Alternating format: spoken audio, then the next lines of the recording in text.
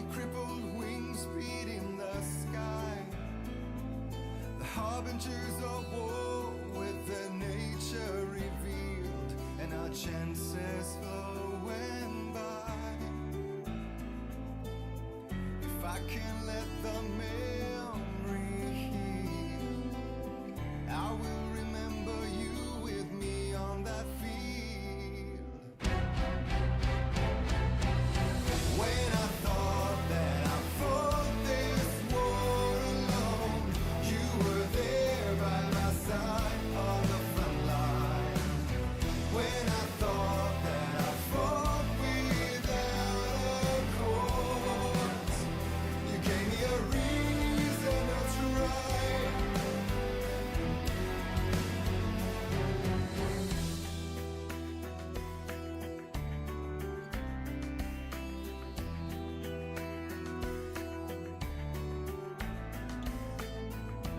Turn the page, I need to see something new. For now my innocence is torn. We cannot linger on this stunted view, like rabid dogs of war.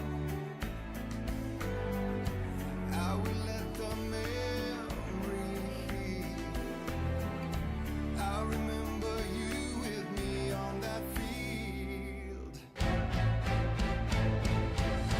When I thought that I fought this war alone, you were there by my side on the front line.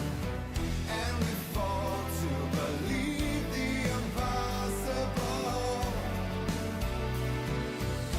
When I thought that I fought this war alone, we were one with our destinies entwined. When I thought that I fought without a cause, you gave me the reason why.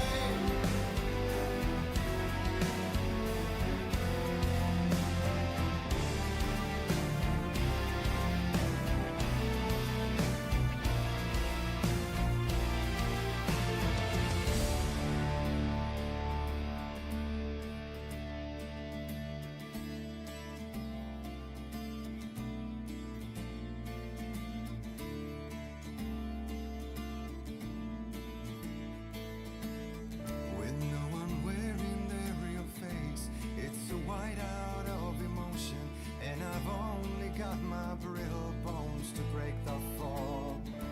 When the love in letters fade, it's like moving in slow motion, and we're already too late if we arrive at all. And then we're caught up in the arms race, an involuntary addiction, and we're shedding every value out of my first thought. So will you please show me your real face, draw the line in the horizon, 'cause I only need your name to call the reasons why I fought.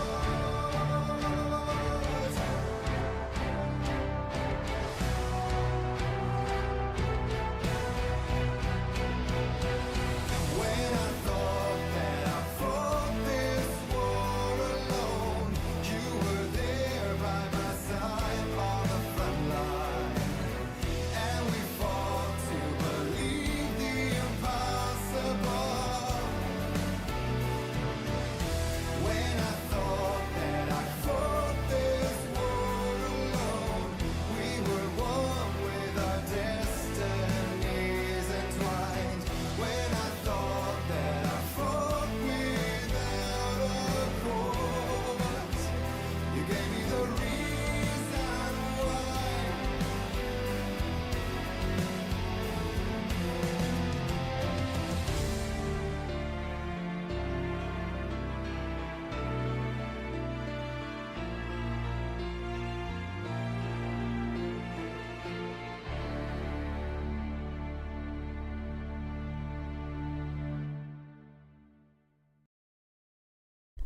Hello, and welcome to what might be the final part of the control streams for the main campaign, at least. That's just an estimation based on the estimated time it takes to play the game. and the fact that we've been playing now for over 10 hours. A little bit of a cold, but we're here.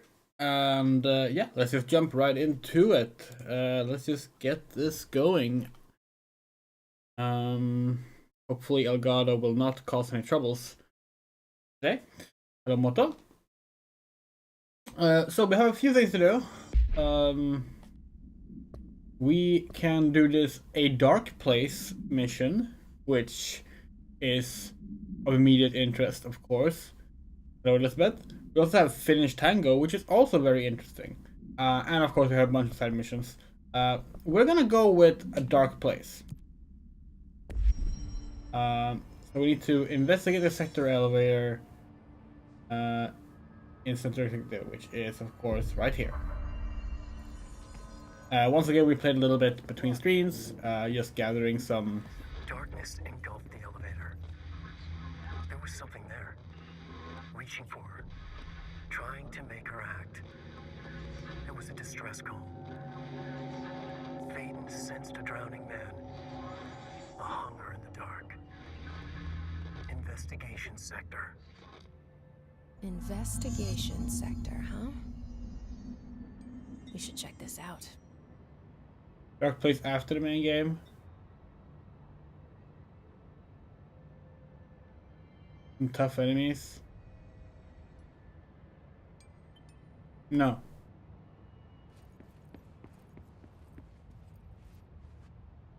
It's not, because it's not DLC, right? This is still part of the main game, right?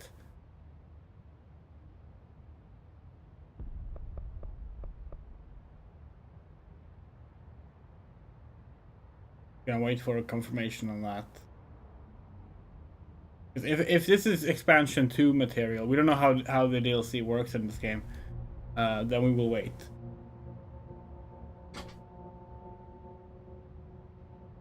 But if it's part of the main game, this is a DLC. Oh, we're so sorry. We're so sorry. We're not doing that then. Oh, gee, they really should label that. They really should label that.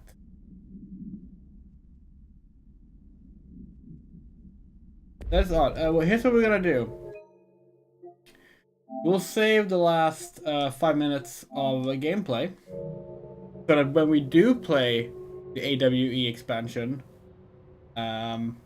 we can rewatch that opening with Alan. Actually, maybe it's... Oh. We can do it. We can do that regardless. Okay. Thank you for telling us. Yeah, no, we did. We just assumed that it wasn't because it just appeared. Okay, let's do Finish Tango then. We're gonna have to rename this episode. We might get started on A Dark Place. We'll see.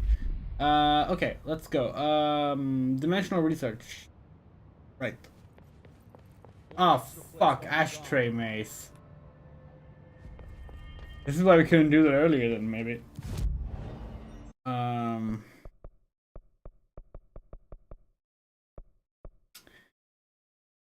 anyone who missed it, the ashtray maze is something we tried to do earlier in the first stream and spent a bunch of time running in circles.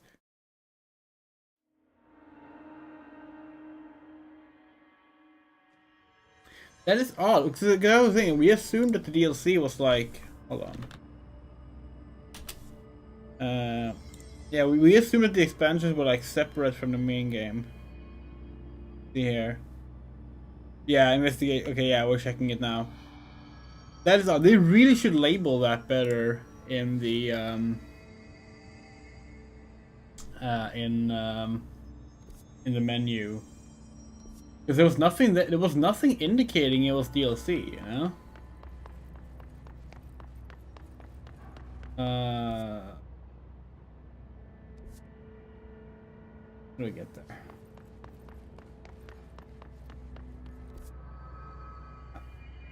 This awful, awful map.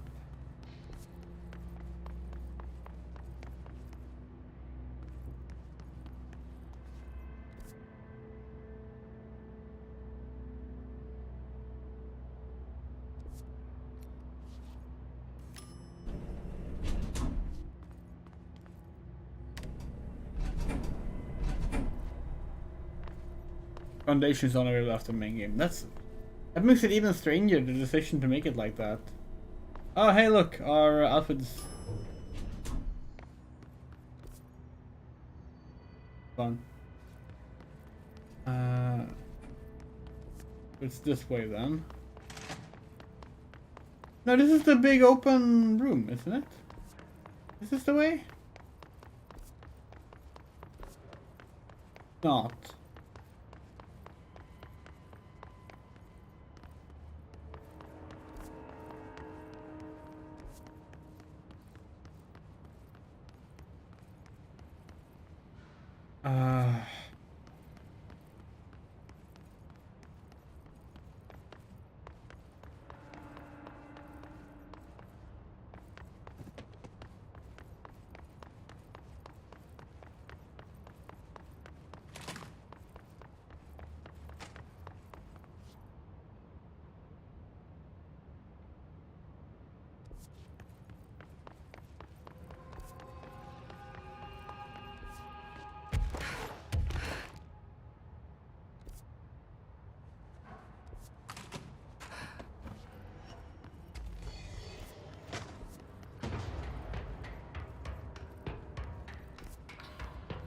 Also not the way there.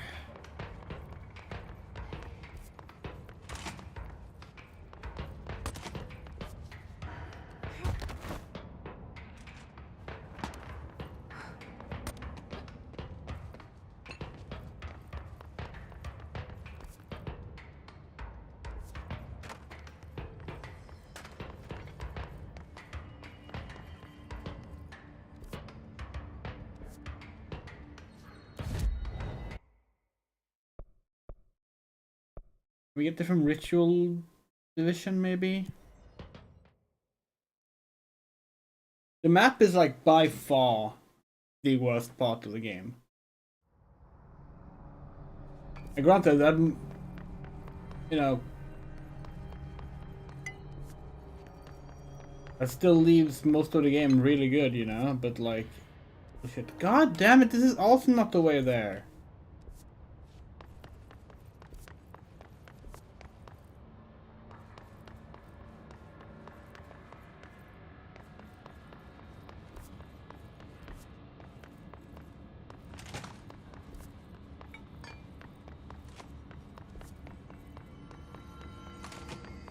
Back here.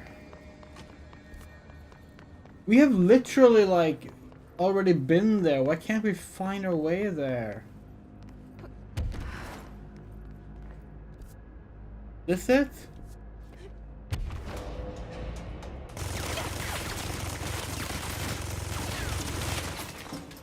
No, we're closer. Oh, fuck. Okay.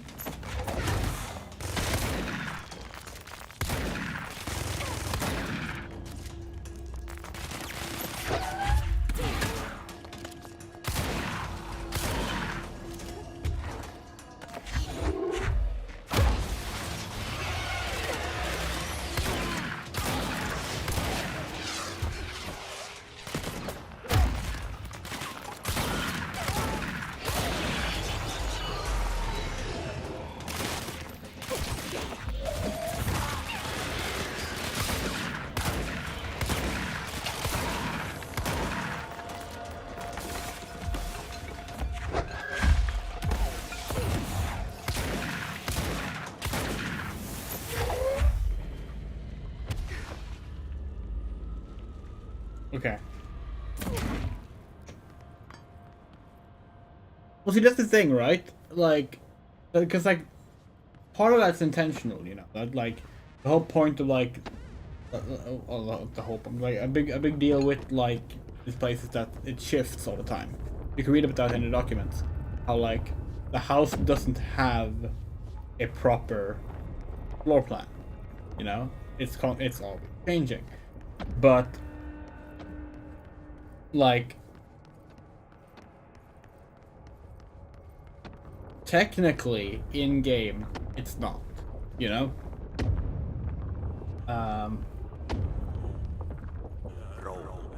Contact the janitor if you need to get through. This is different.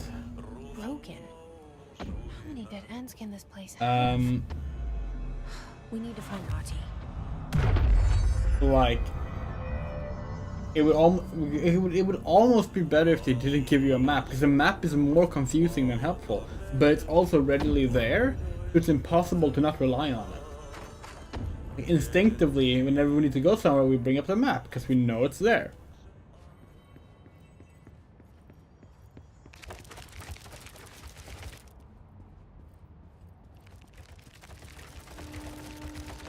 And this will close, this will open. And we're back in the original hallway again. We will try one more time, but this time this will close. Open to the left. Or not.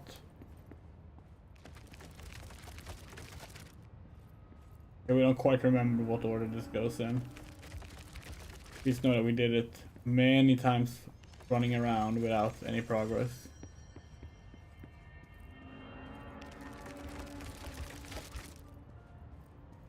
Okay, now it closes and goes to the left. Yes. And it closes to the right. We've looped back around the final time. And nothing is different. Okay. Okay. Oh wait, it says janitor's office. God damn, we're not even supposed to be here.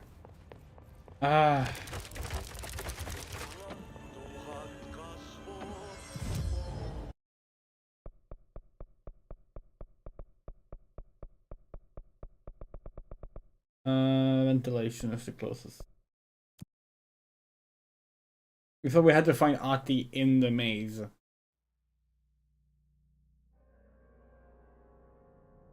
Yeah, there are 3 configurations to the looping maze, and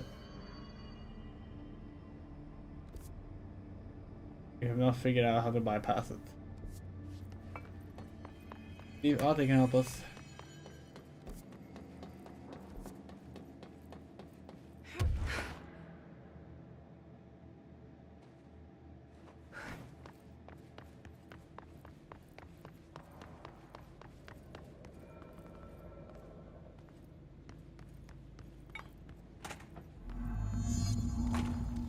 A bunch of missions.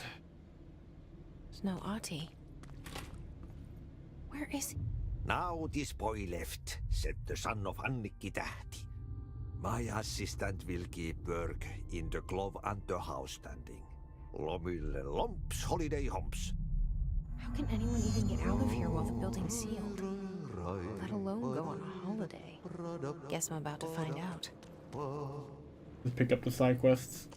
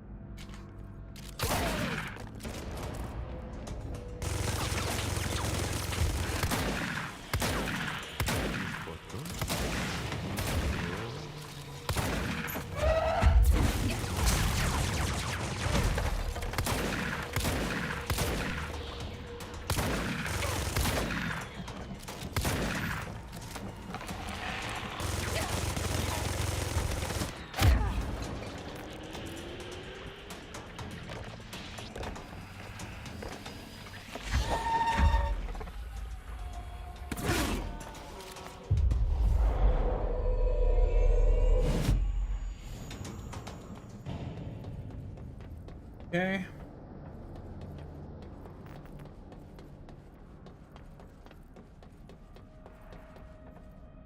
Yeah, we upgraded the shadow weapon to the final stage, but still not super powerful. It's unfortunate, but oh well. Uh-huh.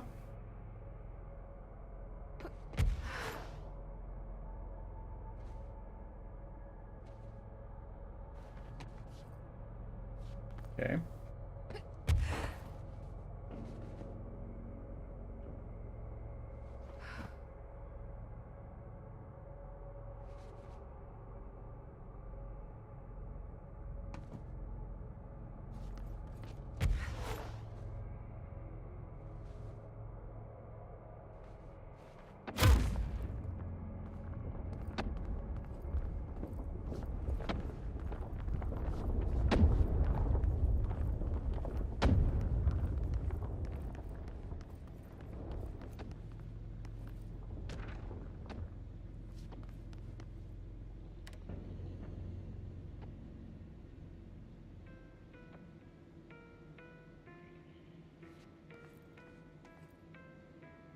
Huh. Nice touch. Like, the security cameras follow you, but they're very slow.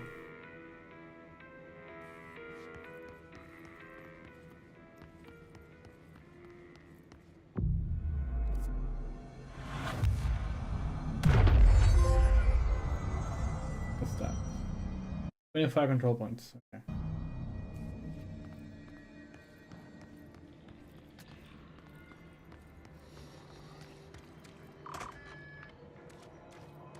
The mold's gotten in here too? All right. Let's go through, she said, cocking her gun. Oh god, there were enemies right next to us.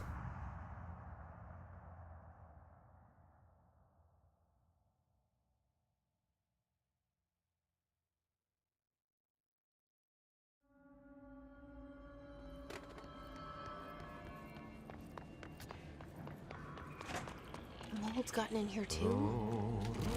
All right. Let's go through, she said, cocking her gun.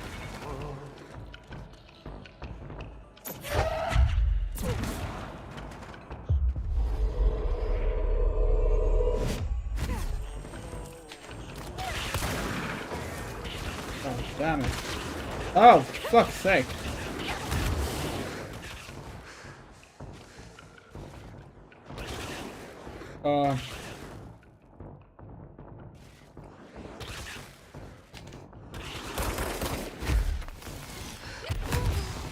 God damn, we couldn't even like jump over.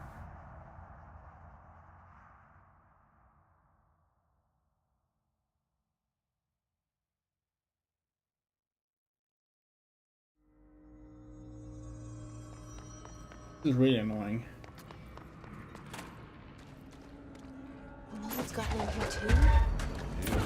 All right. Let's get through, she said, cocking her gun. You can't crouch and shoot at the same time.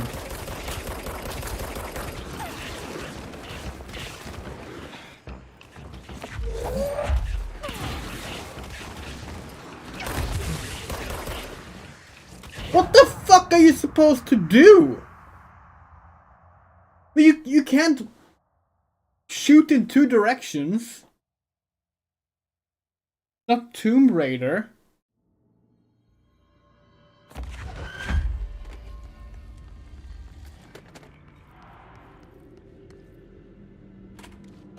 Mold's gotten in here too? All right. Let's get through, she said, cocking her gun.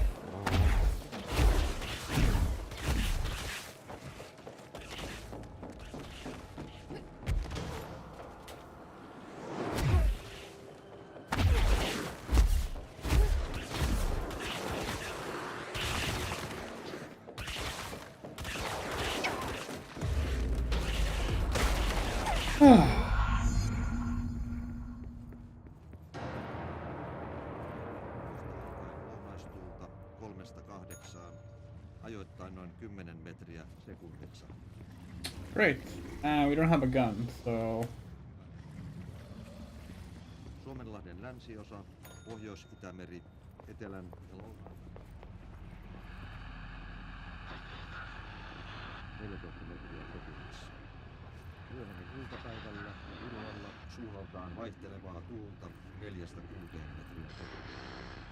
Yöstä alkaen tuuli tyyntyy. Hyvä näky. Selkämeren eteläosa 10 metriä sekunnissa. Yöllä tuuli väliaikaisesti tyyntyy. Hyvä näky. Selkämeren pohjoisosa, merenkurkku ja perämeri suunnaltaan vaihtelevaa tuulta 3-6 metriä sekunnissa. Ja hyvä näkyvyys. Sää rannikkoasemilla tänään kello 11. Kotka rankki 16 astetta. Tyyntä. Nice. Yli 20 kilometriä. Kalvoida Get out of here. selkeää. What?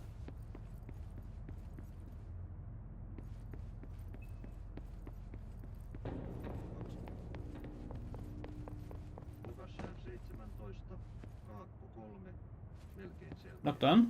Yli 20.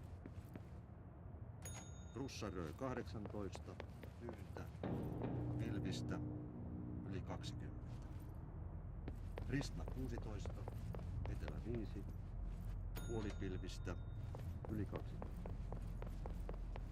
Uuttyö 18, etelä 3, melkein selkeää, yli 20.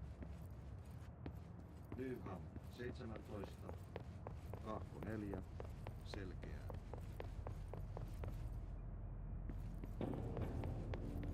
20, tyyntä, selkeää, yli 20. Picked up the key. 19, Kaakko etelä 4, melkein selkeä, yli 20. Rauma Kuuska Jaskari 16, Lounas 5, selkeää, yli 20. Mäntyluoto 20, Kaakko 2, puolipilvistä, yli 20. Poikipää 18, Luoto 4, melkein selkeä, yli 20. Valassaaret 15, Etelä 6, selkeää, yli 20. Pietarsaari Missään 14, Etelä-Lounas 6, selkeää, yli 20. Dino. Ulkokalla 14, tyyntä, selkeää, yli 20. Oh, janitor. Hailuoto, toimitettu Marjaniemestä.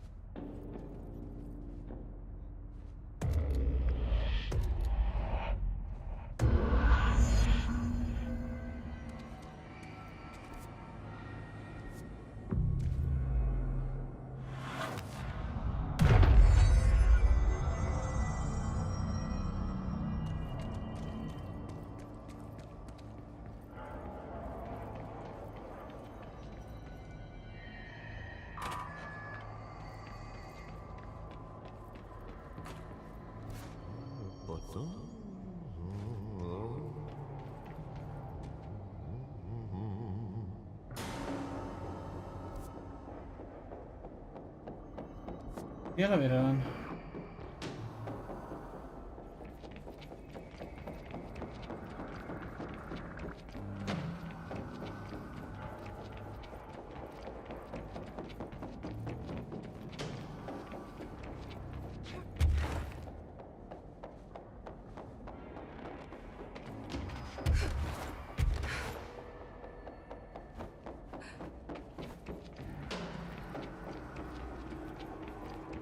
Oh, fuck.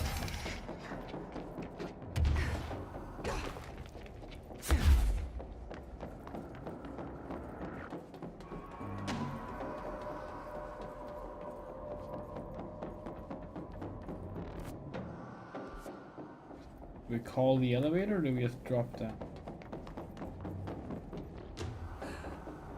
Guessing we're just dropping down.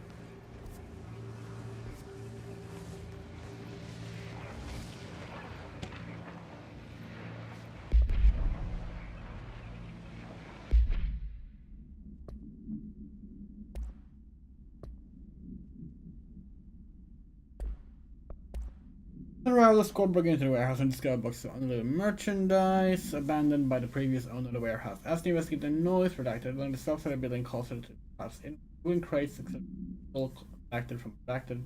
When the field agent redacted and 2 of the trainees unconscious, the others escaped the warehouse before collapsing inside the rubble. They found AI-63 at the origin of the redacted, attracting and repelling debris. They stood guard on the item until the moon set.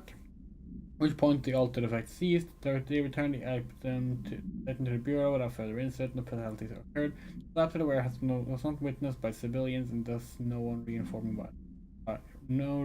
by the communication department.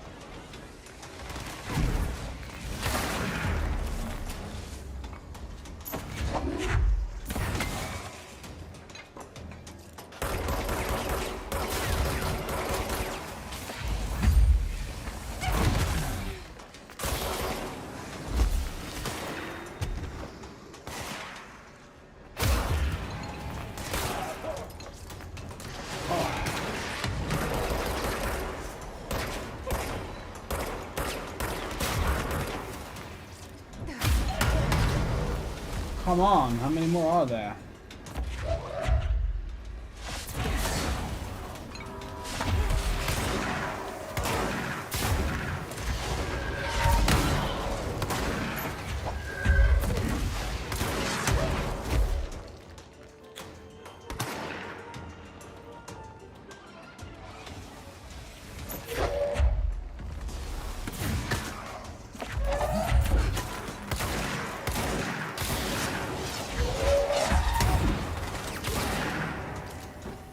Jesus!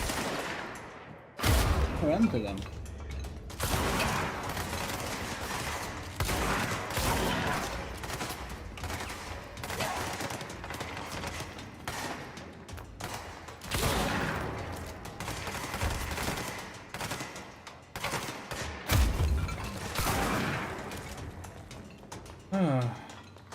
Oh, come on.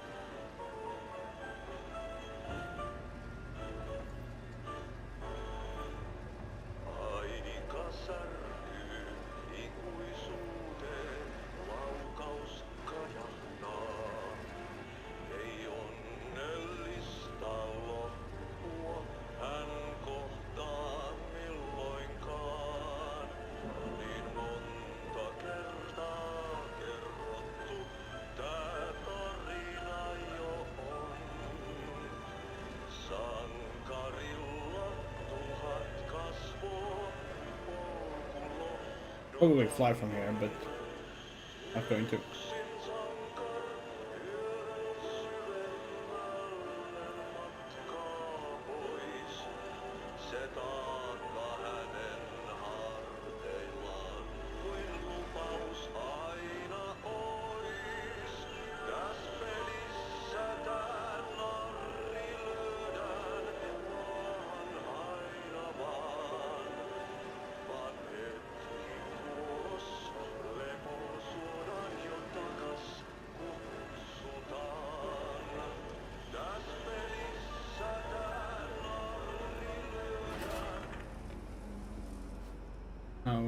Oh, that's probably just to call the elevator.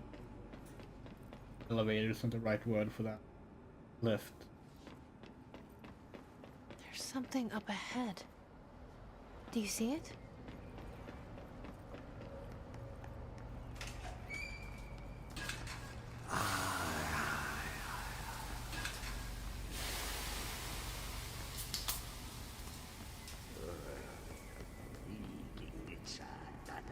Kestävä ruottalaisen veljekset kunnon löylyt. Samma på svenska! Hey, girl. For a fin, holidays holy.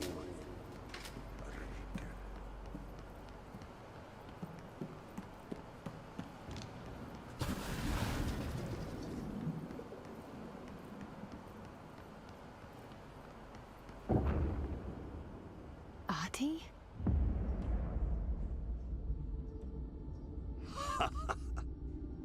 Did you miss me? Did you have piss in your soul? Yes. No. Bark don't make a wound. You did good. Take my cassette player. You can borrow it. The song is a present from my friends to you. It will get you through the maze so you can do your job. Did that really just happen? Of course it did. He gave me his cassette player. It'll get me through the maze, huh? The janitor always has the keys. Oh, that is so good. You're surprised this game doesn't have the Akira elevator? That would kind of clash with the aesthetics though, wouldn't it? Though we still think it's really funny that fucking Sonic Adventure 2 has that elevator. And of course Half-Life, that's a famous example. Research, right? Go.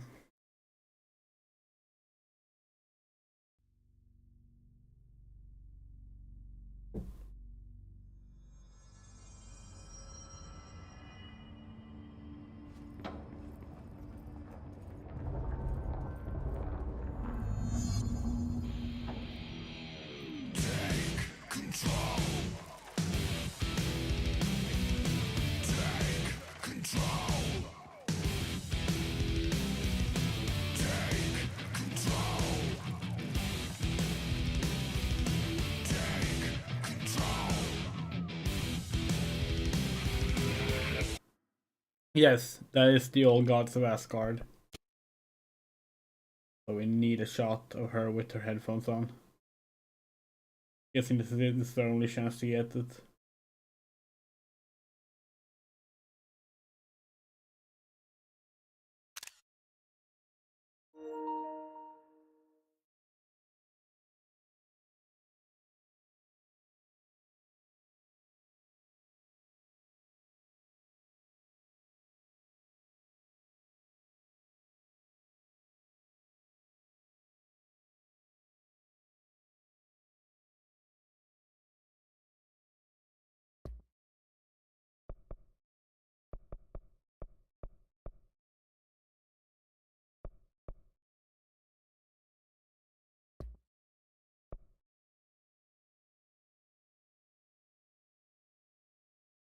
Perfect.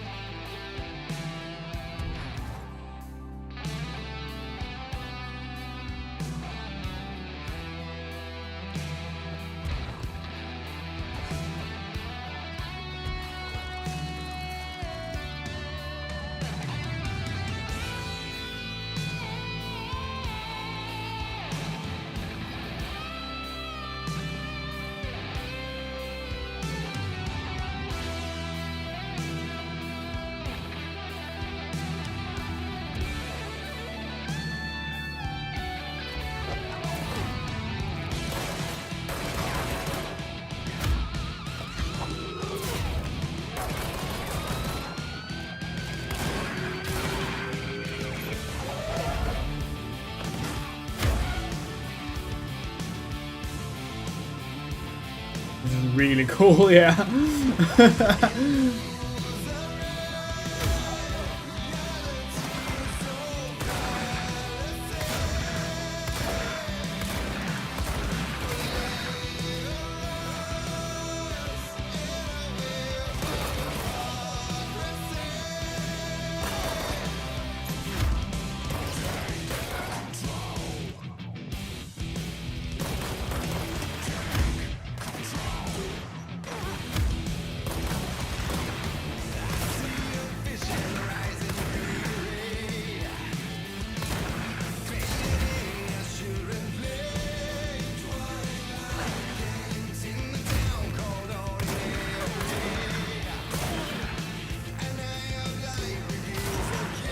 Hold on. I need to fix this.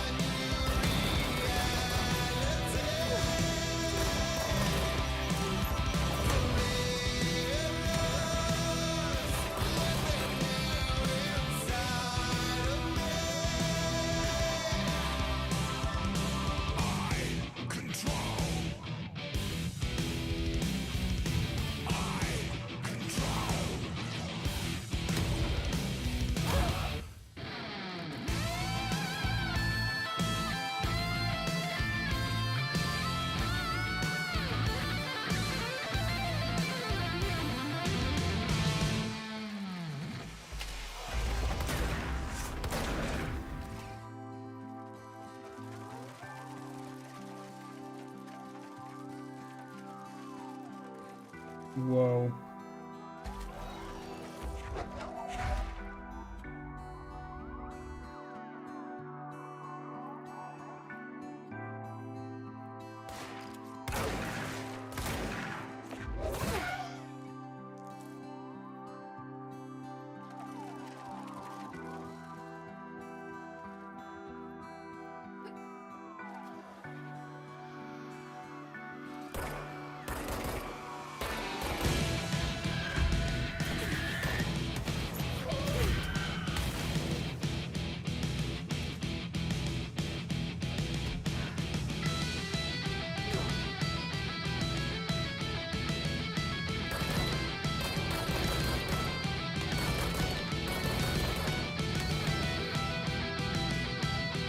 Like this.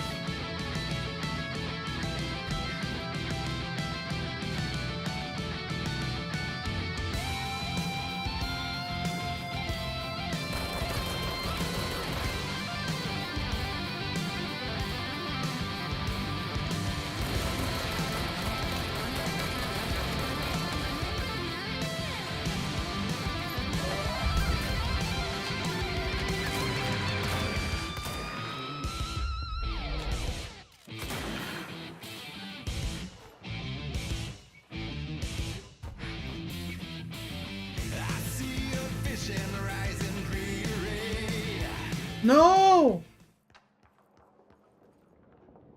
Oh, that was so good. So like,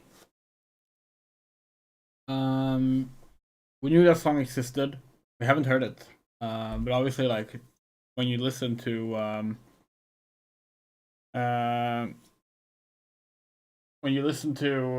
like if you listen to the old Gods of Asgard on YouTube or Spotify, obviously like Take Control will come up.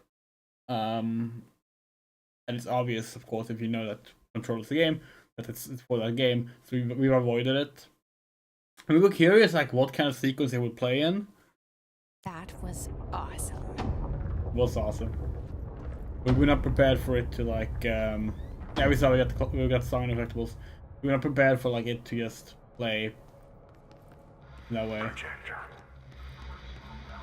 The expedition to Slidescape 36. What Darling brought back changed everything. And again, it's the concept from Alan Wake 1, it's Herald of Darkness from Alan Wake 2, it's Dark Ocean Summoning from Alan Wake 2, for that matter.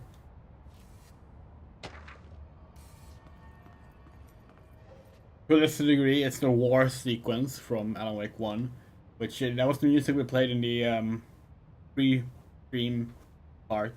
Today we played Poets of the Falls War, which is the Alan Wake 1 song they did. Yeah, you want me here. Finding the projector was how this all began. What started in ordinary ends here. You, me, Dylan. We've all come full circle. Now their Alan Wake 1 song, the Alan Wake 1 song that's not All Guards of Asgard. It's War, and it plays on the radio in one of the forest sequences near the end. You can put it on there. Like, well, it's not outside in the forest, but it's like in a building in a forest. Where there's like a short shootout, and if you start the radio just before the shootout, you get it as like backing music. God, we really wish. You know, we really wish we had played Alan Wake 2 on story mode difficulty. Because, we mentioned it before, but like, after we beat the game, we went to finish up the collectibles, we switched to story mode difficulty. And when the enemies don't take a billion shots to kill, it is way more fun. So when the final draft update comes out and we're doing New Game Plus, we're just gonna do it on story difficulty. We will probably enjoy both of the sequences a lot more. Honestly, Dark Ocean Summoning went better than Herald of Darkness. If you go back and rewatch our Herald of Darkness sequence, we have a great time. But the part where it's like caught in a nightmare. No, not that. It's now he's a torchbearer, and it couldn't be much clearer. A war needs its warrior, true and that part. When you get the flare gun, we probably replayed that one section like 9 times on stream. Dark Ocean Summoning had 1 or maybe 2 deaths. So, you know what? Dark Ocean Summoning went much better. 3 points is banned. Do we want to unlock more energy maybe? Launch damage. Launch large enemies when their health is low. Yes, thank you.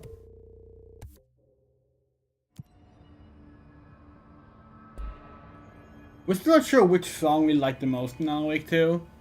It's like, there's so many good songs in that game, but like they all like tie so much into what they are, you know?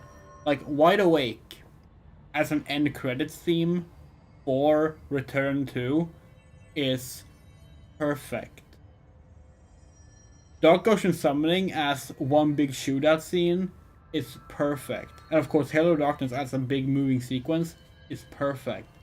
And it's very difficult to be like, oh yeah, I like this one better than this one, because like they don't serve the same purpose, you know?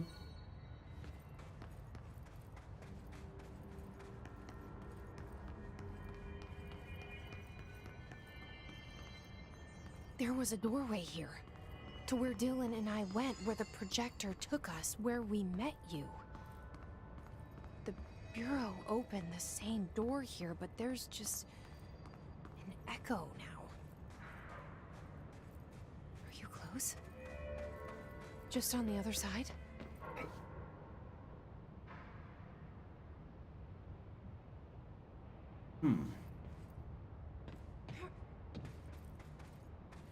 Oh yeah, they confirmed today that Poets of the Fall, as the Old Guards of Asgard, will perform at the Game Awards.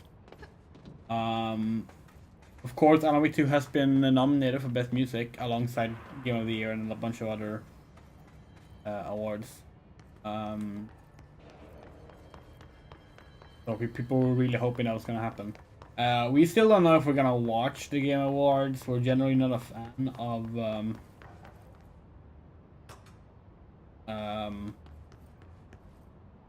I would say the current climate of a lot of video game stuff.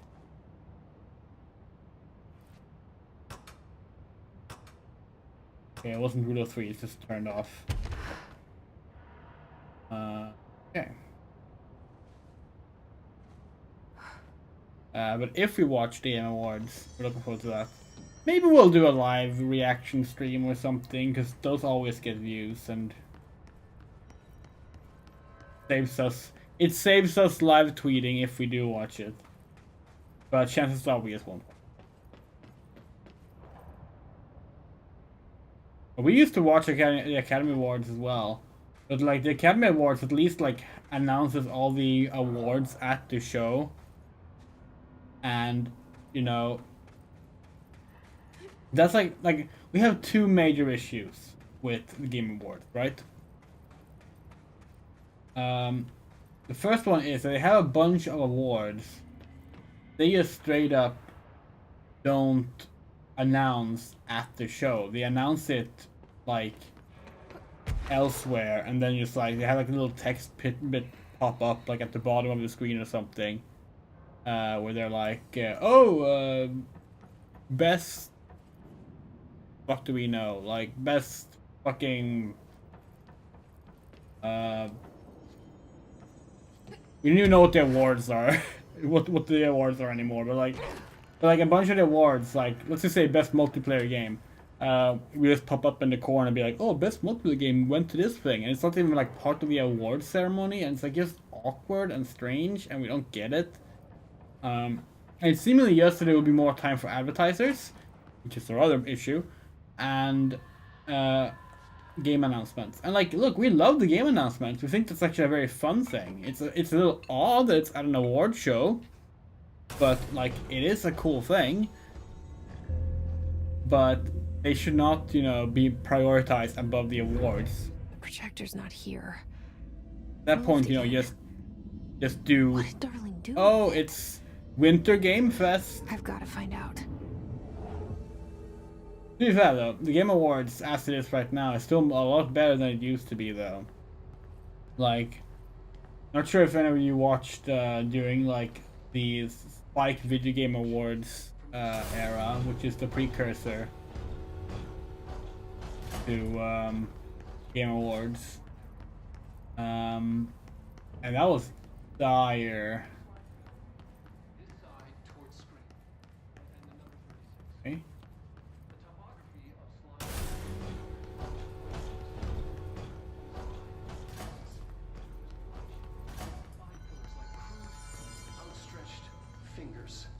Okay, let's do it. Oh, classified.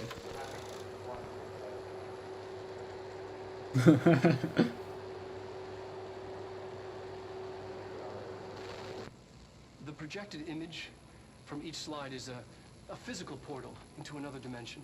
Only one slide remains. Okay, stop. Sister burned the rest in ordinary before. Stop. Nope. We will not accept that. No. Major review outlets are not in the pocket of AAA games. That is bullshit. That is absolute bullshit. A lot of big blog conglomerates have advertisements that run through that come from various video game companies. That is absolutely true. But no. People reviewing games on review outlets and proper review outlets don't get shit from video game companies. We have worked in video game journalism. We know countless people in video game journalism all across the world. That's not a thing. Video game publishers pay influencers on YouTube, on Twitch, on TikTok, like they don't give a fuck about like they like they're not gonna spend money on a magazine for good reviews. That's just not how it works. The closest you'll get, and the few times this happens, it always turns into a scandal, are some kind of NDA or embargo that dictates that if we're gonna like provide you with a copy of the game slash run ads for our game on the site, you can't trash talk the game during this period. And there's like two famous examples of this. It's Kane and Lynch for GameSpot, where IDOS bought ads at GameSpot, and Jeff Gerstmann did a negative review of Kane and Lynch Dead Men that came out during the promotional period, and as a result, like, IDOS threatened to pull advertisement if the review wasn't taken down, and Gerstmann was subsequently fired, we think. That was a big scandal. It led to the creation of Giant Bomb. And the second and the closest thing to that since then was when The Escapist had a similar deal regarding Assassin's Creed Unity, we think. I think it was Unity.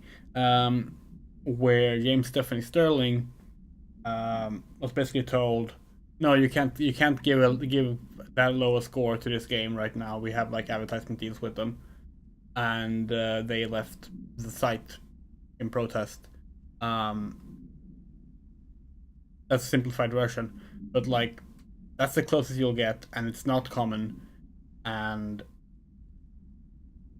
mainly because like it's not beneficial.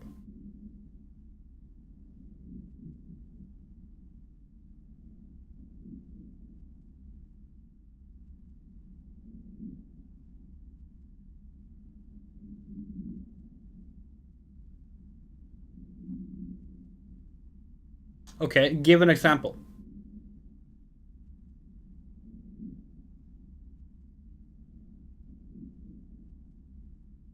Like, more, give an example. None. When did IGN write a scathing review with a 9 out of 10 score?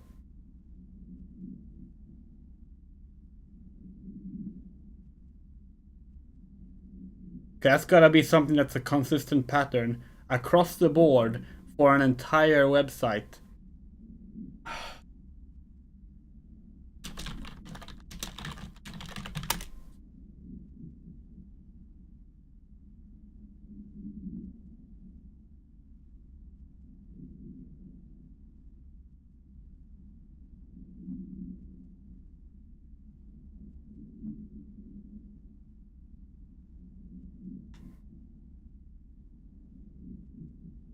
Amazing, in almost every way, Hogwarts Legacy is the Harry Potter RPG I've always wanted to play. That doesn't sound like a very scathing review. We have read this review, by the way. We have talked about it before on Twitter, and no. If anything, like that's not a scathing review. Too much water was a valid complaint for Pokemon Omega Ruby and Alpha Sapphire. And the original Ruby and Sapphire, for that matter. Surfing isn't fun in Pokemon.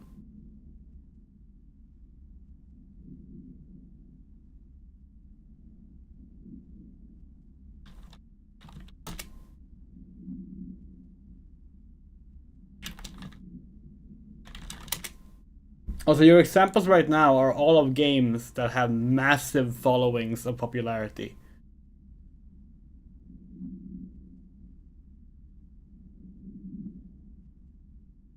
Moto, that's not a scathing review. You're talking bullshit right now. You don't know what factored into the score. You're not in the reviewer's brain. A gorgeous, vibrant world with captivating story. We're reading the Persona 5 review right now. By far the series' strongest story to date. Persona 5's labyrinths are hand-built and feature unique puzzles, varying with the theme but never repeat, unlike Persona 3's and Persona 4's procedure-generated halls. Gives the palace a sense of identity tied to the target person's smart, unpredictable story moments and challenges. These aren't scathing reviews.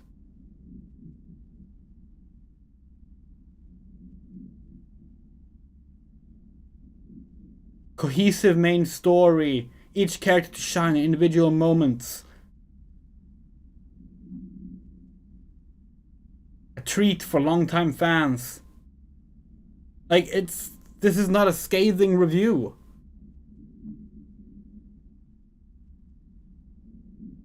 It's the same review as most people. People love Persona 5. Like, this is...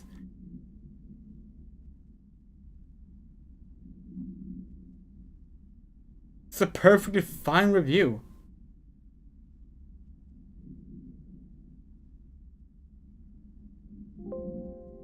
Well, there's nothing LGBT here at least. Nothing queer, nothing gay.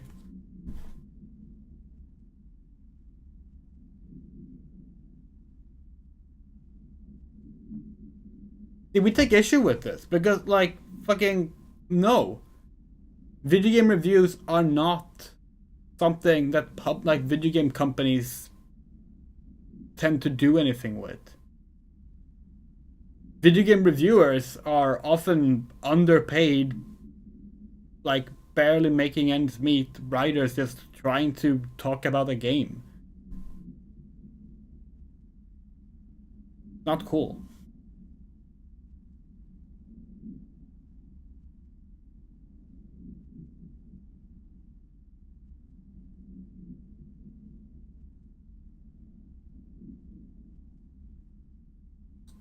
We've been accused of the same thing.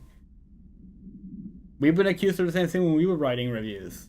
And like, no. It's not how anything works. Like, everything from like positive to negative reviews we would write, people would always be like quick to do that stuff.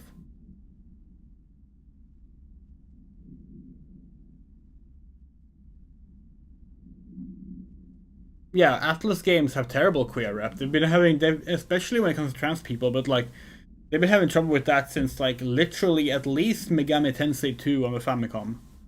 And again, that has not stopped people from loving their games. They've been consistently reviewed well because people love their games. People don't really care about bad treatment of queer people.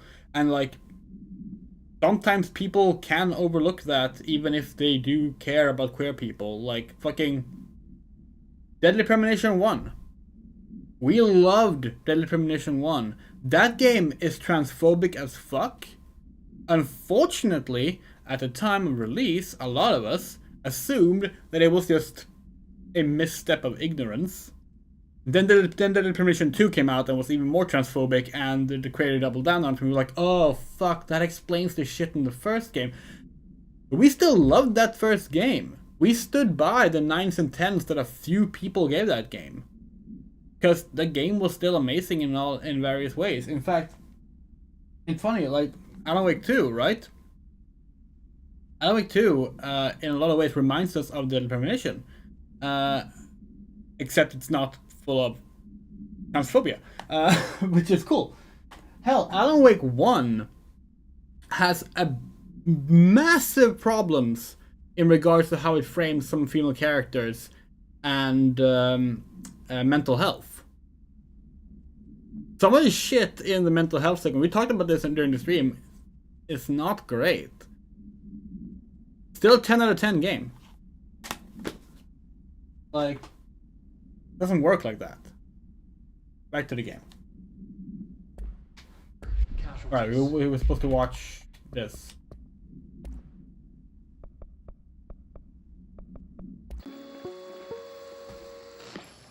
That's not the one. Sorry.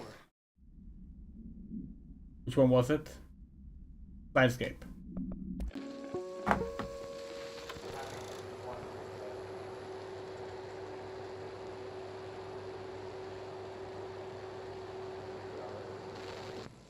The projected image from each slide is a physical portal into another dimension.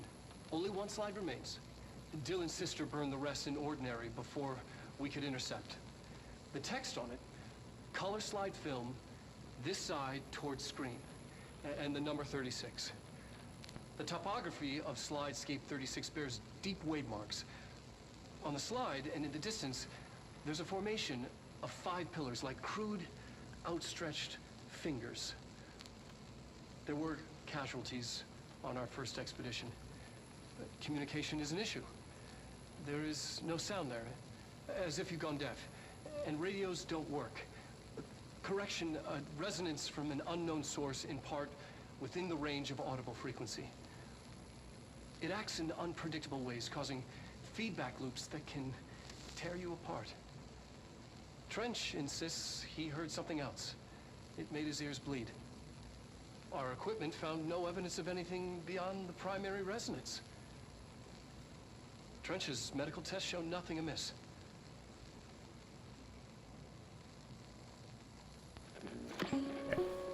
Swear did write J.J. Macfield.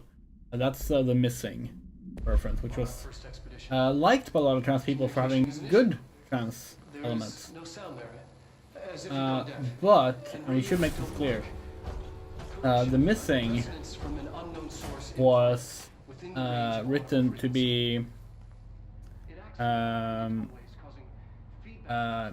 it's fine, Moto.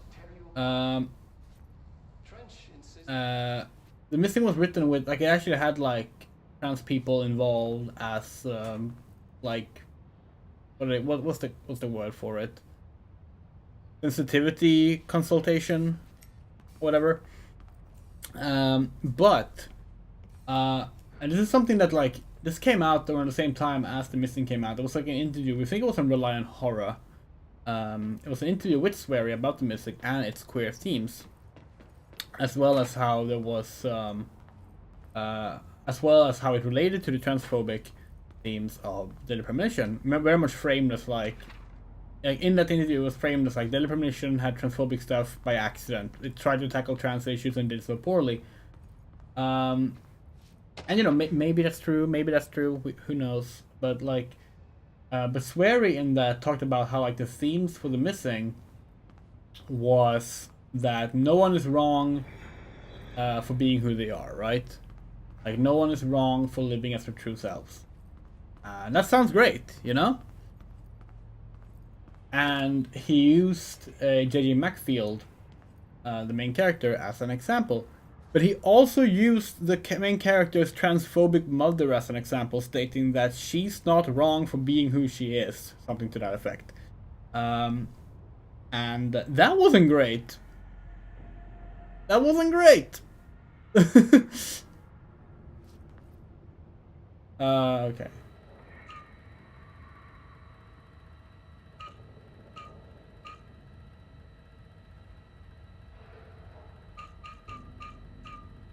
Oh, we should have done it. Fuck.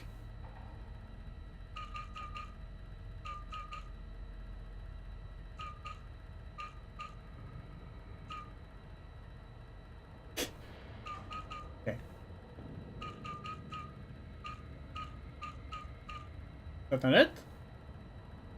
No, wait. It would be... there. Expedition 3. Yep. We located That is the true. source of the resonance in Slidescape 36. It is an entity, a living organism of a considerable mass. I've named it Hedron based on its physical shape. Hedron. We built a Was container that- for it. You? Did he bring you here? Is that why you brought me here? You're here. You're here. They have you. Okay. Yes, Moto, you are absolutely correct. remember her from- W Games did pay a bunch of people I thought I'd um, never see you to again. promote Shadow of Mordor without basically telling Hang on, anyone there was I'm coming. promotion, playing the game, and weren't allowed to talk about the game. They also weren't allowed to say the Lord of the Rings, which is a funny little part of that that contract. Because it was only, you were only supposed to say Middle Earth, the Shadow of Mordor. You couldn't say the Lord of the Rings or mention the Lord of the Rings because they didn't have the rights to the name the Lord of the Rings. But but yes, that's true, and that's a perfect example because influencers like Twitch streamers and like have become a big focus of marketing. It's also why, and it's hard to talk about this without feeling like you're throwing other creators under the bus. We want to start by saying we understand why people accept promotional deals, because surviving is not easy and money needs to come from somewhere.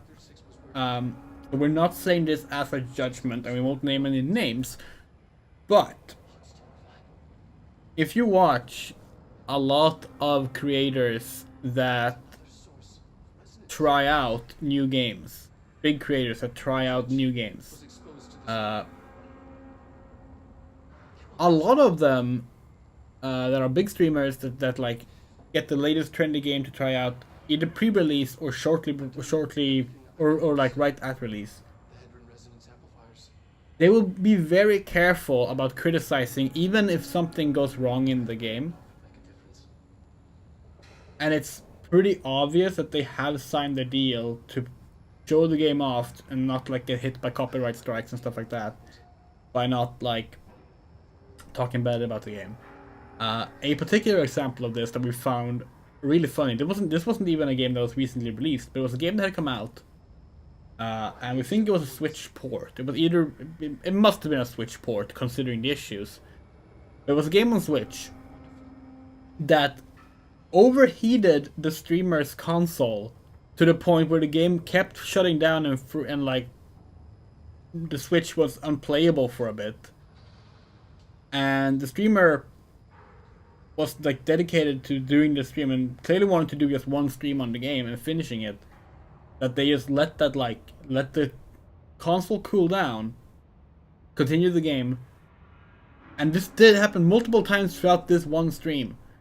And at no point did the streamer go, "Wow, this game is badly optimized, huh?" Or like, "Wow, this game sure is fucked." Like, at no point did the streamer like at all express any actual frustration towards the game for the stuff happening when the game was making the console overheat and crash multiple times.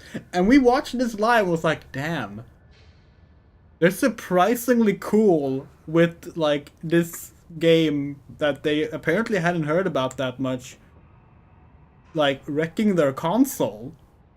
And that's when it hit us like, oh right, no, they probably like agreed. They probably agree that they can't like criticize the game that harshly or something.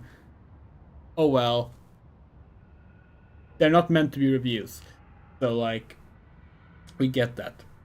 But at the same time, it also is unfortunate because a lot of people will take streams as guidance to whether you should get a game or not. It narrows it down quite a bit. Maybe it does. Maybe like we could say it right now. We know exactly what it is. Obviously, we watched it, and it was the most awkward playthrough of something we've ever watched, probably. But we don't want to throw them on the bus. And who knows? Maybe we're wrong. Maybe they were not paid and they just straight up didn't want to be salty towards the game. We find it very unlikely because this same creator has been salty towards other games quite a bit. But yeah, it was just really interesting seeing that happen. Like just like it was really like, wow. Like this is the coolest anyone has been when a game is like actively just like destroying their stream even. Like it's like when you need to have like several minutes pause because their console keeps overheating. That's not good. Okay, we have gone off topic enough now. Let's get back to the game. But yeah, shit's tricky. There's also the recent controversy where like there was a creator that expressed frustration on Twitter with their game. I think it was the developer of Spirity that was like upset because when they had contacted a bunch of creators if they wanted a free copy of the game to play it, the creators also wanted to be paid. and they were like, they felt this was collusion, right? Paying someone to play your game and promote it on stream is collusion, because like that's what you're not supposed to do for reviewers and such. And this became like a big thing on Twitter, where like there's like this debate on whether or not it's ethical and whatever. And it is a complicated issue, because on one hand, obviously you should pay someone for doing advertisement, right? Like advertising is a work, is work. Of course it is. At the same time, the whole point of streams is that people don't feel like they are advertising. And we're not paid by Remedy. But if Remedy paid us to play Alan Wake 2, for example, we would actually be in a much better position. But it's hypothetically, let's say that Remedy paid us to play Alan Wake 2 on launch, right? And let's say they say, hey, you can say whatever you want about the game. So like, okay. Some people will still watch that stream and be like, oh, this is just, you know, Andrea's opinions on the game and how she feels about the game. Hopefully that's true. But the fact that there is a financial incentive there, it's always going to risk changing how we feel about the game, and we might end up sounding more positive and recommend the game. And at that point, the fact that the audience doesn't view it as advertisement, but rather views it as legitimate criticism and impressions, that does risk causing a collusion, and it's very difficult to know how to navigate this. Now, we will say, in the Spirit Tea specific incident, the main issue there, we feel, because we're actually on the creator side, that we don't like the idea of like expecting video game developers to pay streamers to play their games. Like, having that be the baseline expectation, we think is very strange. But we think what set off the debate more there was that the creator in question, the way they phrased it basically made it seem like they were like complaining about the fact that smaller creators had covered their game, you know, without being paid, but not the bigger creators because they wanted to be paid. That mixed with the fact that they were also talking about how they still made like $1 million in revenue or something on the game's launch, was like, really? You're sitting here complaining that small time creators showed your game off because it just felt wrong, right? But on principle, they were still good. They still had a good point.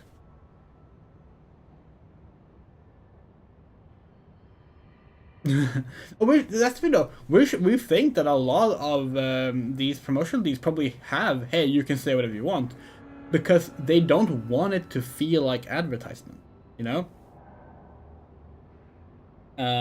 Like they want it to feel like, hey, they just come to watch the regular stream, and maybe they'll get the idea to watch a game, to buy a game. You are coming through so strong.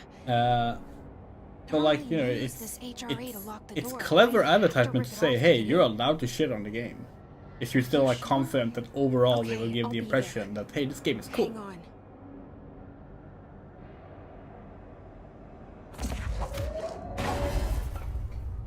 There's no way this is good, by the way.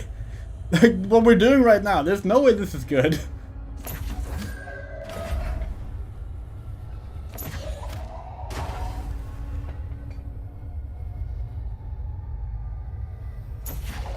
And now we find out that this was like some kind of like alternate path fork in the road thing, where if we had left it here, we would have gotten the good ending.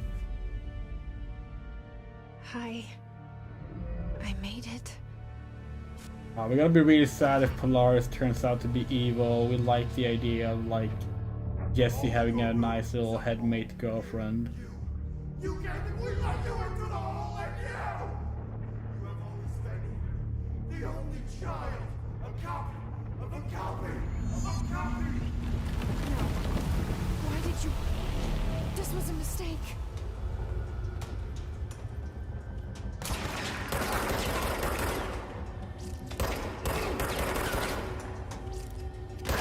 Things we want for Control 2, by the way. Slide into cover, please.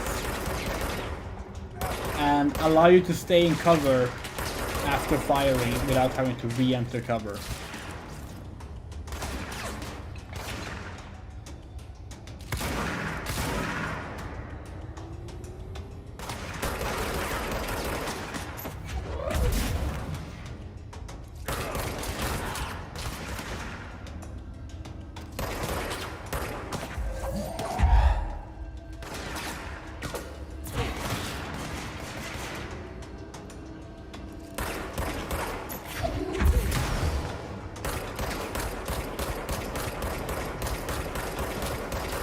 Anyway, what day is the Game Awards?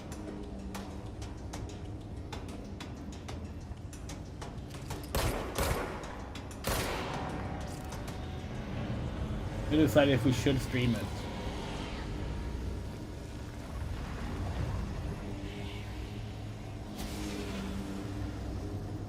Miss games, we have to jump through insane hoops to get alternate endings. Yeah! That is kind of a lost art, isn't it?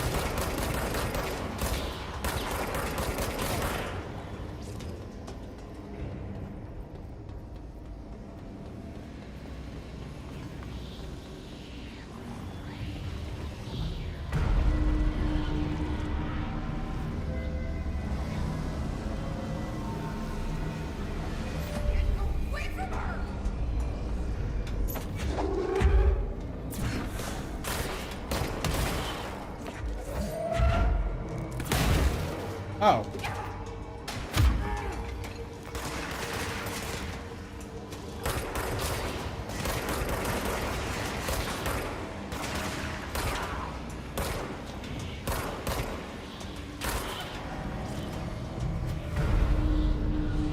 Can you think of like what the last game we played with like ridiculous endings, like ridiculous requirements for endings was?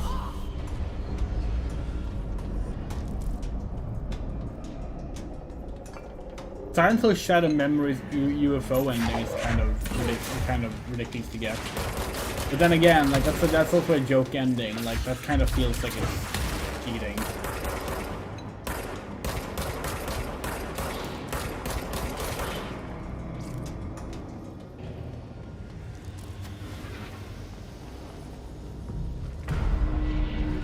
And even then, it's what, 12 years old now? I really wish we would have played that for Halloween, by the way. We just could not sort it out. It's just not emulator friendly, turns out. When we get our hands on a Wii U, then we'll play it. Well, okay, the PS2 version is emulator friendly, but the PS2 version sucks.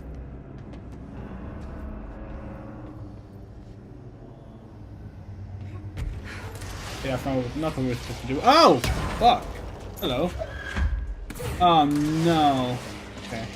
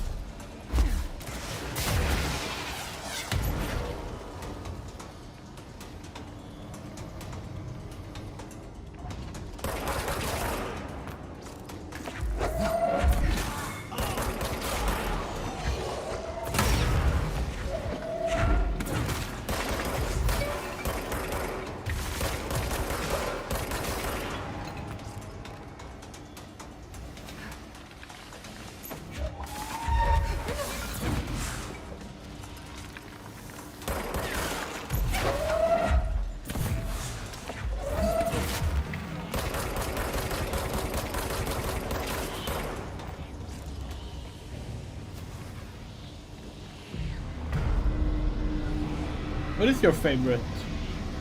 What is your favorite contrived way of getting an alternate ending?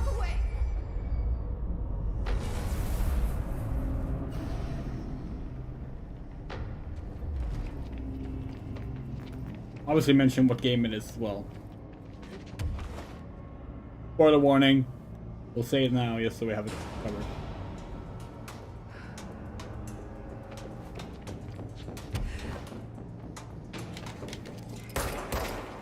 I'm actually not sure what art is.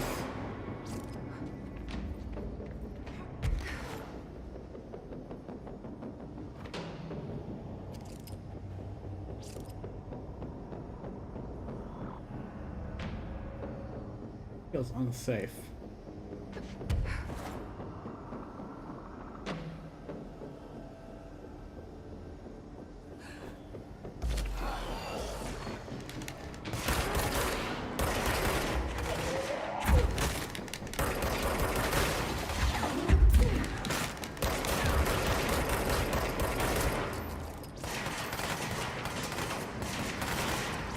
I haven't played Bloodborne.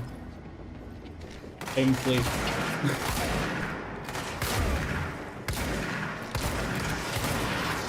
haven't played any From Software game apart from Armored Core 6 since Dark Souls 1. Well, demos not included. We played Dark Souls 2 and Dark Souls 3 in stage floor demos when we were Game Pass.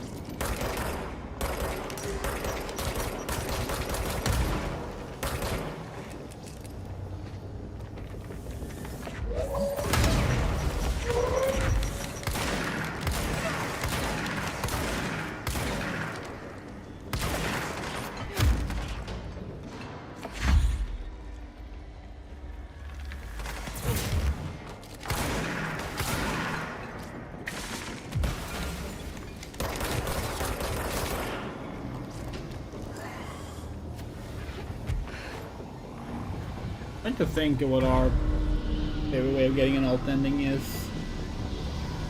It's like we don't think we've ever like sat down and thought about it, but like.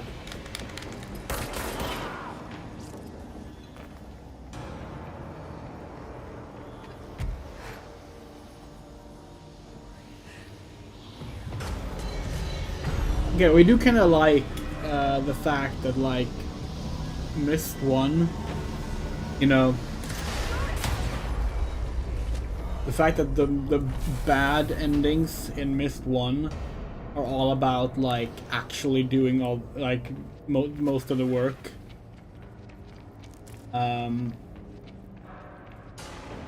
If you haven't played Myst 1, which we really should stream Myst 1 at some point. Or the entire Myst series, honestly. Even Cyan Worlds suck. Anyway, Myst 1. You never have to leave the island to beat the game to get the true ending, the true good ending of the game. You never have to leave the starting island. But like. The first things you tend to come across in the game tell you to find a bunch of things, basically. And to find those things, you have to leave the island. So we just like that entire concept of like, if you know what to do, you don't have to play the game, beat the game, basically.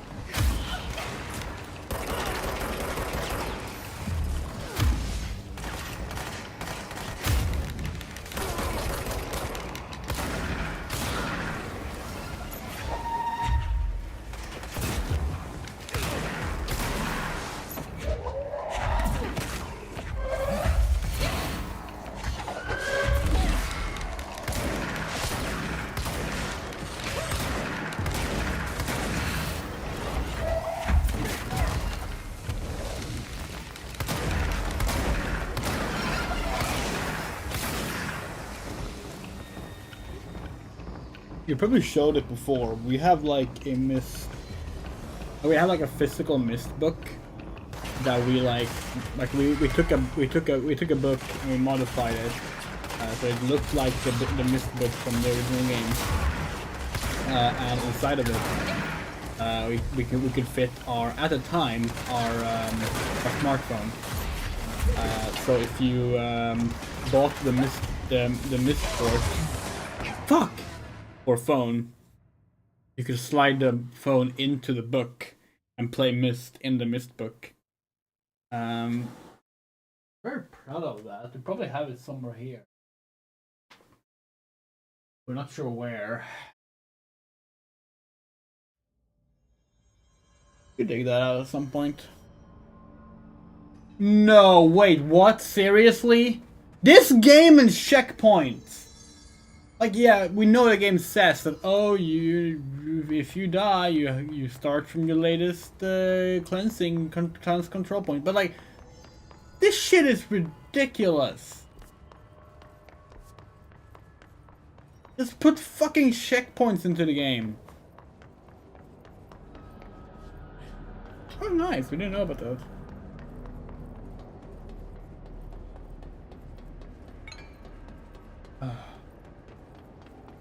Like, at least the progress of the room seems to be saved, but, like, we don't even know how to get up from here.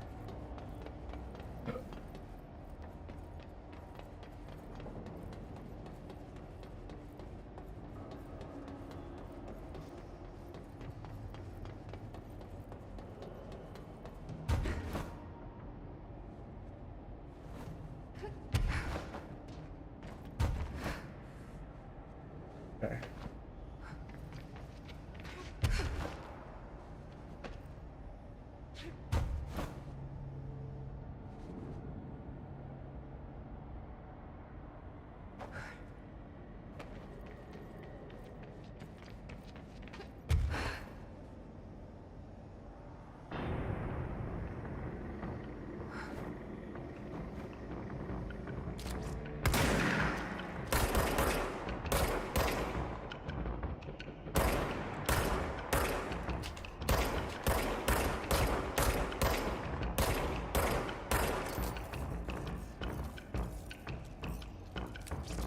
Okay, the conflict standing in Happy Dimension 29 Mark II requires you to do everything to prepare for true ending, and once you have passed the normal ending, you have to deliberately sabotage all you build up.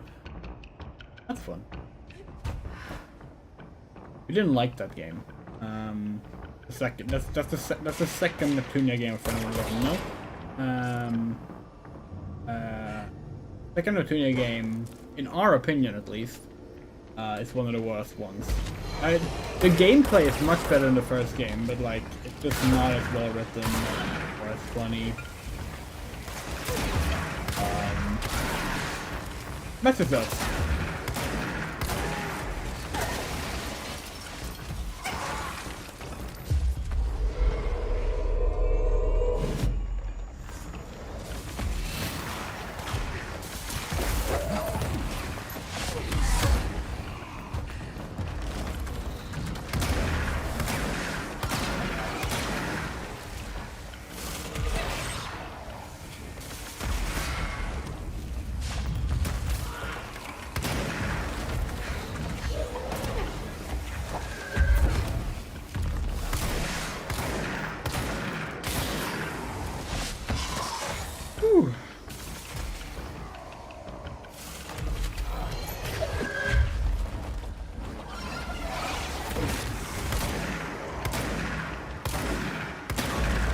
We really need to catch up in the Neptunia games at some point.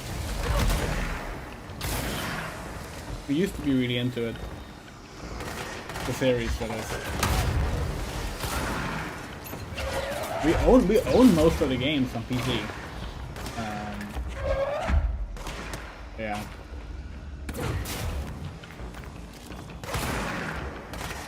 We set out during the time they were doing the remakes / remasters the first time, and now they're on their second batch of... No, they're on their third batch of remakes and remasters, aren't they?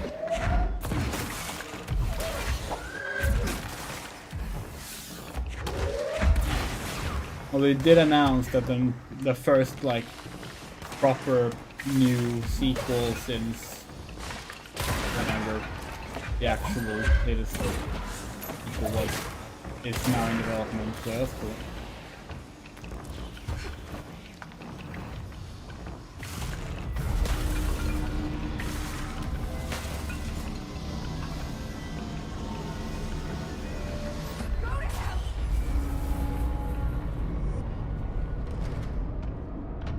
Yeah, because first they made Reverse, which Reverse 1 is like a remake of the original Happy Death Tunia, but with like some, with a one of those like modern, fun, clever twists where it's both a remake but also a new game and like all these things. But then Rebirth 2 and Rebirth 3 is just remasters of Mark 2 and Victory.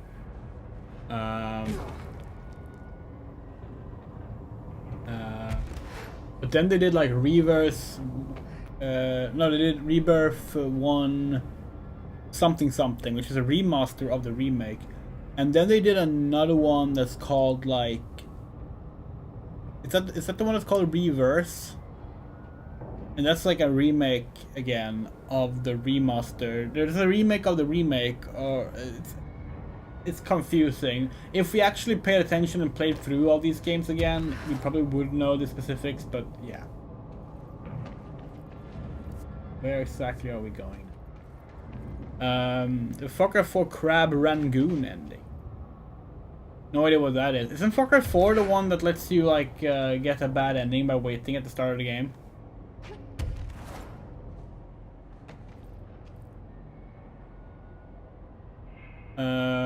Trespasser. This one came up recently on Twitter. Someone shared it again. Trespasser has an alt ending that we really wish we had remembered when we did our playthrough of that 2 years ago. We need to play through Trespasser again. Trespasser has a very strange alt ending where it requires you to like walk backwards off a ledge. Oh, okay. The poster comes down. Sorry, we meant alt There's ending, not nothing bad ending. there. It's just the cell and death.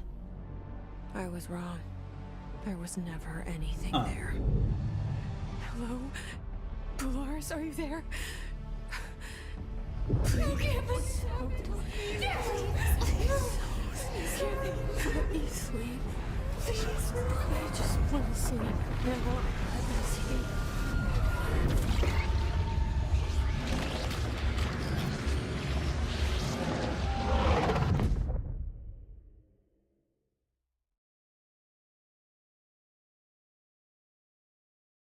You are worn through time.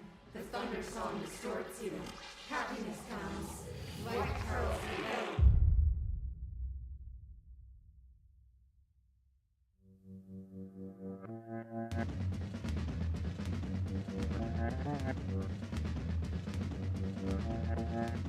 She's the one makes me feel these ways. He's the one needs some rays. Can't stand to feel, hate to feel. Jack a plane. Don't push me, 'cause I'm close to the edge. I'm trying hard to lose my head. Can't hardly breathe. I've been in pursuit. Just my Ventolin. Can't hardly breathe. That is really good. You know what makes that really work too is that like, if you think back to why is Alan Wake 1 so far down in our pile of games? Okay, we can use the remaster case. If you think back to Alan Wake 1, that is basically Alan Wake 1's ending, How right? may I help you? I need those field reports typed up and in management's hands first thing The tomorrow. same length, sort of the same ending sequence, and then suddenly it There's ends. the new girl. There's the credits. Standing around daydreaming when she should be getting work done. Who the hell does she think she is? The director? But like, because we expect more from Remedy, it didn't really work for us because we were like, this is not gonna be the actual ending, right? But it does work because that's what a lot of game endings are like. It's cool. This outfit is nice. Yeah. Photo mode.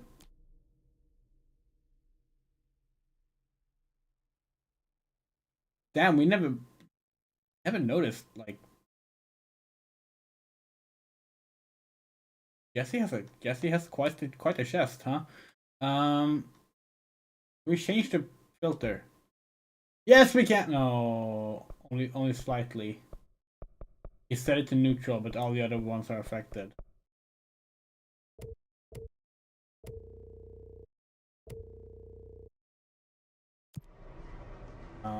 Okay. Oh no! It's the Alan Wake 2 case board.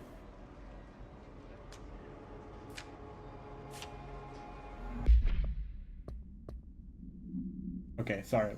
We're not supposed to look at that. Okay, get it.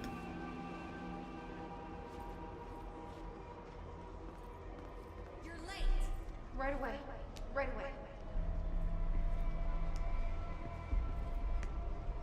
Oh god. No problem.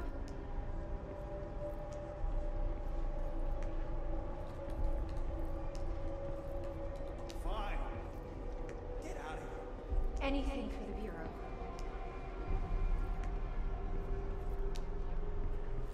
I've got nothing more for you. My pleasure.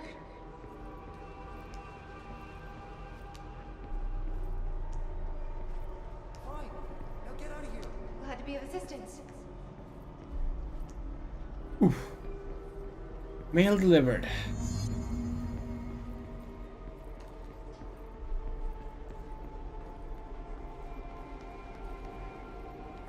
Why did the delivered mail come back? Time is money. Please give me a chance. I can do better.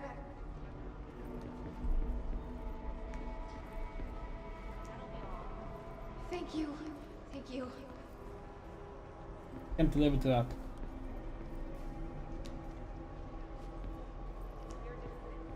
Let me know if you need anything else. Okay, coffee cups. No, we have to deliver more mail.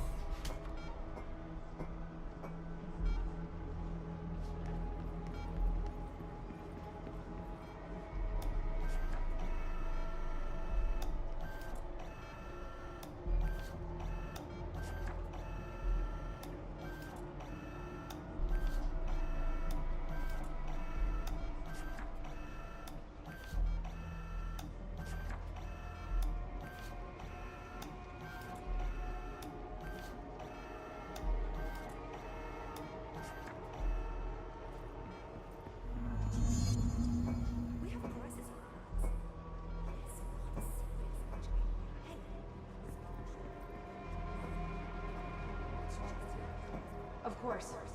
Woo! We tied up the coffee cups. Okay, we have to get out of here.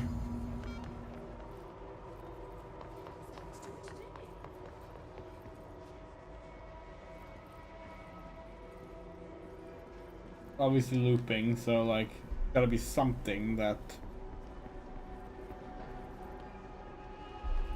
No, he's not in. No, not today. A research project he has to oversee? Yes, top secret stuff. Emily, Emily, Emily, Emily, Emily, Emily. Oh, he is, isn't he? Wait, did you see him sing karaoke at the Christmas party? The struggle is real. Dreamy. Ugh, don't remind me. We have this new office role, and I honestly don't know how she got the job. Like, no experience, but every little thing needs to be explained. Internal recruiting, if you can believe it. I heard she was in maintenance before. Yes, really. Yeah, it's okay. Oh, look, I gotta go. Call you later. Okay. Yes, we will. Bye. Okay. You can't find good help these days. Right away. Right away.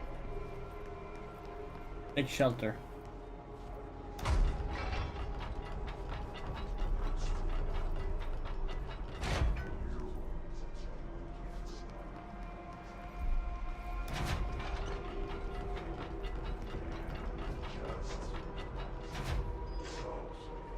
Hi.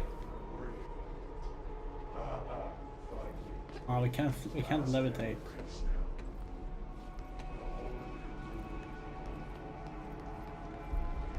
That wasn't it. Okay.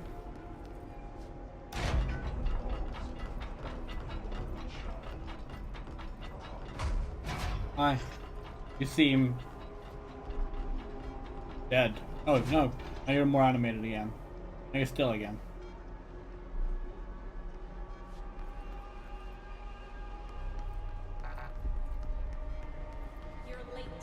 I can fix it. Maybe we do have to finish the tasks.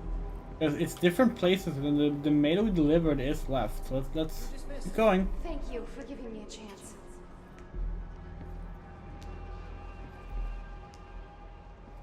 I've got nothing more for you. No problem.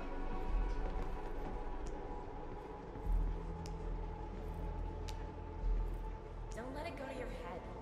Let me know if you need anything else.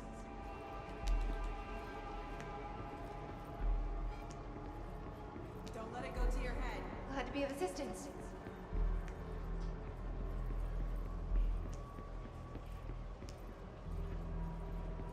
Fine. Get out of here. Thank you. Thank you. No, it's back. No, I have to do it here again. Maybe we deliver here is gone. It won't happen again, I Okay. promise.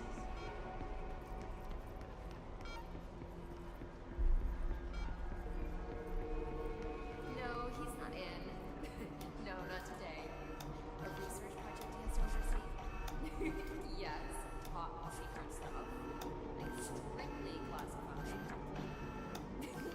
Oh, he is, isn't he? Wait, did you see him sing karaoke at the Christmas party? Oh, dreamy. Ugh, don't remind me. We have this new office girl, and I honestly don't know how she got the job. Like, no experience.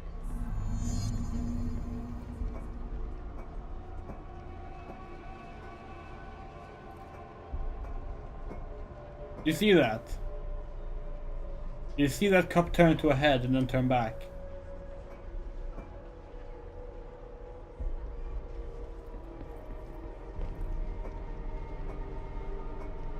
A level 90 role quest for healers. Have we done that one? We don't know, honestly.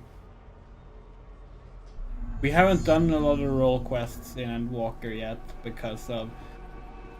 Literally because we were gonna do one and we thought of a funny tweet to make, but to do the funny tweet we had to level warrior to level 90, or at least level 85.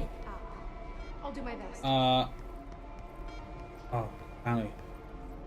The nerve of this woman. Who does she think she is? Yeah, like we got this idea for a joke, which led us to like alt doing the role quest and work on leveling warrior, but we don't like playing warrior, so it's very slow, and we forgot about them. We've only like completed one or maybe two of the role quest lines in Endwalker. This is his office! What? What the sign said? No, he's not in. No, not today. A research project he has to oversee. Yes, top secret stuff. Time is money. I'm sorry. Director's office. He is, isn't he? Wait, did you Did it mean around here? Is this? Can't get in here. Might be it. Oh no, now it's this way. Okay. These signs are confusing. Building is confusing.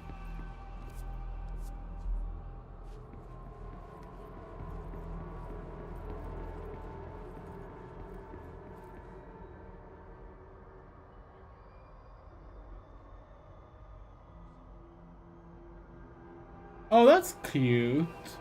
I didn't know that.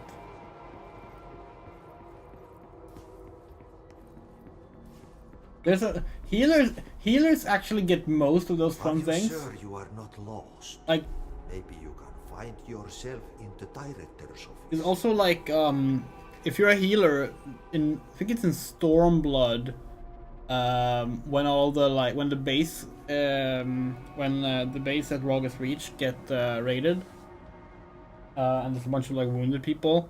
If you're a healer, we think it's that scene at least.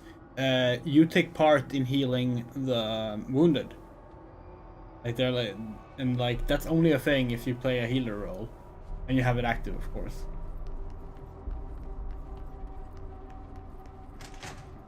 Oh, great.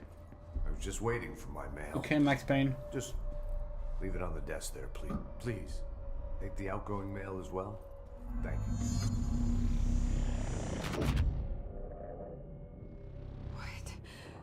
you. What is happening? I don't like this. No, this isn't me. I'm not me. I can't. Why can't I feel you? Oh, I've forgotten something. I can't think. Oh, I'm lost. Oh, where are you? I can't feel anything. I don't want to be alone here.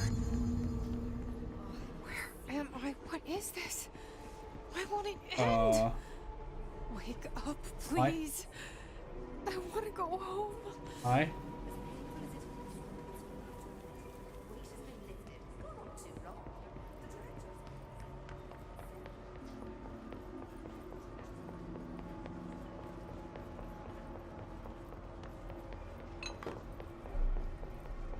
You should keep trying. You are getting closer. I need to go inside. I need to keep moving. Okay, so we need to do our tasks first. Got it.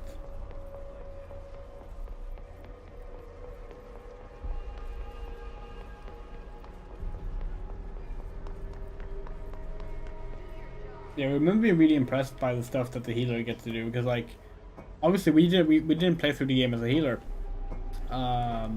Because we mainly play as Black Mage. But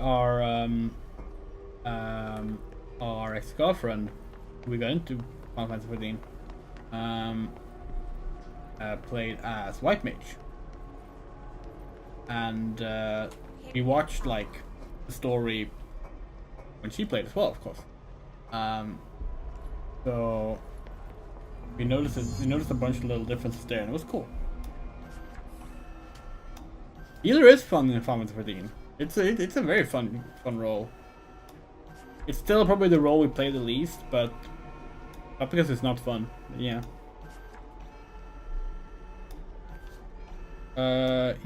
Yeah, we remember that. Yeah.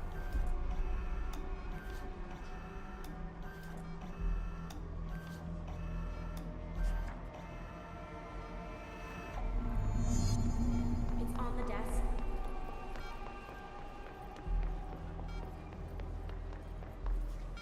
Doesn't she know how dangerous the old director is? He's unstable. He'll tear her apart.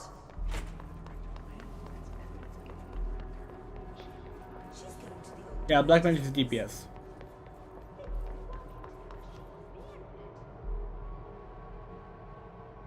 Oh, that's fun.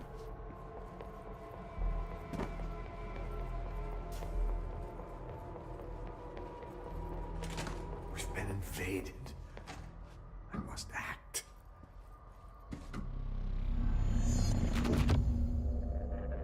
I won't let them win. That's how it happened. The Hiss got Trench first. He turned on the projector. He let them in. I have to remember the Hiss. The Hiss is the enemy.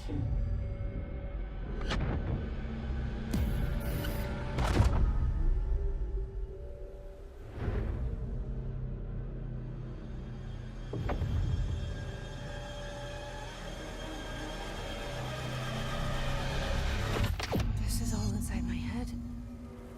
The Hiss burrowing in. I'm trapped in here.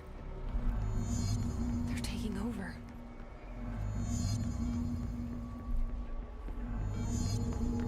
None of this is real.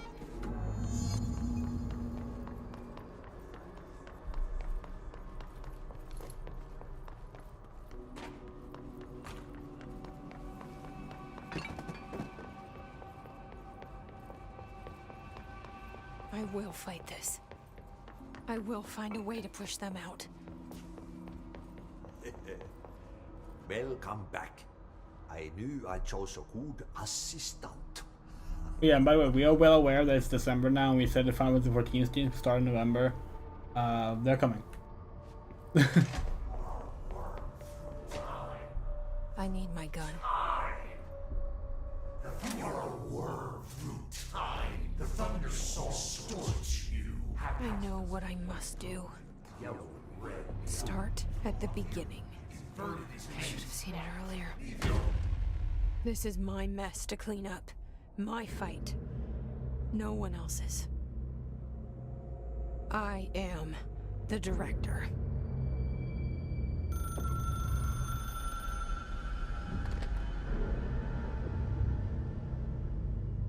Hello, this is Dr. Casper Darling. I have a classified message for the director of the Federal Bureau of Control. I have sad news. Hedron is gone now, but it was not a source. It was a catalyst. Do you understand? You must go to my office, the Endgame. It will be revealed.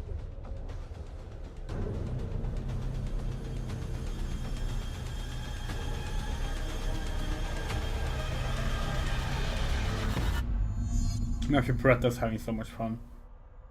I love that for him.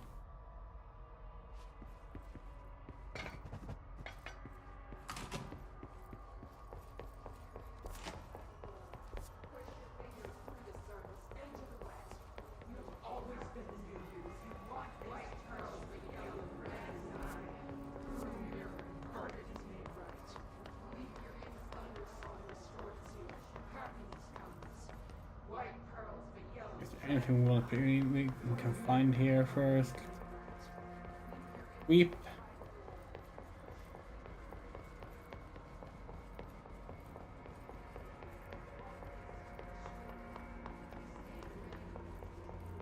Seemed like it.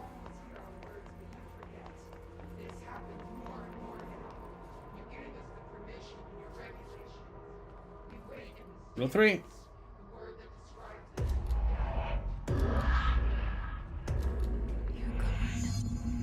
I can't feel you. I can't. This is what Dylan wanted all along. But there's something. I can feel it, but I don't know what.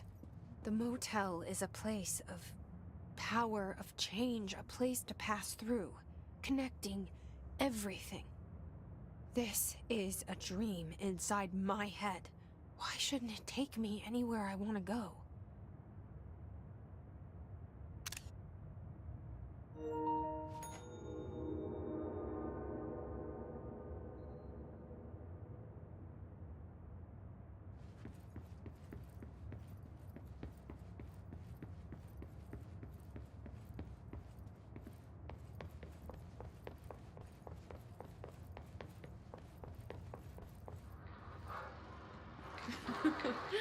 Really?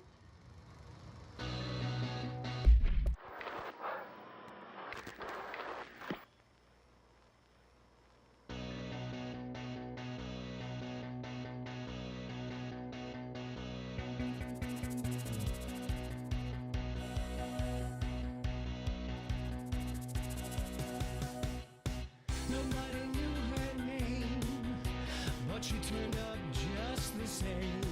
There was a knock on the door, a thump on the floor, and the party turned insane as she called out her name.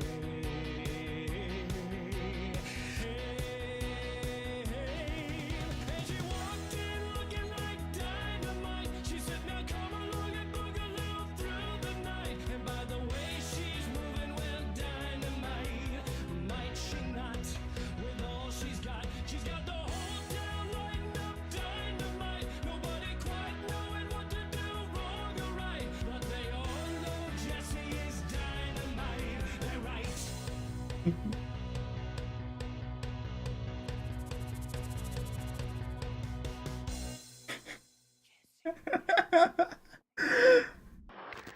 Oh, that was amazing.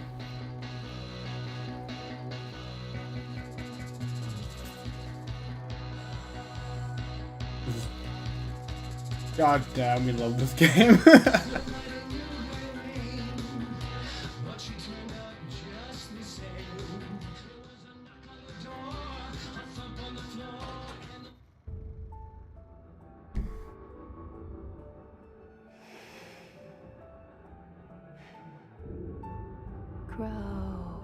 brighter. Around one constant, they revolve.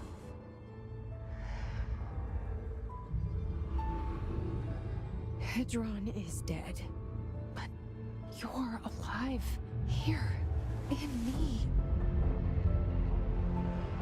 Maybe Hedron put you in our heads when we met her.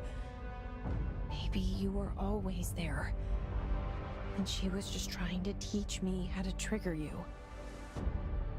Maybe I'll never understand. Maybe I don't need to. Trench was the first to be corrupted by the hiss. Slowly, over the years. His need for control only made it worse. It was Trench who took the projector to the nostalgia department. He opened the door to the hiss. Just like that. With Hedron dead, the hiss tried to corrupt me too. But I'm stronger than them. We're stronger. They're waiting. They'll try to stop us.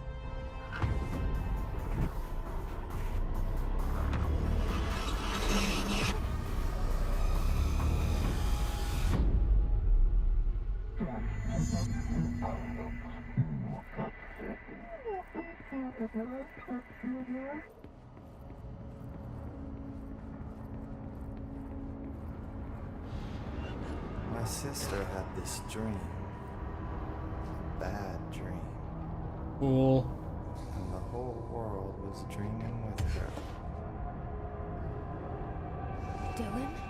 She convinced herself that she was awake. She's always been stubborn. I knew I had to end her dream.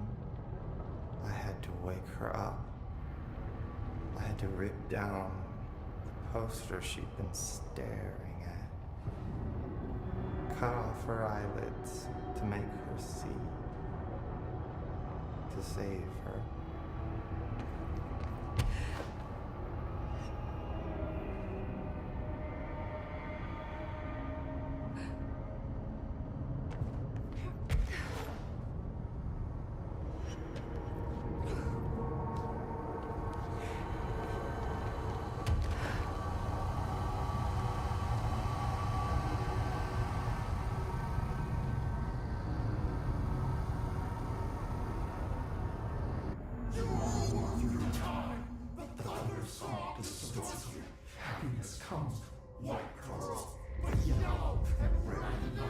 I know he's still there somewhere. Locked inside. I know, because that's how it was for me.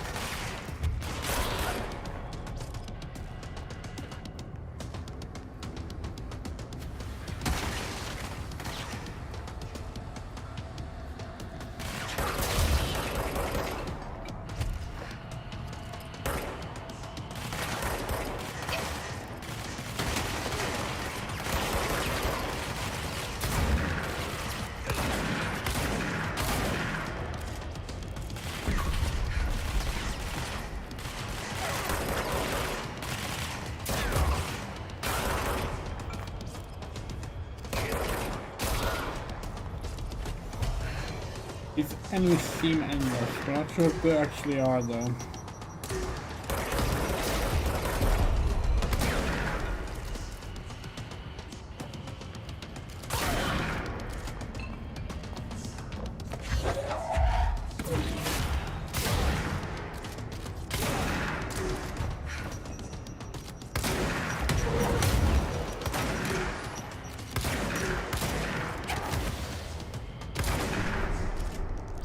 Nope.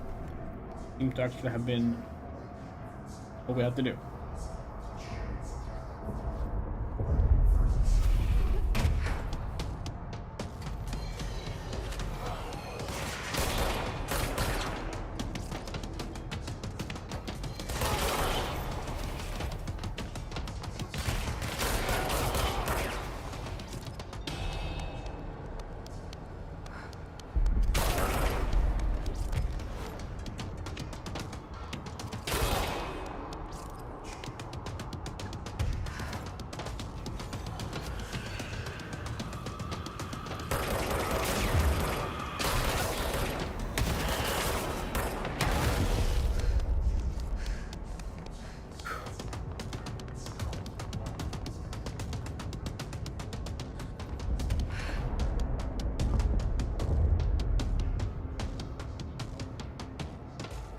This is a very cool sequence.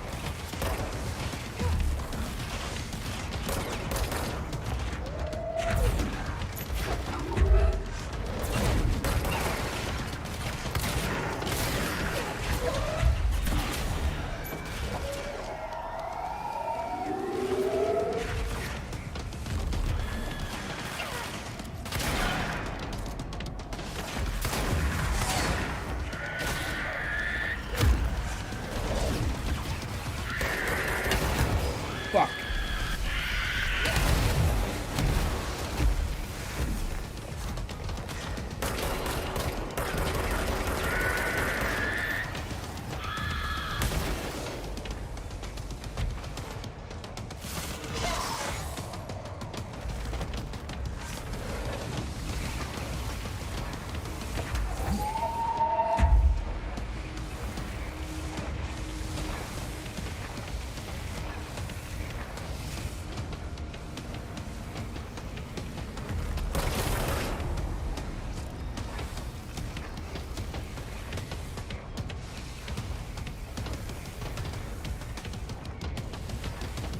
Still someone left?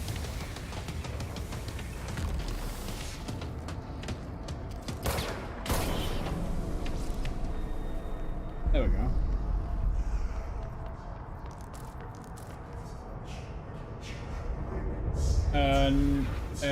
Yeah, duty support is what it's actually called when you do the story dungeons. But yeah, The trust system is from Final Fantasy 11, and they put a version of it into 14.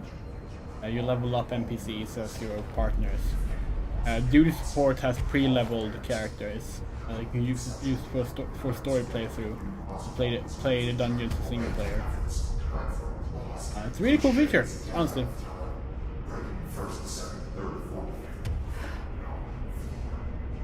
It's part of why we're gonna be doing the game in New Game Plus, because we want to play through all the dungeons with duty support.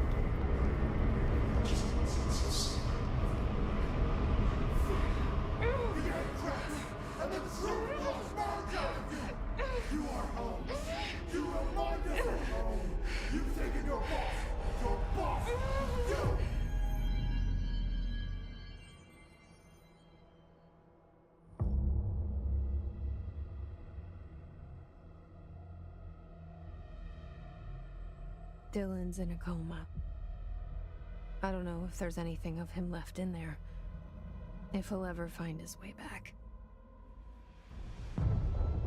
The portal's been closed, but the hiss is still in the oldest house.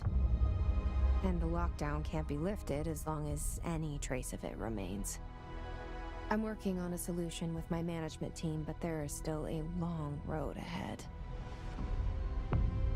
I'm the director of the Federal Bureau of Control.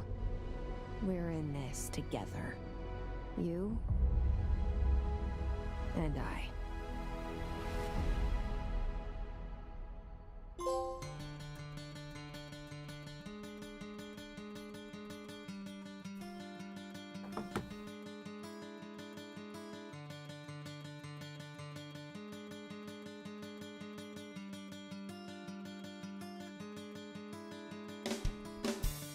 Very good game.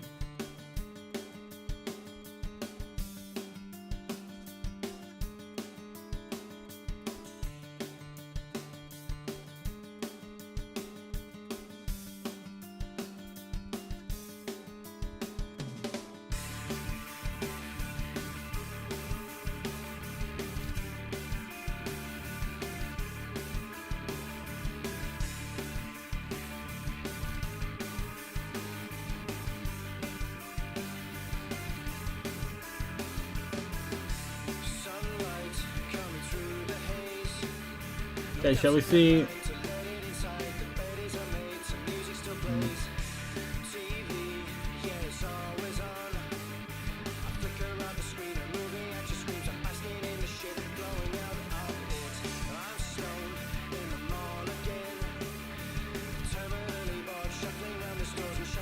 Oh fuck, we can't go back, can we?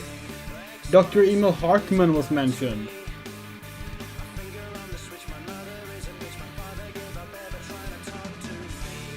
Hold on.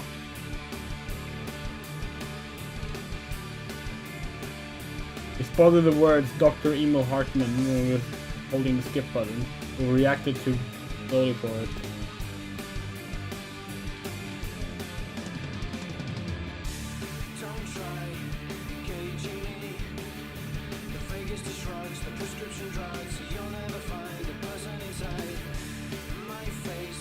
Bink video has got to be like one of the most credited things in video game credits, right?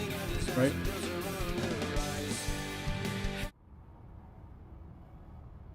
Oh, that's nice. That's nice. But prefer the gold look. Should we do Foundation or AWE? How long are they? Like Shawshank Redemption. That's the name of the movie I was thinking of earlier. Oh, that's good. Not important, but that was it.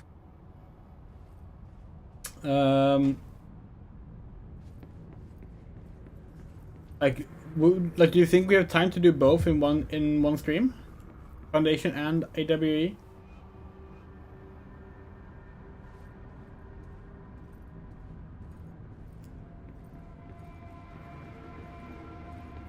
Don't remember? Okay. Okay, chat, what do you think? Should we do AWE or should we do Foundation?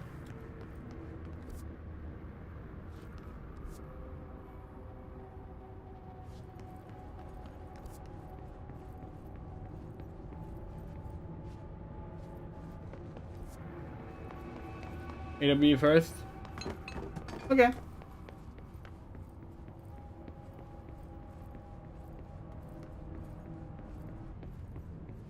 All right. Let's see what Alan's up to. I'll start with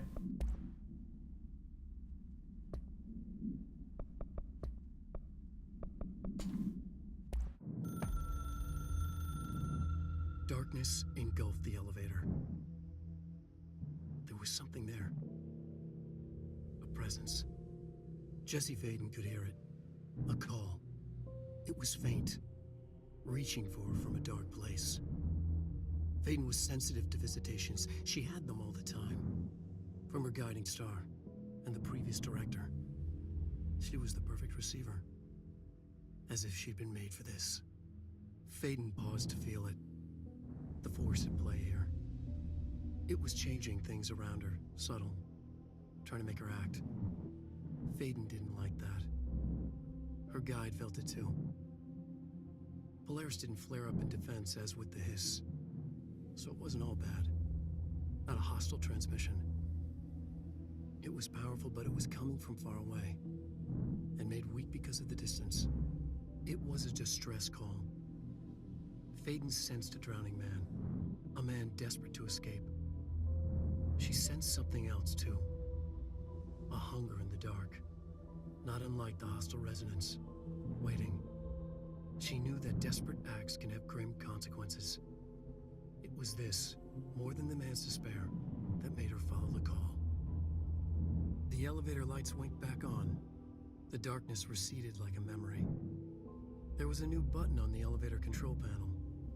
Investigation Sector. Faden pressed the button. The elevator doors slid shut with practiced bravado.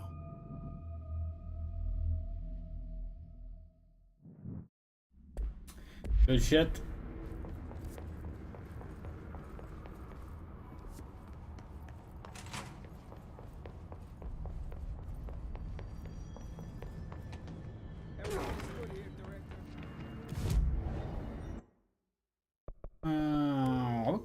Yay.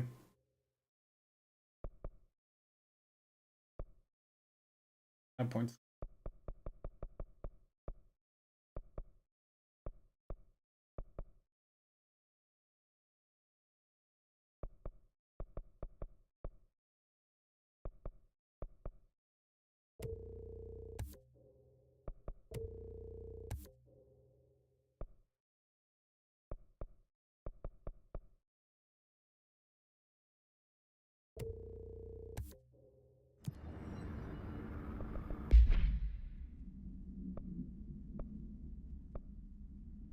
Oh hey, we got this one too. Nice. Let's see what There haven't been any his sightings in the Ocean View Hotel. Could survivors be hiding inside? It's possible. I remember a report of... Jesse, good to see you. We've got Dylan situated in his containment cell like you asked. I've got medical staff running tests as we speak, and I'd be happy to walk you through the details later. Other than that, what's next? With the slide projector turned off, the hiss are shut out, but we're stuck with the ones already here. We can't lift the lockdown until they're all eradicated. If any hiss ever got out, that would be the end of everything. Well, eliminating them all will take time. Look, I'll do what I can on my end, but my research is progressing slower than I'd like. I think I can help with that. I am making you the head of research, effective immediately. I want you to use everything the Bureau has, every resource, every confidential scrap of data, and find a way to keep the hiss out for good. Oops. That's... Really? I mean, yes, I can certainly... Yes! Yes, I accept. You'll do great. Besides, I didn't really have anyone else lined up. I'm honored, Jesse, really. Thank you. Anyway, Alan 2 does have alt outfits, apparently.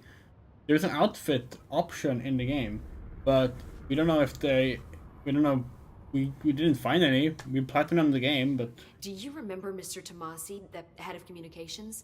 The hiss he was changed into showed up in containment, near the turntable. I'll take care of it. That thing's not getting away this time. I've heard reports about his particular use of language and intonation when repeating the hiss babbling. The biological and behavioral distinctions between different hiss-corrupted individuals is truly fascinating. I wonder if I could categorize the data. And she's already off on her own thing. How do you feel about me taking over as director? You act like it just happened. You've been director since we first met, remember? I'm still thrilled. Nothing's changed. Not for me. But the Bureau has changed. Trench and Darling are gone. Their knowledge, anything not written down, disappeared with them. They knew the Bureau better than anyone. They're the Bureau's past, Emily. We won't operate like they did. We'll learn from their mistakes. We'll be better than they ever were. We won't ever be like them. When the hiss got into my head, I saw some weird things. I think Darling even spoke to me. Does that make any sense to you? Empirically, no, but phantom voices as well as hallucinatory states are not uncommon here. And considering the forces that Dr. Darling was working with, he could have been transferred to a different plane of consciousness, physically or otherwise. And that doesn't upset you? Oh, very. And the fact that he hid those forces from me, it's infuriating. But Darling's dream was always to look beyond our reality. This time he may have taken a step too far, but as long as his consciousness can perceive his surroundings, I'm sure he's loving it. Maybe Darling was just trying to protect you from the darker side of his work. Fuck that. I'm not a child. Like, don't just assume I'm going to consider something morally repugnant. Which it all was. Which it all was, of course. God, Emily is so good. Both Jesse and Emily are great. Like, okay, so we think about this. Like, we mentioned this earlier, right? That Alan Wake 1 has some like issues regarding how he writes his female characters. And that's also honestly true for like the Max Payne games. And it's not necessarily that they're bad characters. They're not. But they have a very... These characters exist for the male leads. They exist like they don't really exist on their own. They exist in context to a male lead, you know. And that goes for Alice. It goes for Rose. It goes for Cynthia Weaver. It goes for hell, like honestly, it kind of even goes for like Sheriff Breaker and Alec as well. It goes for Mona Sachs and Max Payne. And like they're all very well written characters, but like it's still like a little unfortunate. We really feel like Control and Alan Wake 2 have made major efforts to handle his female characters better and give them more depth and more personality and more personal agency and the reason, and not just existing as like an asset to the male character story. And it's glorious. Now we can't comment on Quantum Break. We haven't played Quantum Break. Maybe it's just as good there as well. But god damn, this game is full of great characters. Alan Wake 2 is full of great characters, and they all feel like actual people in a good way. Nice. How is Dylan? The same. I can't detect any his activity, but his physiology has certainly been altered by it. And I can't tell if his brain activity is genuine or simply the aftermath of the hiss, like spasms. Dylan could wake up tomorrow for all I know. I really can't say. Then I just have to wait for him. That's fair. He waited a long time for me. Don't worry. We'll be monitoring him round the clock. If he wakes up, we'll be ready. I don't mean that in a hostile way, just... well, you know. I hear you. My brother isn't exactly popular around here. I hope one day he'll have the chance to change that. So, there was a moment after Hedron died that I couldn't feel my powers. The hiss got into my head. Just for a moment. So that explains the HRA outage. Before we knew what was happening, the hiss had us. They were in my head. No, I absolutely, saw Moto. terrible things. I mean, I was about to go under forever when the hiss was pushed back. The HRAs had come back on. Dylan vanished afterwards, and we fought off the hiss that came after him. So if Hedron's death knocked out the HRAs, that means there must be a new local source for them to relay, which I'm guessing must be... me. You. Hedron is dead, assuming that word even applies to a resonant-based life form. But whatever it awakened in you, the power you call Polaris, is still active. Or at least, that's what my instruments are telling me. I don't think we're ever gonna understand all of this. And I'm okay with that. I'm just glad you're here with me. That's good to know. Thanks, Emily. I found Dylan attacking the astral plane and the board. What was he hoping to accomplish? Huh. Since they arrived, Hiss have been corrupting objects of power, which have an inherent link to the astral plane. Maybe their goal was to access the astral plane and the board itself. That still doesn't tell us why. His motives are a difficult thing to work out, but I have been digging through confidential files and noticed a strange gap in knowledge regarding the board. Looks like any data on them has either been deleted or was never gathered in the first place. Then maybe it's time someone looked into that. Maybe it is. Okay. Now let's go. Well, see I've what got a Alan's bureau up to to. run. See you soon. Yes, ma'am, Director Faden. If the slide projector reflects a slide to fashion doorways, Careful out there, Director.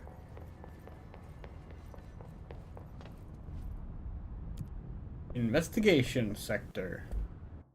We end up in New York now. Like, okay, sorry, we're in New York. If we end up in like the dark streets of like New York in like an alleyway now. Just saying, Sam Lake has a... No. Oh. Okay. For a second I thought we were spot on about what we were saying. Anyone here? Guess not. Missing agents. Mr. Kirkland, here are the latest agents confirmed missing, presumed dead from the containment breach yesterday. Agent Jonathan Connor, researcher Ezra Cruz, Agent Caroline Dempsey, Agent Lindsay Malcolm, Agent Charles Murray, Agent Derek Shaw. Letters of condolence will be delivered for you to sign prior to sending them to their families. You will be updated as soon as additional contributions are made. Also, per request, a network engineer checked how many cages were backed up digitally. Unfortunately, a large number of active investigations were not archived yet. And the only hard copies of the report is behind the fire break. They're lost then. There are tons of notes here. Of course there is. Seems a lot more crowded than the rest of the bureau. For authorization from Mr. Kirkland, internal investigation DO-8405 was launched into the ethics capacity of Dr. Casper Darling, head of research. Despite accounts of anonymous redacted regarding inhumane treatment of a redacted currently housed in the bureau, our official findings regarding this were inconclusive. Numerous obstacles arose during these investigations. The majority of the redacted sector personnel team seemed to be wholly unaware of any such redacted contained there. One redacted confirmed the redacted's code name to be redacted, but all files pertaining to that name were inaccessible. Being classified under the highest clearance level, investigators were simply blocked from entering the redacted research wing to interview its staff. The matter was further complicated by lack of clarity on whether non-human paranatural entities warranted human treatment. While the investigation cannot address any charges against Dr. Darling, we do recommend an investigation into redacted reasons.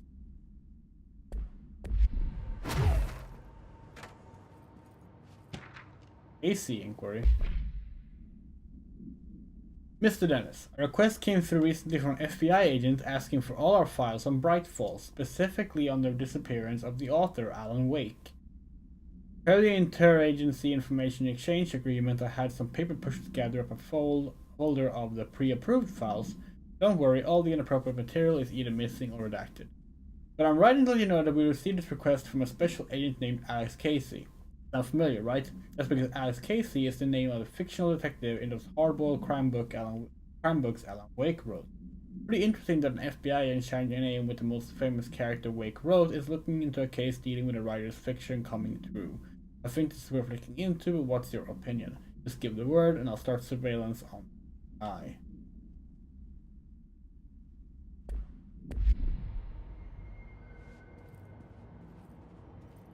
I'm actually surprised that we had like completely missed the whole Alex Casey is investigating Alan Wake's thing up until basically playing Alan Wake 2. So we're avoiding a bunch of Alan Wake 2 information.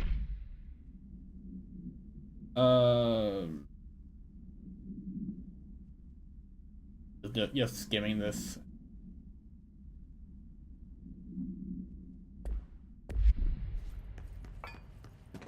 Out there. So we can't go. Yeah.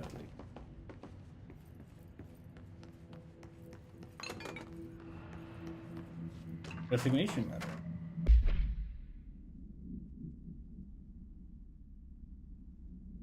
Okay, it's Kirkland resigning about the firebreak thing.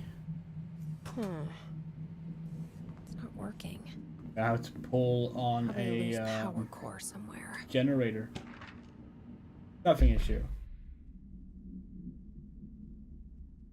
Between the staff who lost in the Hartman thing and the ones who left the Hartman thing, is that the same as the Bright Falls thing? Because again, Emil Hartman is, of course, a character in Alan Wake.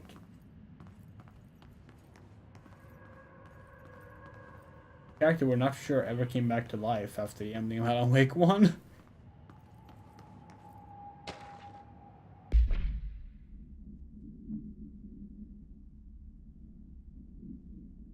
Next on the list of recurrent problems is staff at the Lake House Research Station. Oh. We've been there in Alan Wake 2. Interesting. Agent Estevez. A lot of names. Trying to remember.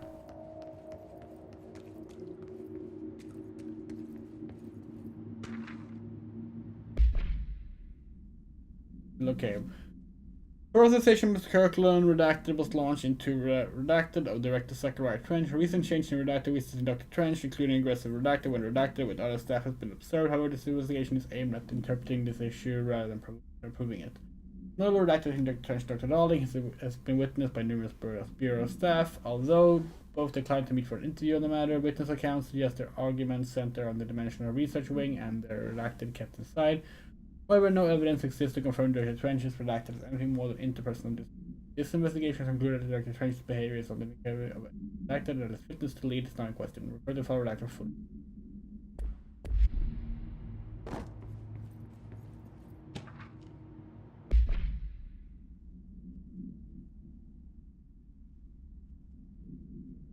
Okay, yeah. About Trench being affected by the hiss.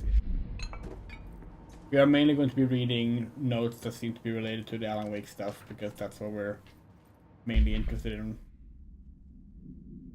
right now.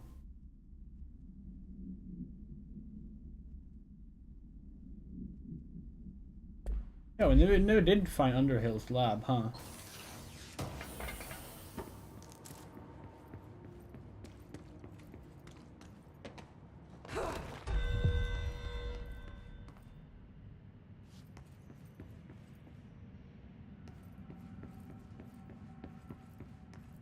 Really wish you had a flashlight, Jesse.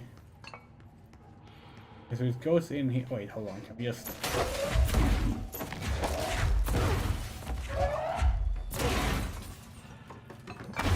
Okay.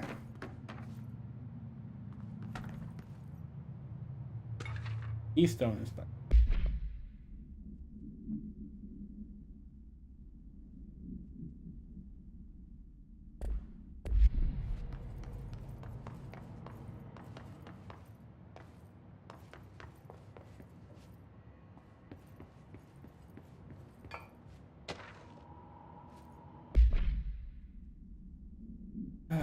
There are a lot of notes here. Just like you said, to be fair.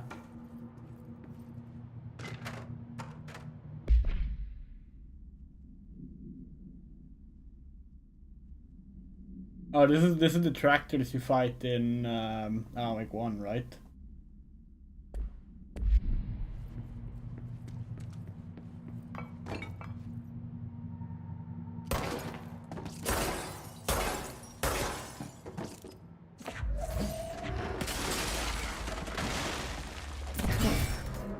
Now that gate should open.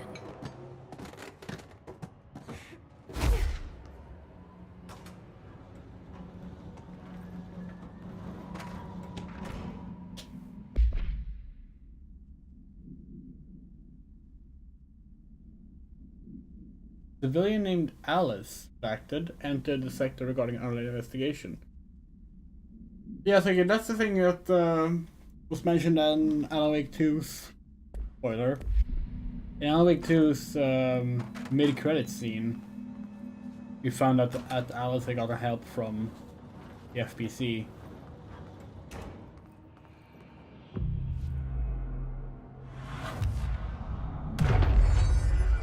I'm no detective, but something definitely happened here.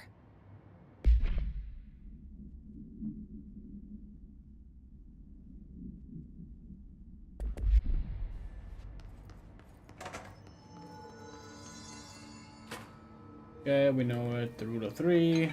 Let's see if it's line first. Does it look like it? Oh, let's go.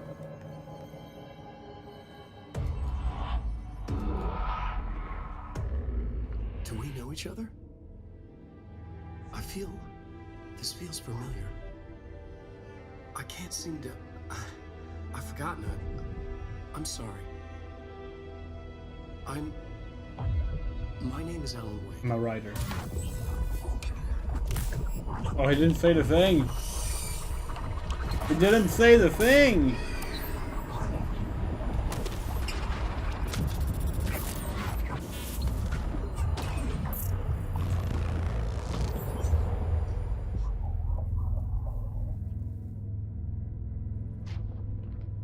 Who are you?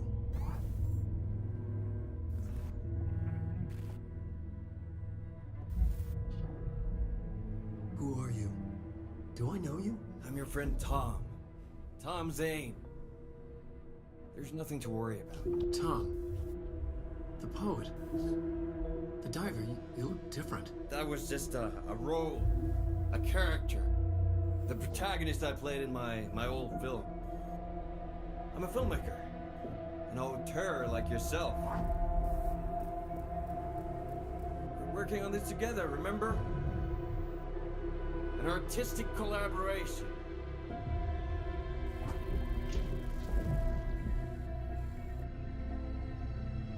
You need a drink.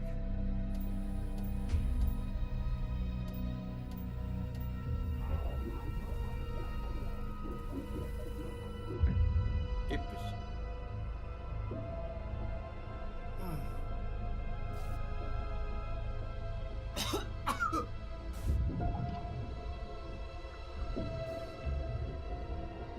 Endless darkness.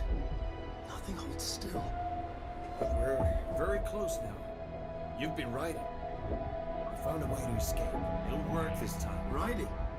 You found a way! No. I don't... Wait. There's something. It's my double. He's out there. I've seen him. Yeah. Nothing to worry about. I'm dealing with it. It's fine, my friend. Let me handle him. You've met him? What the hell? Now, come on. You misunderstand me.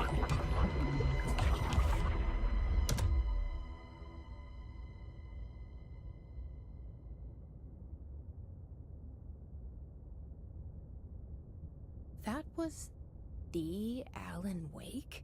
The famous writer?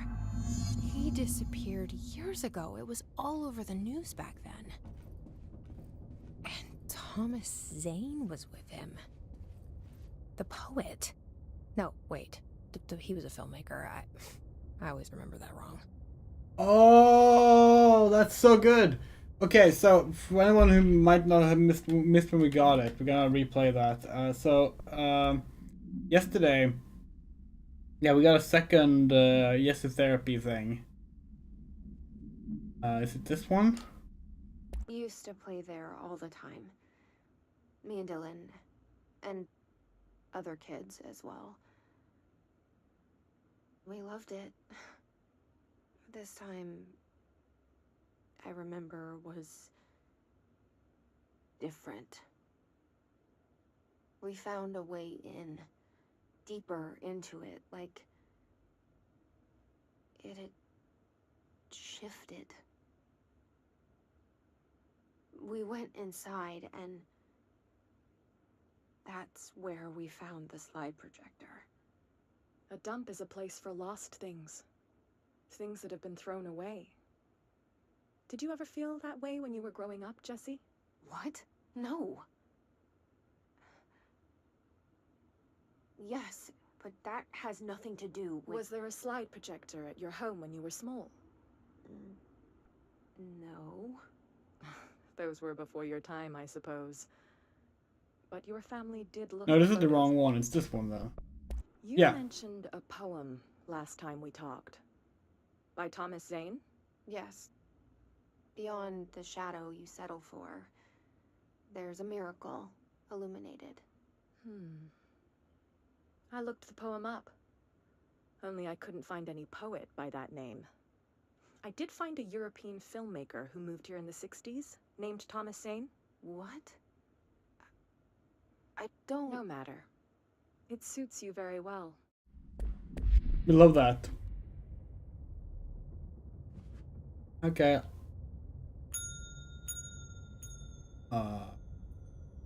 That's not what's supposed to happen. Oh.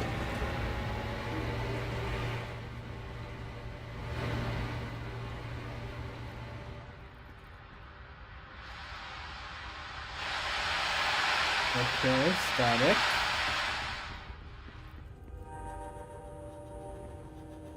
Radio.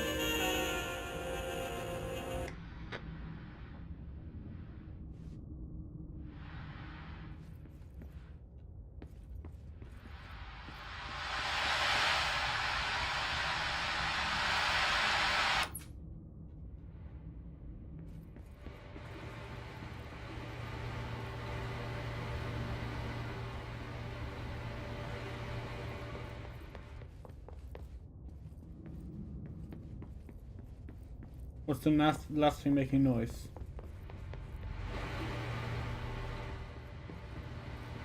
Oh.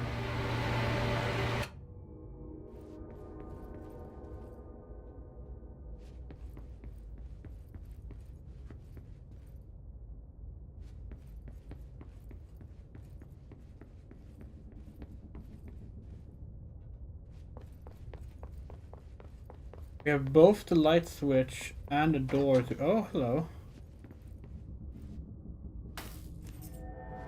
That's the key.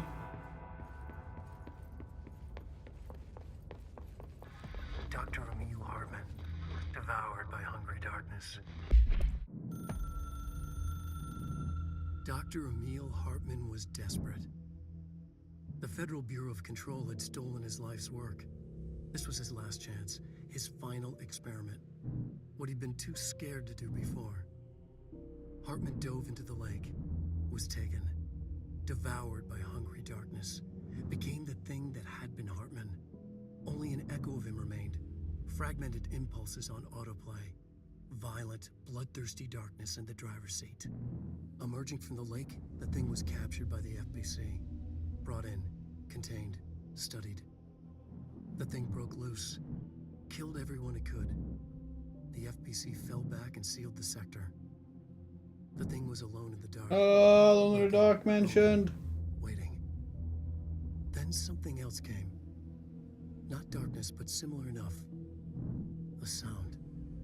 A resonance. It shouldn't be a surprise.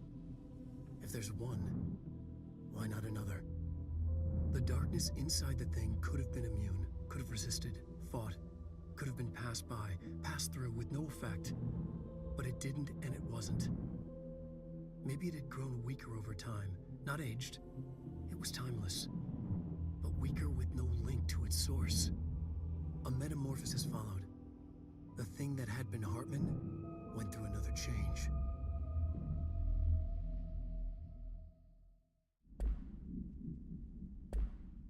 Became the thing that had been Hartman.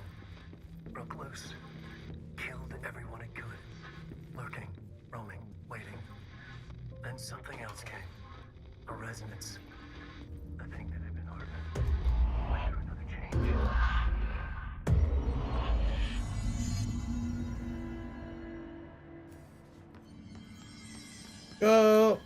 And yeah, it is funny when we go like the famous writer Alan Wake. It's even funnier if you stop and consider that that's Alan adding that context to everyone's brain. I'm not saying that's definitive. That's actually like canon or anything, but like it's just a funny like idea to think that like he makes sure when he writes about people investigating him and helping him out and finding ways through, they're all like very interested in the famous writer Alan Wake. A very funny concept, I think.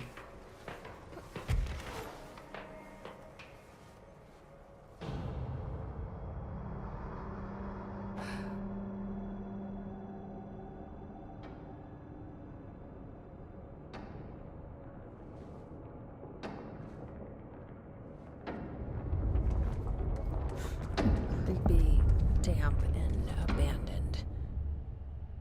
Why did Wake want me to come here?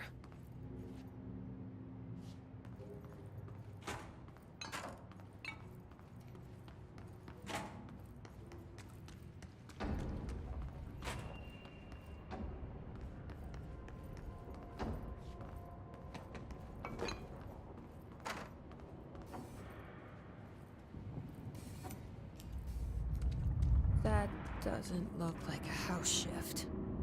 Do I even want to know?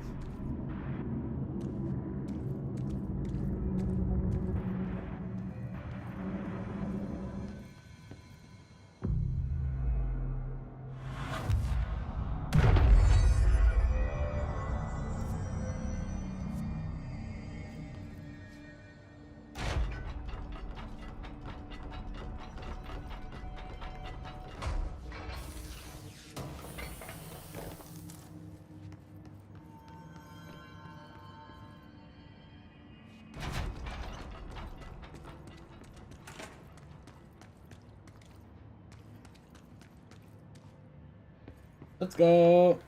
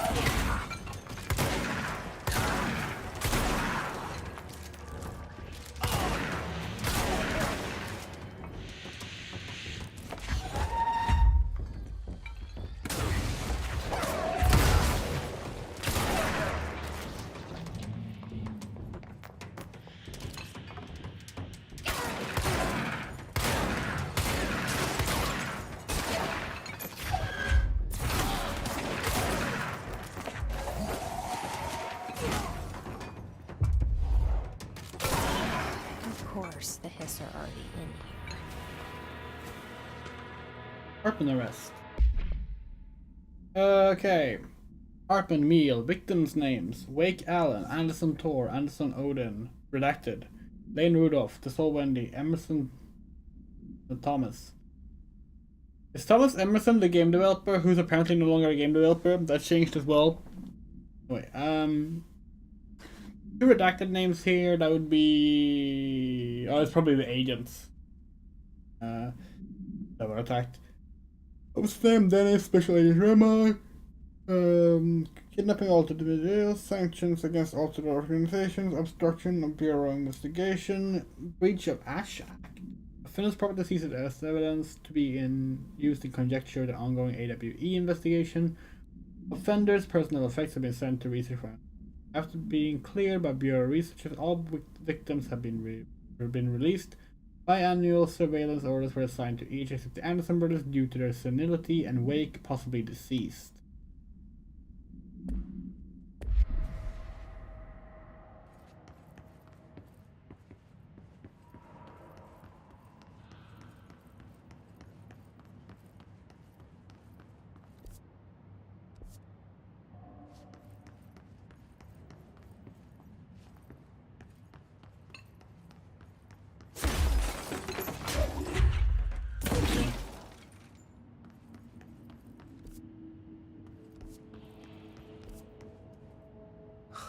Whoa. Looks like the house has gotten a little wild in here.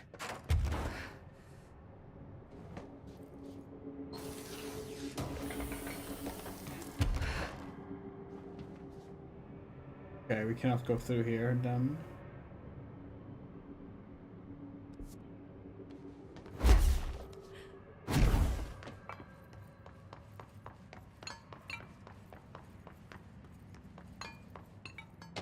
Foot gossip. Hello, my feet gossip at night and now I have to wear shoes to bed. Sincerely, me. Okay. This darkness is blocking. Gee, if only you had a flashlight. Now I have to deal with an interdimensional noise and sentient shadows.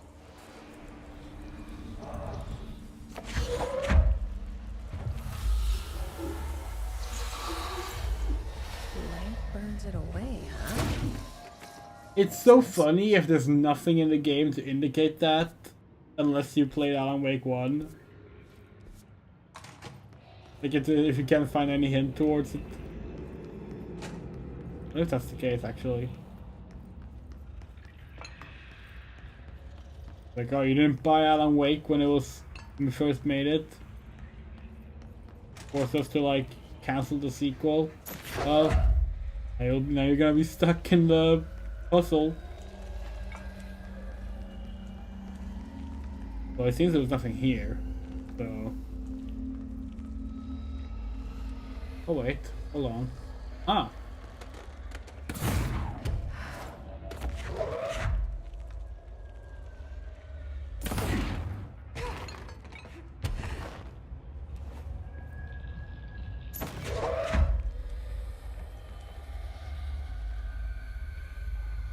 That's mold.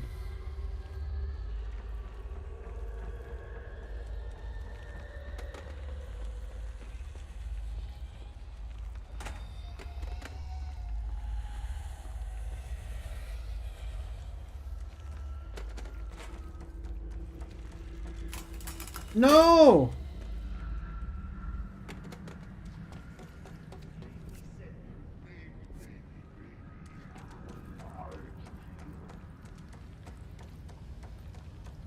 God, is Hartman gonna be like the main antagonist for this? That's pretty cool, so. Seems like every time they're building it up, at least.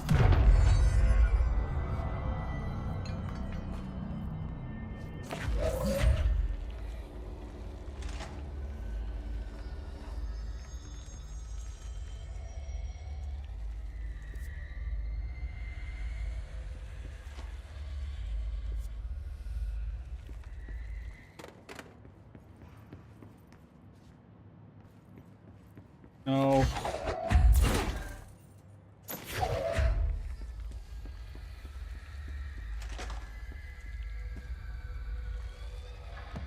third thing. The sound made darker, the darkness made louder. The resonance carves its way through the thing that had been Hartman, vibrating, remolding. The sound changes the darkness, and the darkness changes the sound. They both changed what remained of Hartman. They all turned into something else.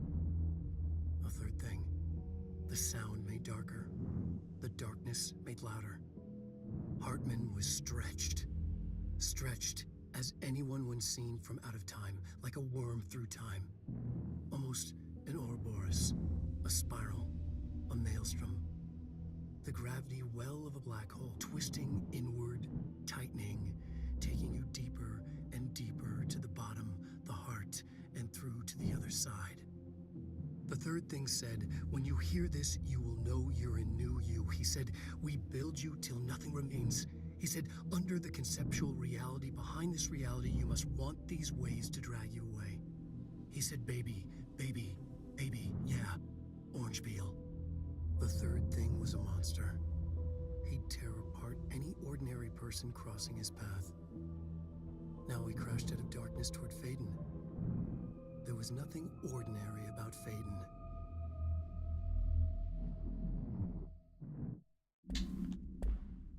Hartman was stretched like a worm through time. The third thing was a monster. Now he crashed out of darkness toward Faden.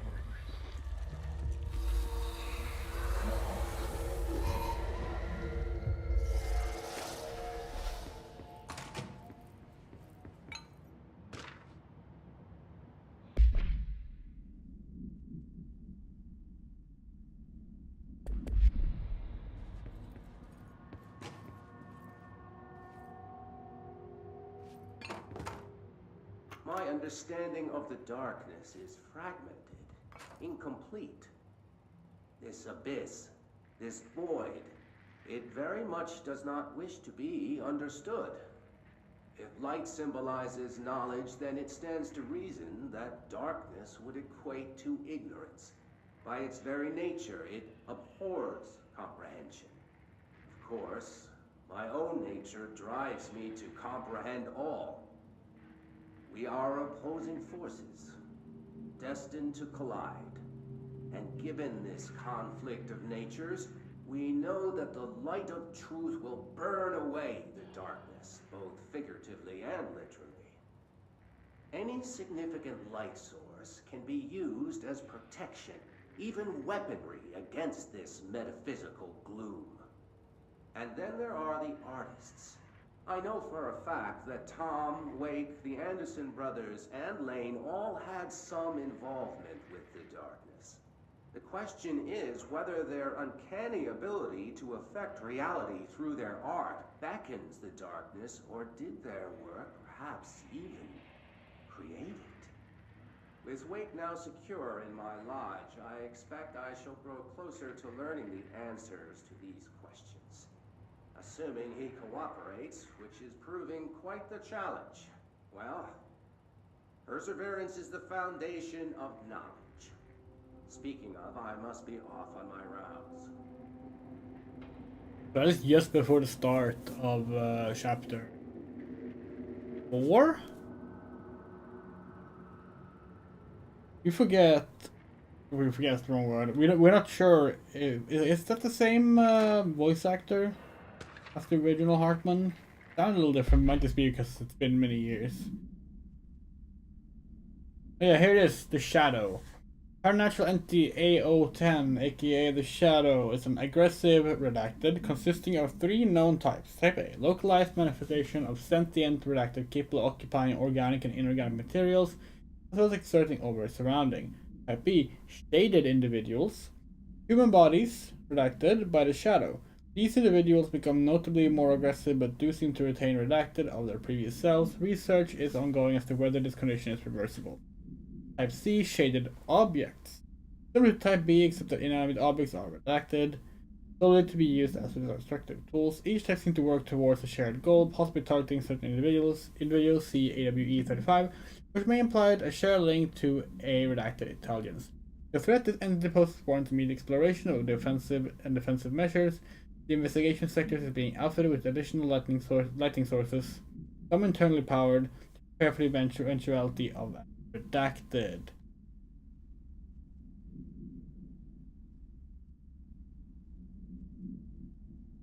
Yeah, we can tell you about that. That's the Labris flag. So it's the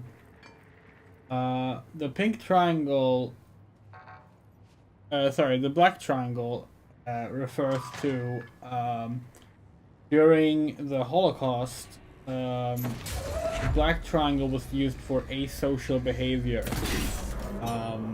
And that's what lesbianism was generally qualified as, unlike male homosexualism, which was given a pink triangle.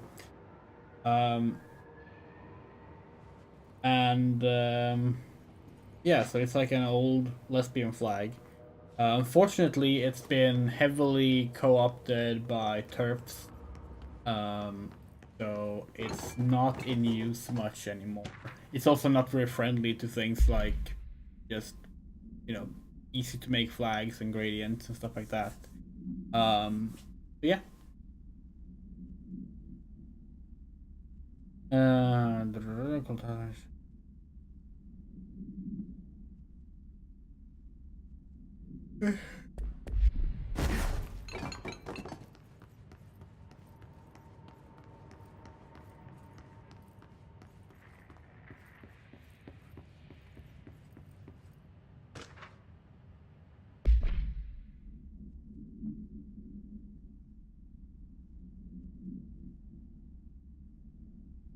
Okay. Kirkland, so you put me on desk duty job because I did the thing I was fucking hired to do. My job? Want to know what I call that? Bullshit. Asking us to interrogate these scum without using words like altered item or AWEs or paracriminals is the stupidest thing I've heard in my life, and I've heard some fucking stupid things. They already know the facts. Hell, they know just as much as us, if not more. And they get to sit there laughing at us while we dance around the words trying to not leak classified terminology. They already know the fucking terminology. If you think pulling me off the case will stop me, and think again. That piece of shit blew up those tracks. He killed those people, all to make a train turn altered. We have him dead to rights, and you need to let me back in that interrogation cell so I can get him to flip on his buddies. These people are terrorists and deserve to be treated as such. This won't stop them. If we stop them, you can go ahead and put me on suspension. See if that slows me. Agent Hewitt.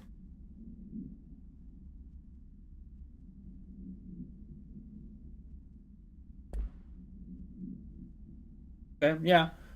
Yeah, so the double-sided axe is also a classic lesbian symbol. That's why it's also on the flag. Agent Fisher, day 6 inside the motel. Utilized surveillance methods are as follows. Fiber optic cameras slid under the individual room doors, motion detectors in the lobby area.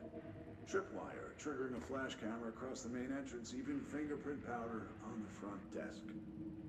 Results are varying at best, but mostly just inconclusive and unusable. The footage is corrupted. Sometimes even the equipment is damaged. I don't know how, exactly. I think this place is making fun of me. That's the only explanation.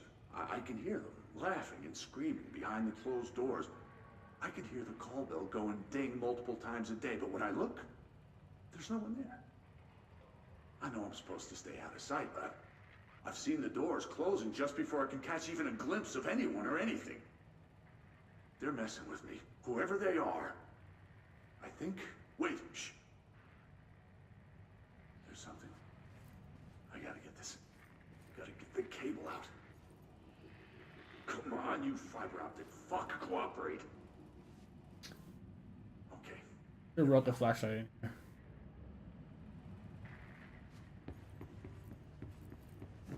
Very dark. Alright. That was fake, but I definitely heard movement coming from the hallway. Might have heard the call.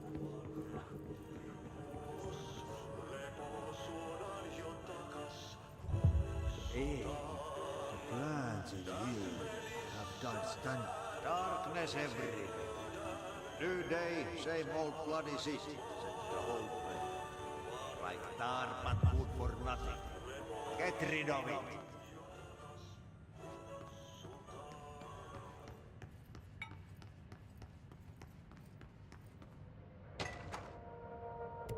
No, that's not what we...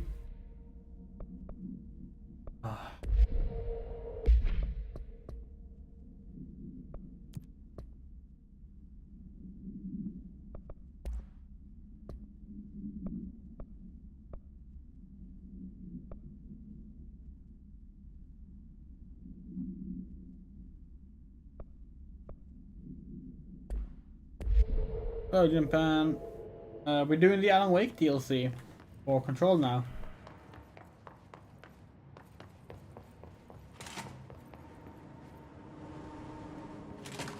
Oh. Oh, fuck.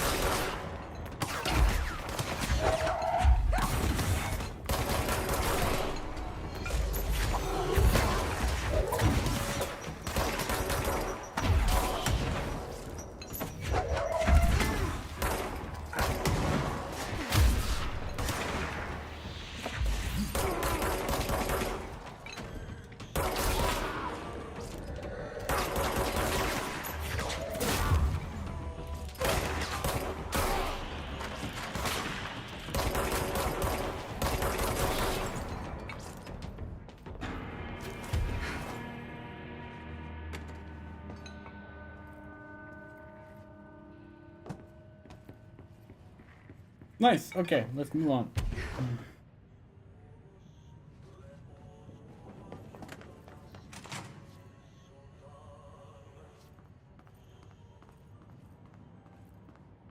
Yeah. Alan is currently guiding us through closed down department that was actually investigating the events of Alan Wake 1. I don't feel right. Something in this darkness is draining me.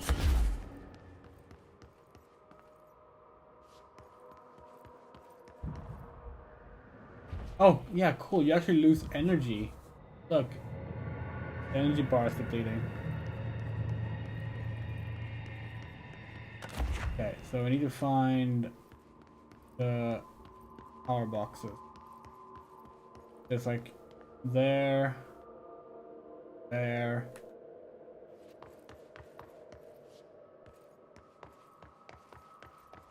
It, two. We're guessing this elevator is not gonna work without them. Oh, okay, it does. Never mind.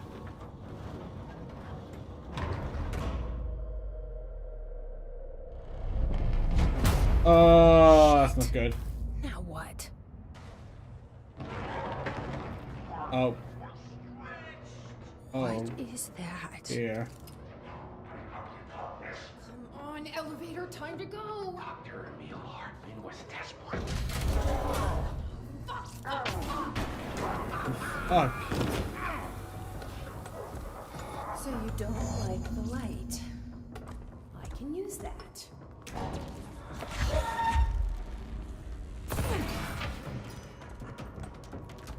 Oh, one more. One more. Oh wait, is that two more? No, okay. No, those are the boxes. Okay.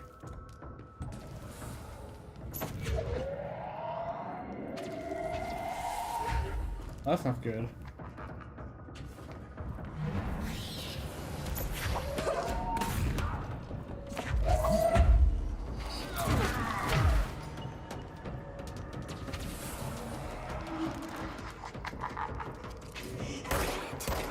Nothing even touches it.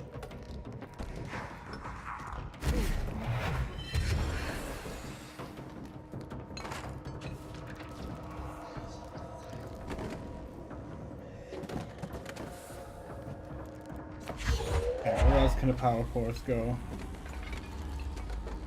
Just throw them all over there, actually.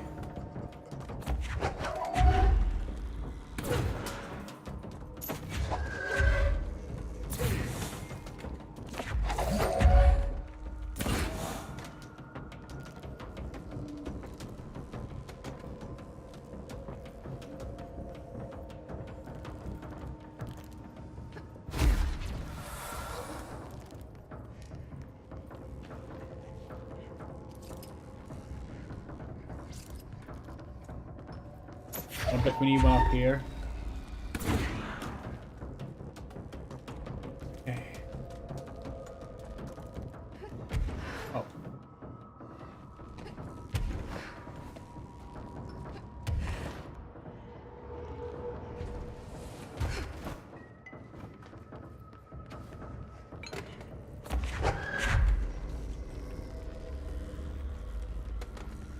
Ah, knew it.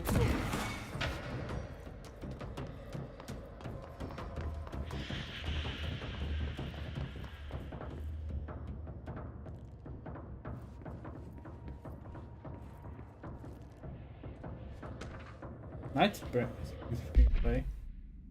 No, this screenplay was found after the Bureau acquired the Night Springs television series and all its past episode scripts. It appears to be written by Alan Wake as part of an application to become one of the show's writers. Night Springs. I'm gonna show what SPEC stands for. Script. Episode Over the Threshold Darkly by Alan Wake. Only human nature to wish to control the forces around us, even more so to possess them. But what happens when those forces are not ours to claim, or even of this world? What if they are the things you can discover? Night Springs. Interior, secret lab at night. We're in the secret lab. A large sign on the wall reads the Federal Bureau of Night Springs. I've told you several times, Director, it isn't ready. It's ready when I say it's ready, Doctor. But the beings beyond the portal, we have no control over it. What if we get more of that?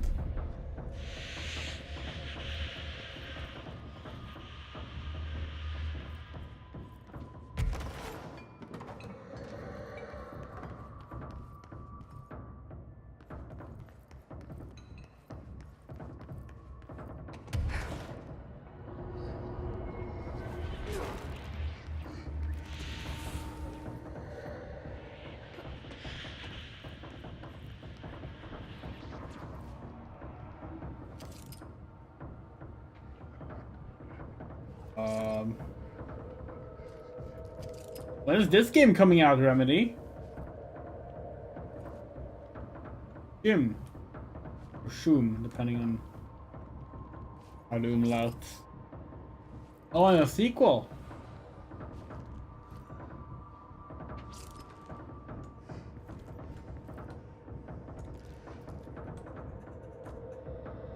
Oh, okay.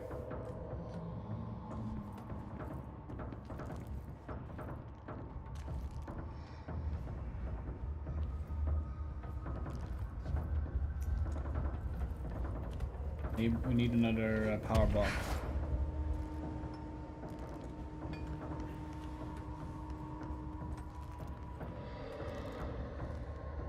What's one over here, right? Oh, there's one of these.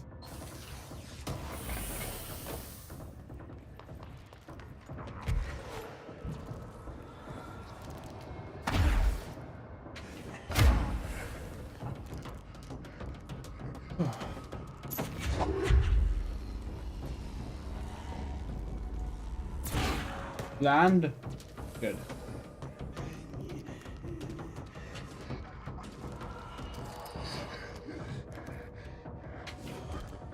It's over there. Whoa! That could have been worse.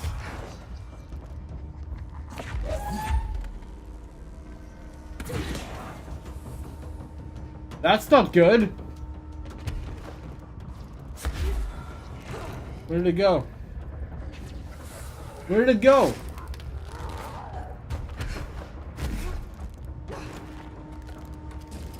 Oh, fuck.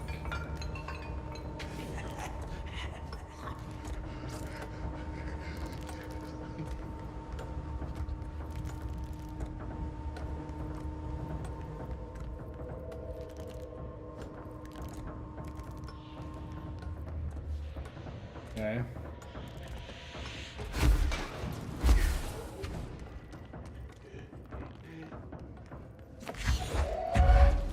Okay, we got another one.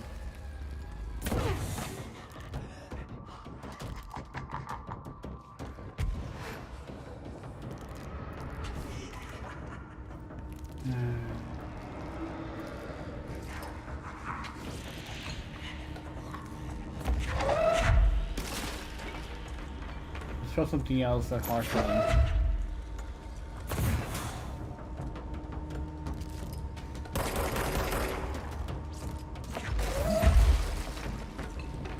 Ah!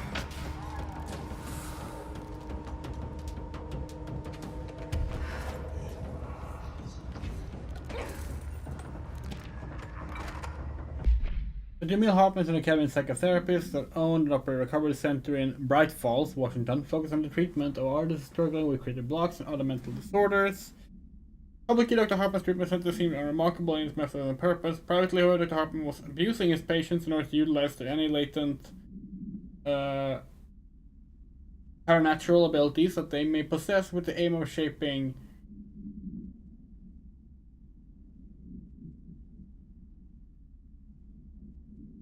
not sure. Redacted to his own benefit, which has earned him a Class 2 paracriminal designation. Note more on this link between artists and their ability to redacted reality through artistic mediums. See file redacted. Investigations proved that Dr. Hartman's legal endeavors were conducted alone, as being approached by the Bureau during the redacted investigation. He displays no remorse or intention to seek his actions. Dr. Hartman was taken into custody, evaluated, and released redacted months later, as having been deemed a negligible threat. His medical license has been permanently revoked. Oh, so he jumped into the lake after coming back to Bright Falls Down. Interesting.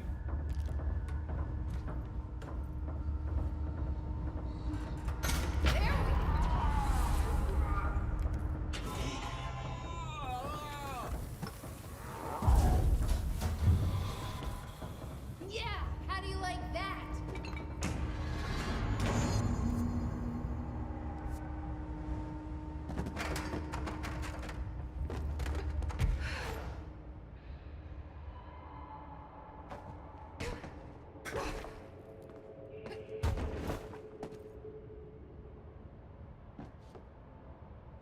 Come on.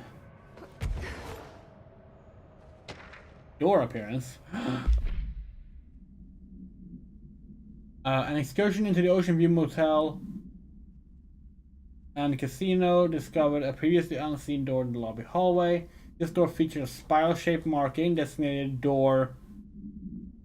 Similar to the other doors, it is locked and kept forced open. Alice Wake, a person of interest in the Bright Falls AWE, referred to AWE 35 for details, and the former wife of missing author Alan Wake, a suspected paramilitarian and redacted, contacted Agents Shaw and Dempsey in the investigation section using the phone number given to her in 2010 in accordance with civilian outreach protocols. The call resulted in Mrs. Wake being brought into the oldest house for an in-person interview. Her full transcript referred to file redacted. On redacted 2017, the excursion into the Ocean View Hotel occurred later the same day. Conclusion: determine whether this was a basic synchronicity event, if Alice Wake is responsible for its appearance, or if the door itself relates to AWE 35 as paramount. He should be returned to the oldest house, possibly even taken into the motel itself to confirm if any other changes occur. Oh, good shit. It is very interesting in discovering that. Oh, is that where our power box we threw over there landed? Discovering this in like reverse order is very fascinating. Laying out like 2 first. Oh, we're still very happy we did. Brian Hennerman, 21 years old, resident of Southern Texas. I'm sorry, ma'am, but I really don't understand why I'm here. You know what you do, Mr. Hennerman. I do? Tell me about Delivery Disaster. I mean,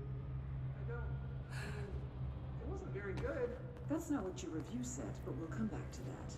Tell me where you got the movie from. Movie night with a, a K, not an N, not night like nighttime, but Who contacted you?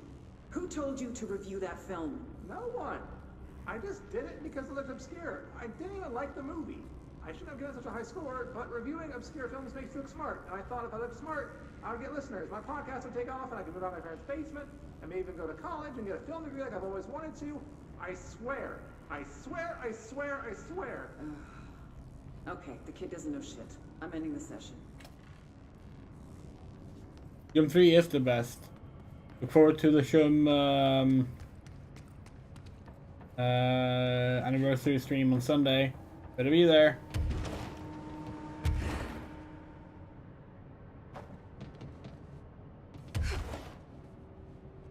Why did we decide that Shum was doomed, by the way? Look more like ghosts and goblins to us. If we're gonna be perfectly honest, but... Oh, wait. Shum. Shim? Shum. Whatever.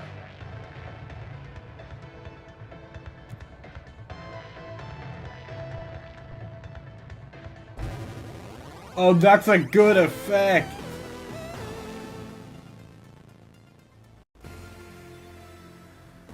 Oh, it's just another board thing.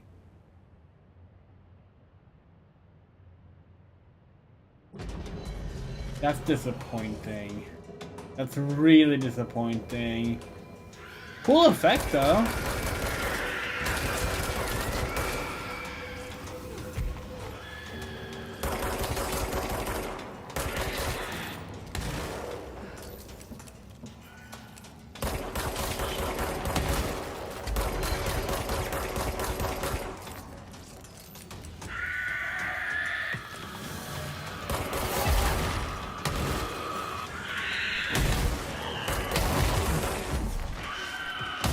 Holy fuck.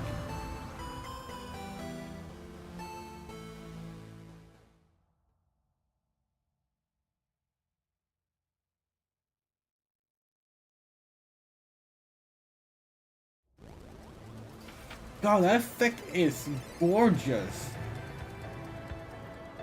What's deadline?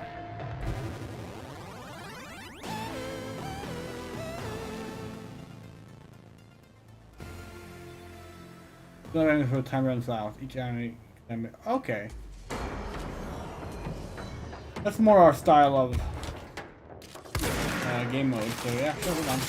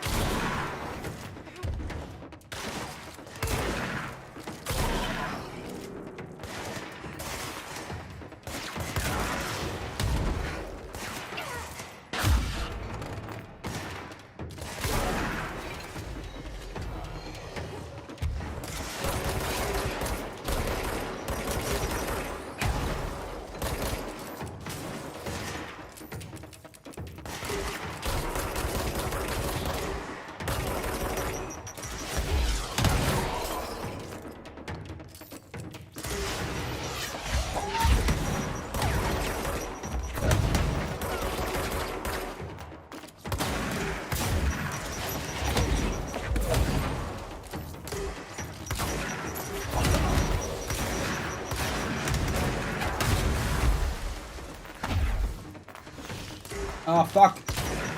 Gonna fail. Oh wait, what was the minimum requirement to clear it?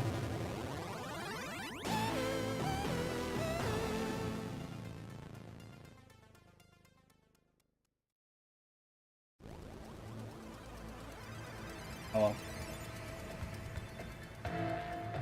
Be careless about.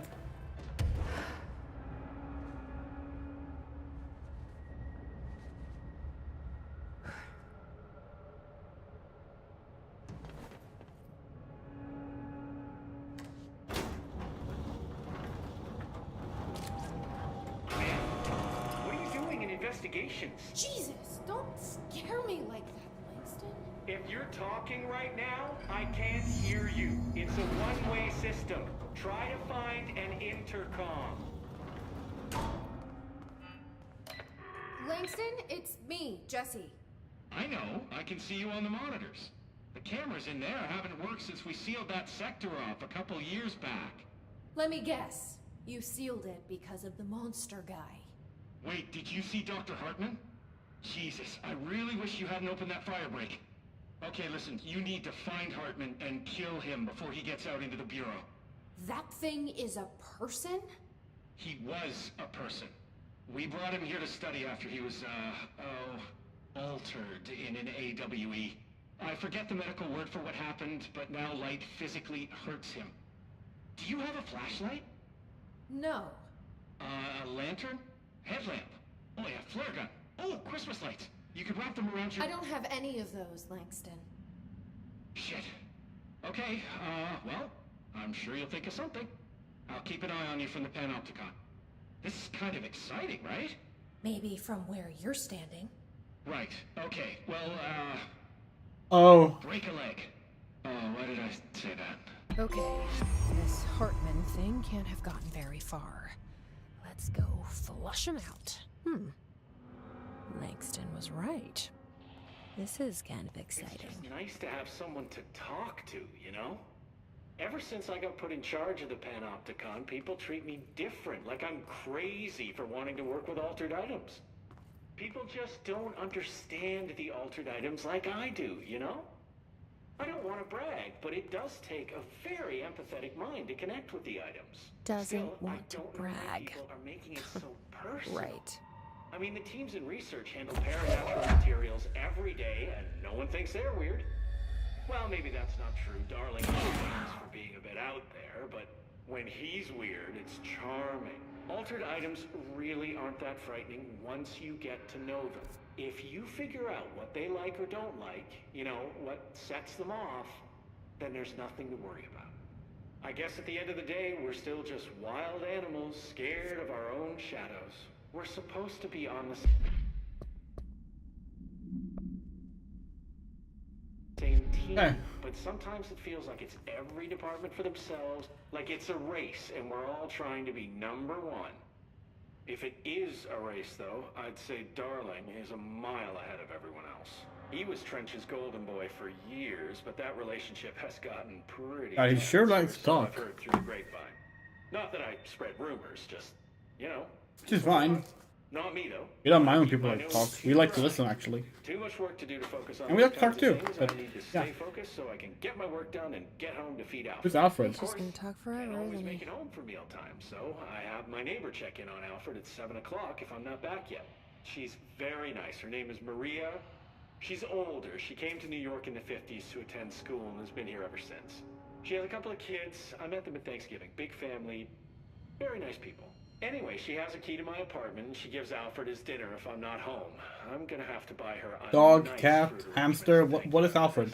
I'm missing a lot of Alfred's meal times. She's probably gonna have to go to the store for more wet food. I'll have to remember to pay her back. Hold on, let me make a note. Pay back Maria for What? Alfred. Oh no, did they call it You Can't Stall a Six? Did we get a prediction wrong? Oh, one more thing.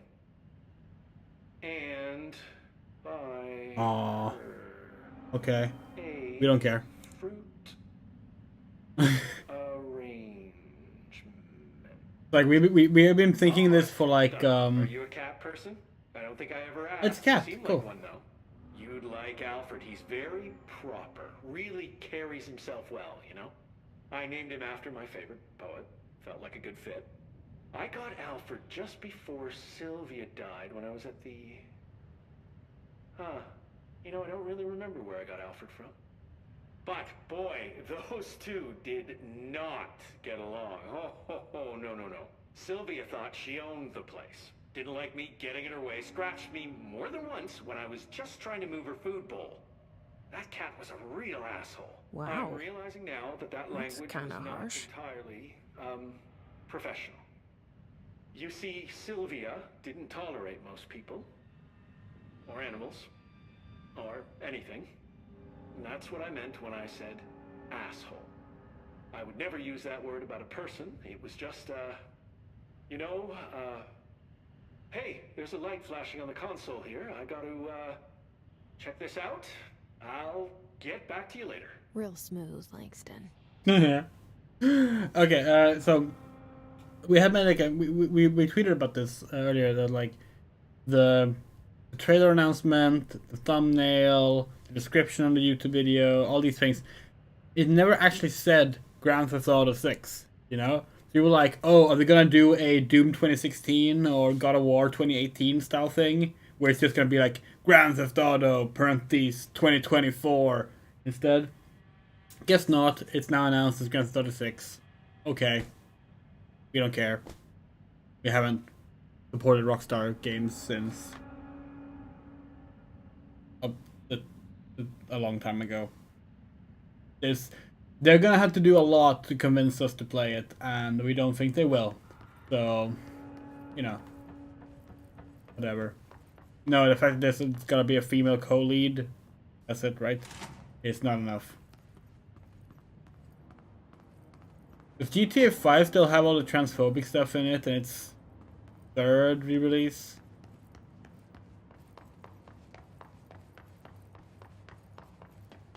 Doesn't matter.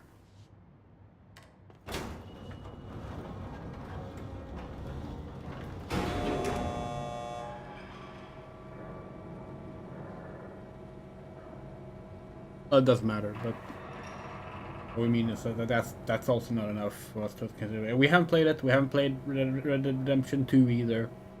Not gonna play it. The last Rockstar game we played was the first Red Dead Redemption, and we did not like it. The last Rockstar game we really liked was like table tennis. That was good. And Bully was good. Or Canus Canem Edit, as it was called in Europe. Better name, by the way.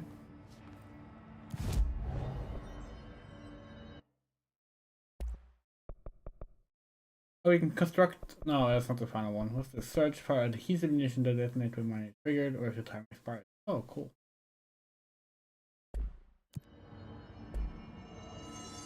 Yeah, actually, do we have some better...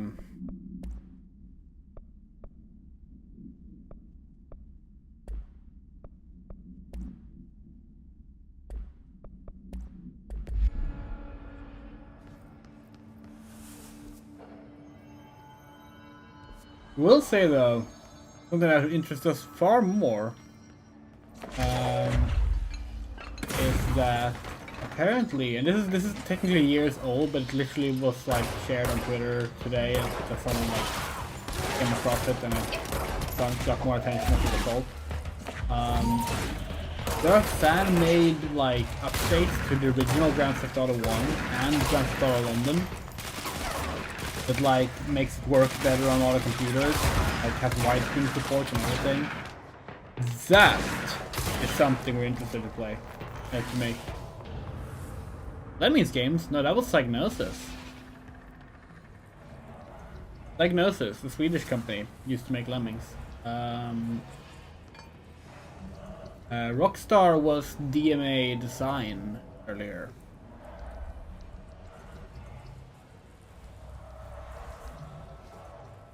Oh god, Midnight Club 3, yeah, that was a long time ago.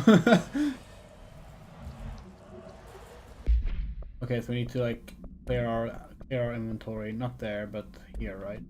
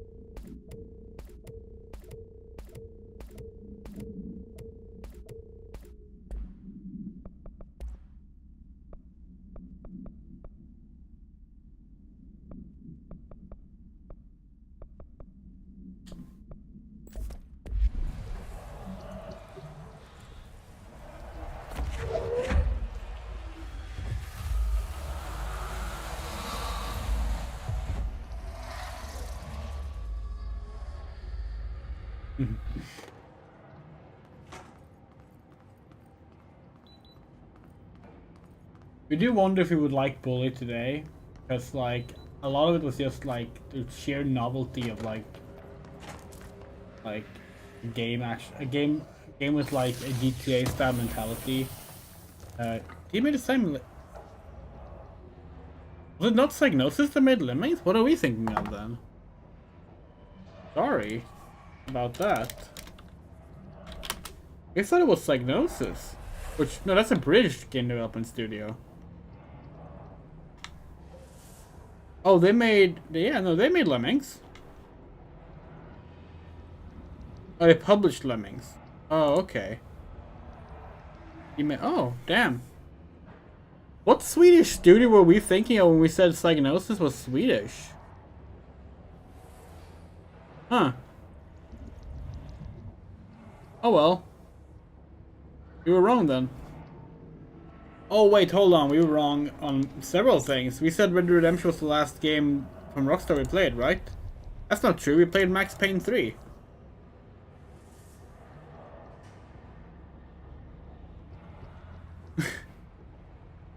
That was the last Rockstar game we made. We played. What the fuck did we think of when we said...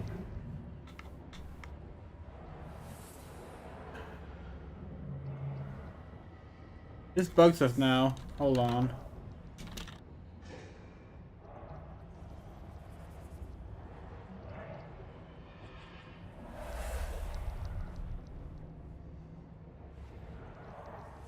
No idea what we were thinking. We were super wrong, regardless. Oh well.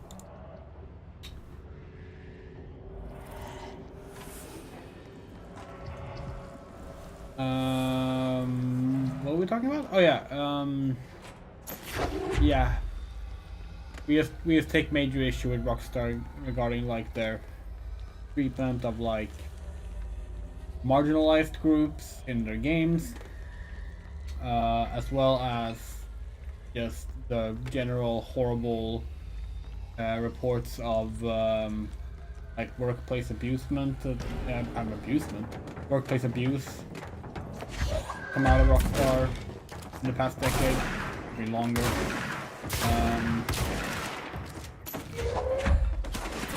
We also just don't we straight up don't like that a game studio like it's like Grand Theft Auto is like one of if not the most profitable multimedia product in the history of media products, right? Which is fucking ridiculous. No matter how good the game might be, like what the fuck?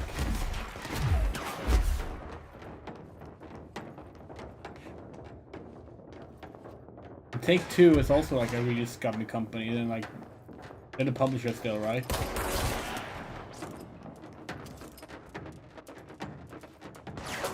Do a Lemmings remaster. Sony owns it now, though. That's the thing.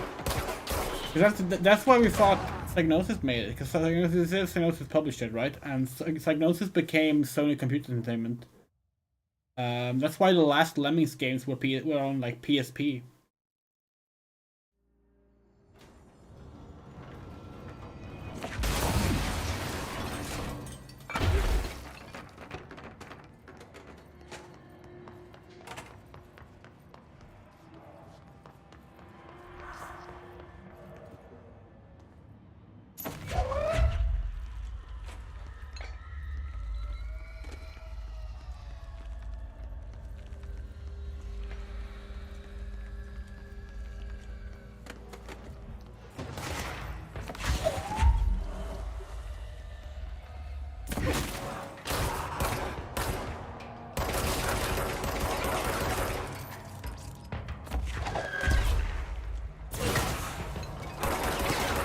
Arena is tricky because there's not really enough room to like use a levitate attack.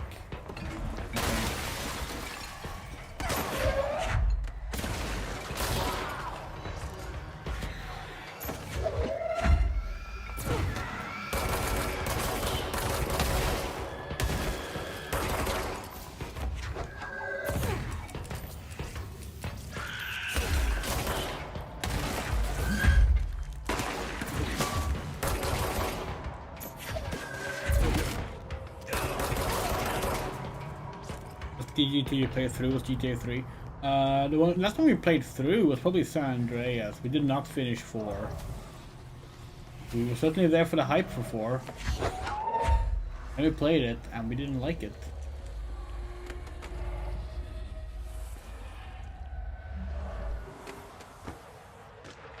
It just wasn't fun to play.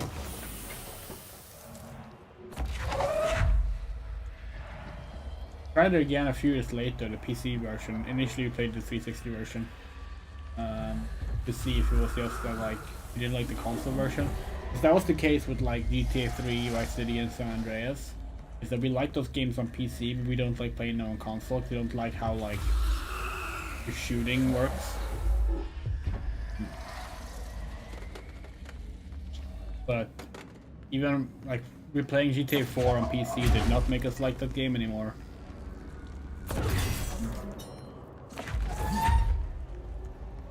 There are cool aspects to that game.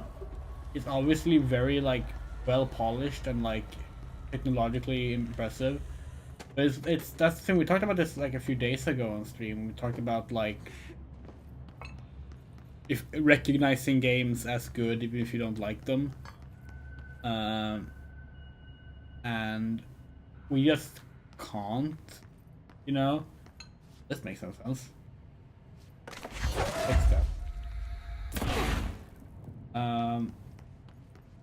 Like, sorry, like, you can't just be like, oh, well, it's well developed and, like, has all these cool aspects and such, so that's cool.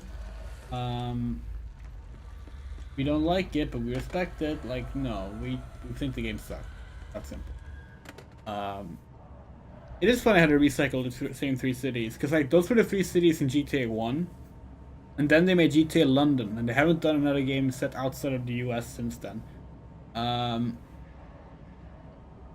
But yeah, GTA 2 had a really cool aesthetic, yeah.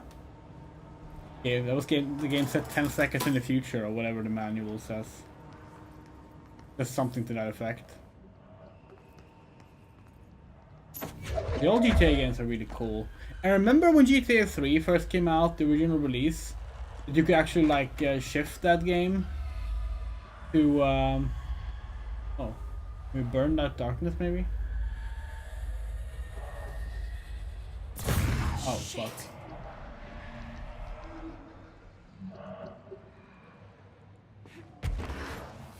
Okay, no, this is safe, okay. We should have brought our lantern down softly. Oh, yeah, there.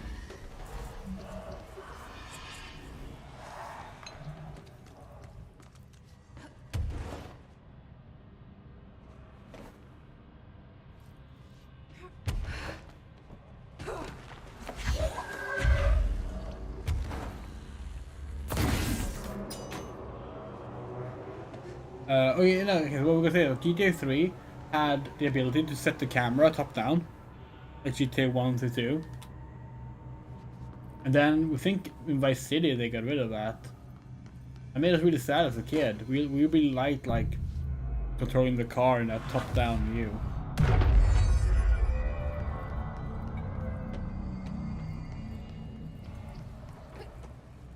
Vice City is still the game we liked the most though. Like that game we played a lot. Kid.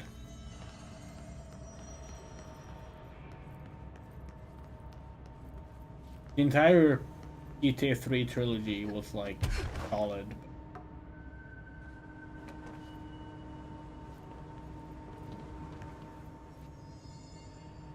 Let me move this forward.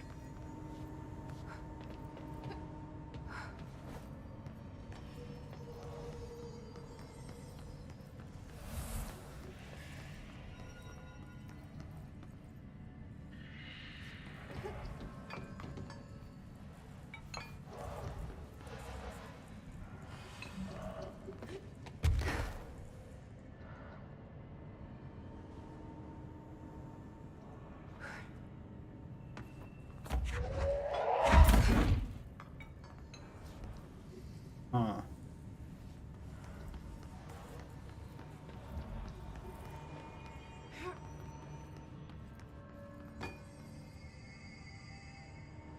Oh. Guess you probably need to do it in this order. Oh, oops.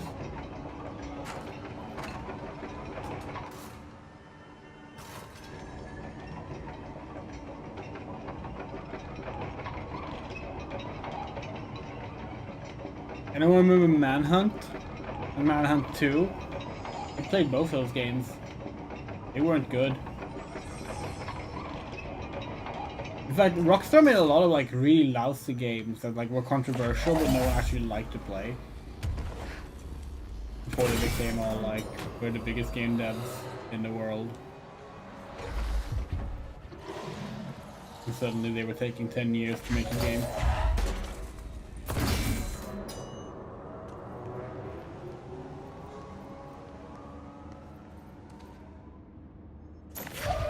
Like it was, of course, the Manhunt games. They weren't even that edgy, honestly. They were promoted as edgier than they actually were, which was probably a great like way to sell the games. It wasn't just Damn it. it wasn't just Manhunt. It was also a State of Emergency early PS2 game. Absolutely dreadful game.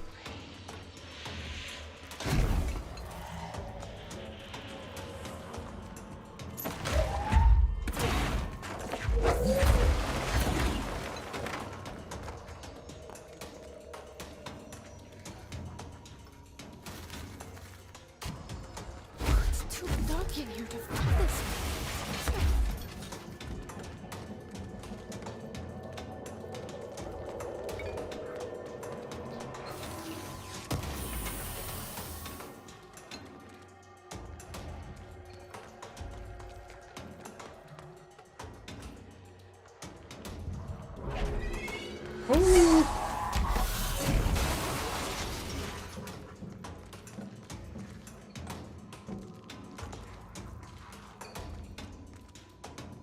Pull up. Where's... Let's go. Oh, fuck!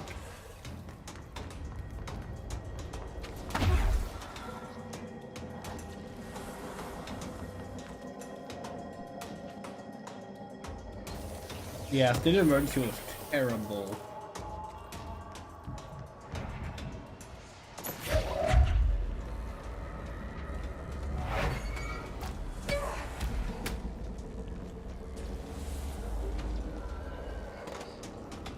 Where are we going with it? Oh.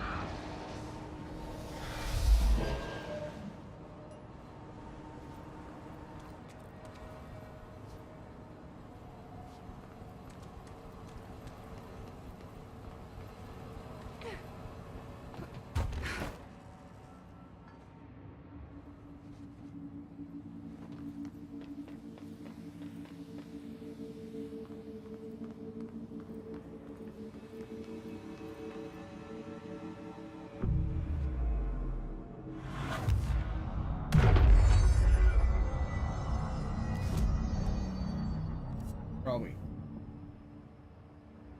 Kind of far.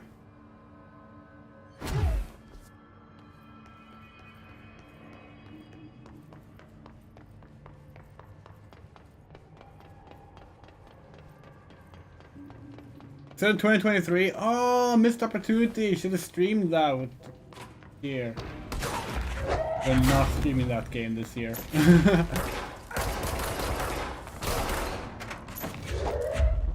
Oh, who knows? Who knows what we decide to do in the last days of the year, actually.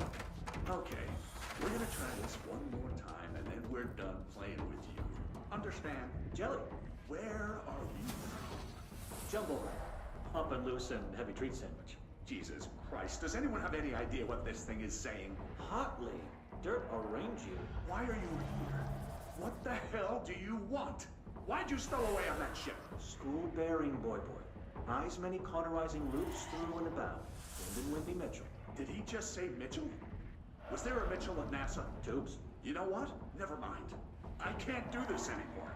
Just send this thing to the guys in research. Let them cut it up or whatever they do. You hear that? They're gonna cut you up, you pain in the ass. Spider time.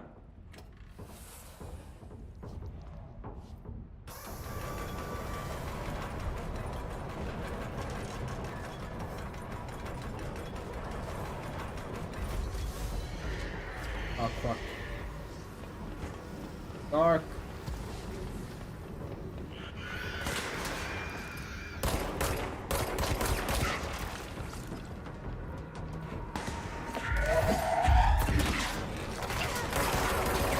Orb somewhere. Where's the orb? Where's the orb?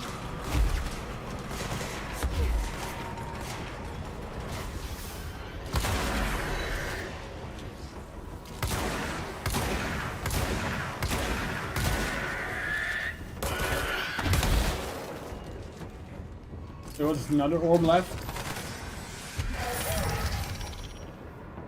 You seriously give us 2 orbs? That's not fair. No. Don't see any orb. Ah, fuck.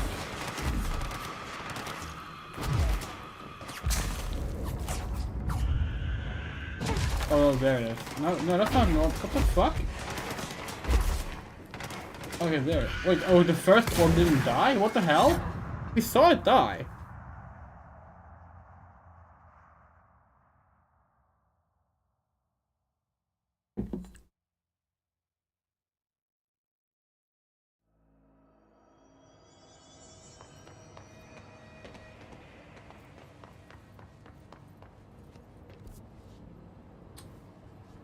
Wait.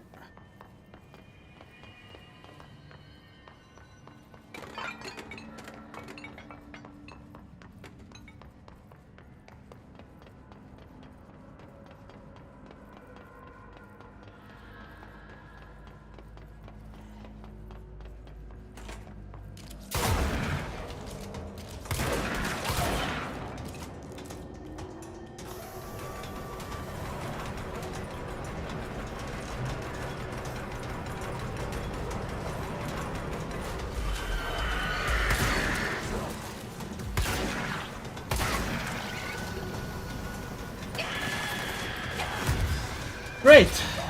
Lost all our health immediately. Or because like one of the bombing flying ones flew into us from behind. Ugh.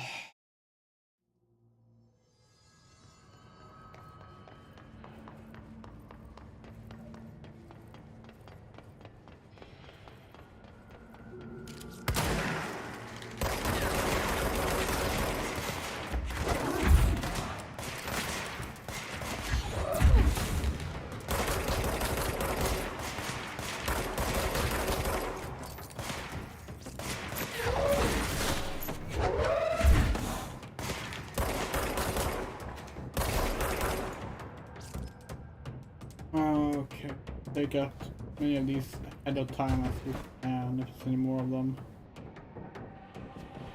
Okay, there aren't. Annoying? Oh no, there are.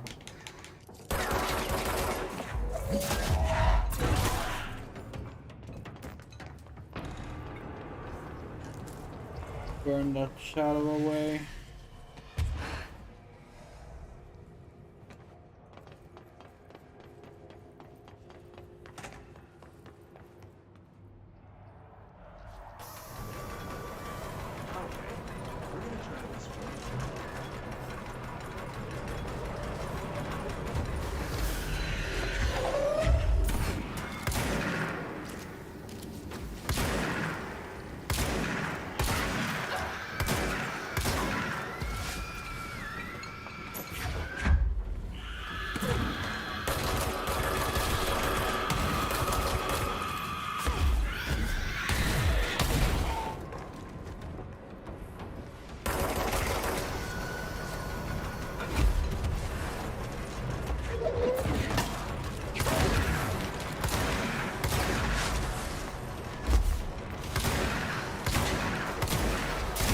Did it die?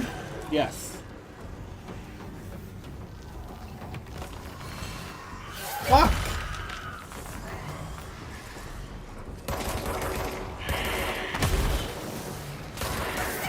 God, why does everything hurt so fucking much?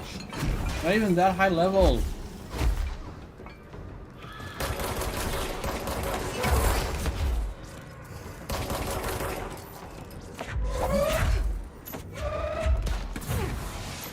Levels are so fucking arbitrary.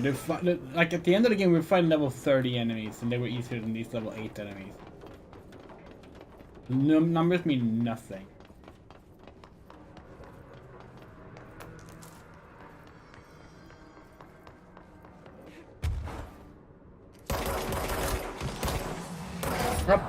And we have to start over again.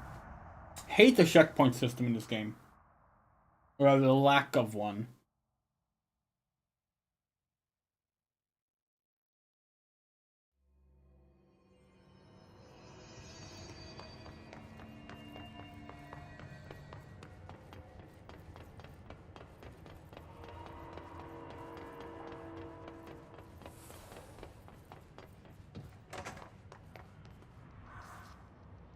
Okay, we're gonna try this one more time.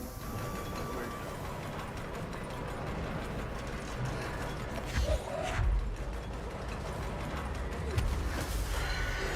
Just the ball. There.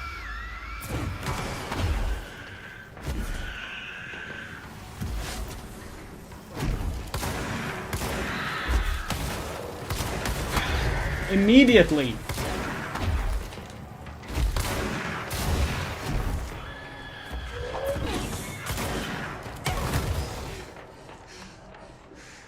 Great. This is just wonderful.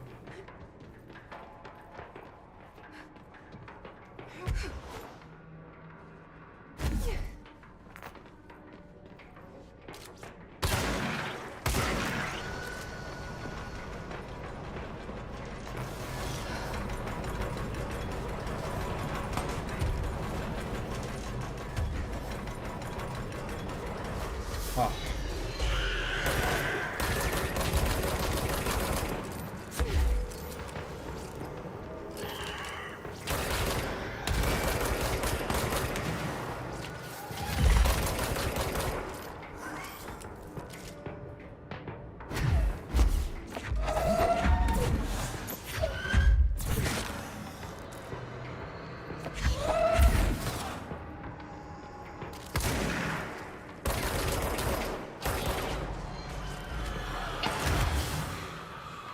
One hit and you're down to nothing.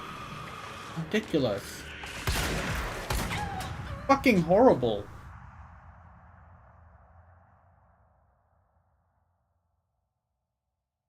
This game doesn't even have difficulty options. It has accessibility option that allow you to turn off, like, turn on invincibility or one-hit kills. But, like, well, remember, there's no actual basic balancing stuff. Yeah, there isn't.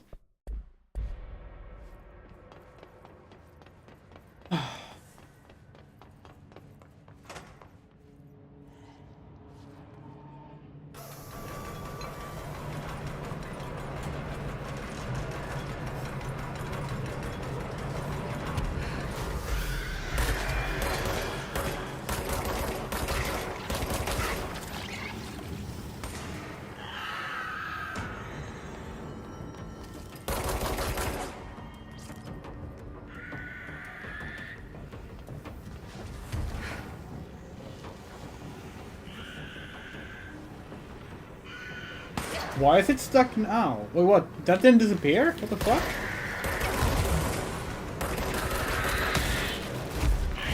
There's no health drops to pick up either! New Doctor Who episode? Yeah, we watched it. It's good. It's really good. I think we liked it better than last week, actually. Oh, 2 weeks ago. This part sucks! Once again, Remedy is like can't balance combat fights. Combat, like health in combat. That's what we're trying to say.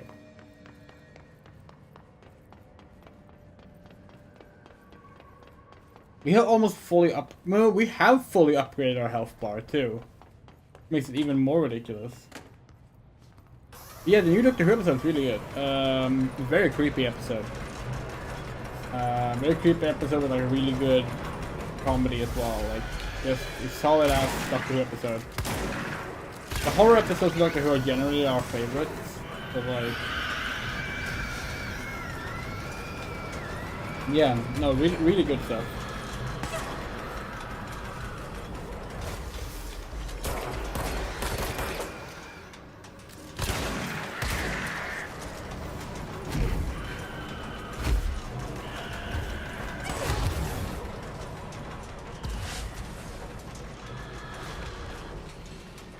How many faces does this have? Okay, so this is just ridiculous.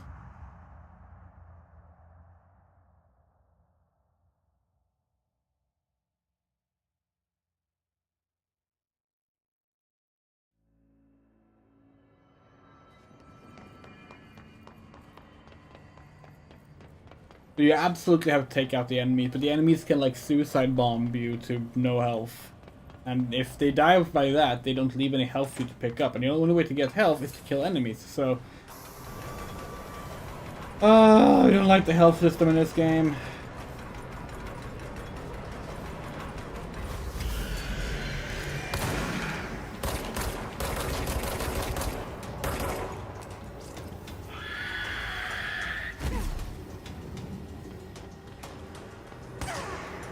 How?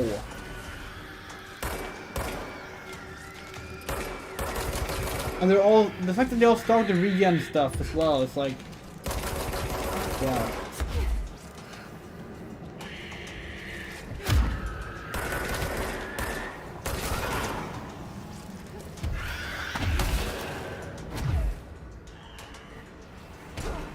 Great, took fall down.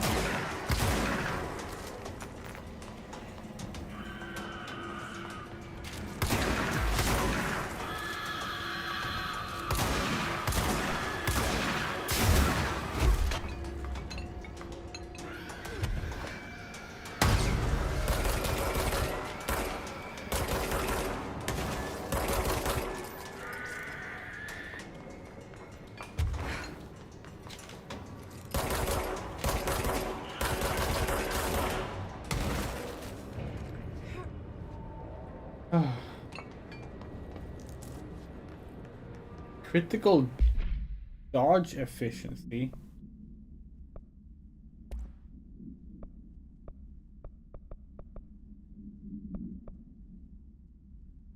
Evade energy cost, as that always.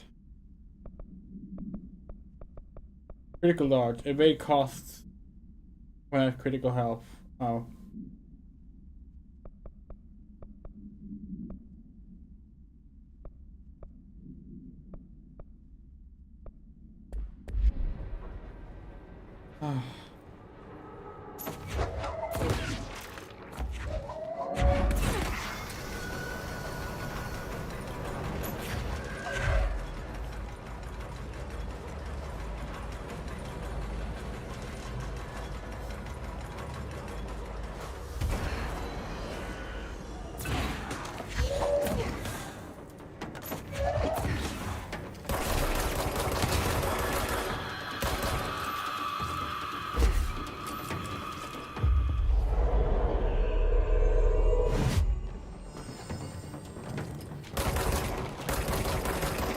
What the fuck?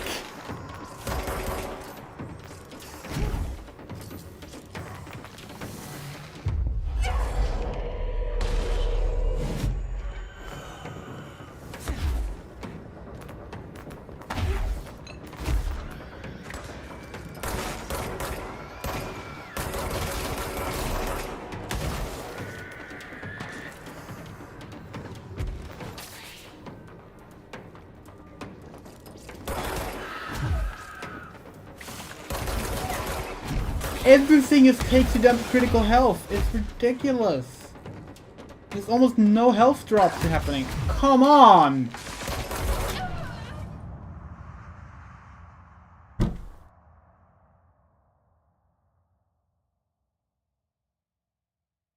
We have 2 accessibility settings on already. If they saved after each, like, cleared wave, it would be fine. But they don't.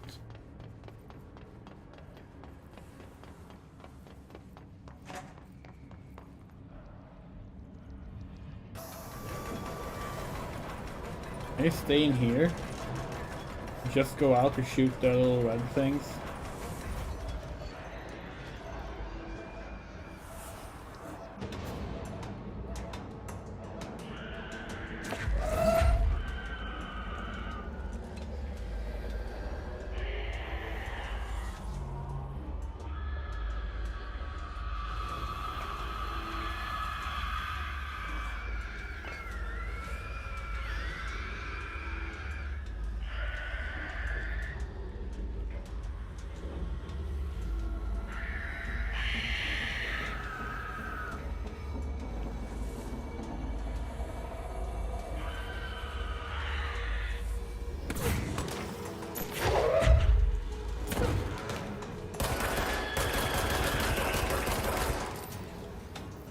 There's another thing, like the fucking snap scope really doesn't like giving you headshots, and that's the only way to do decent damage.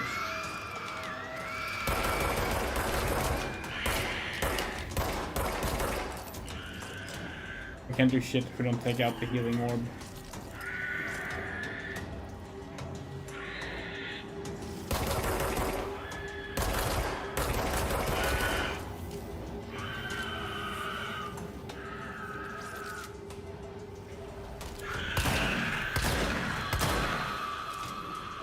And the flying ones don't drop health when you hurt them either, unlike the regular enemies, so you can't like farm them for life that way either.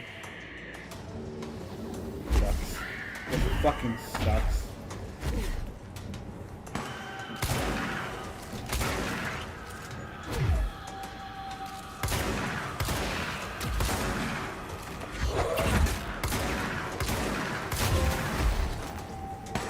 Fuck's sake!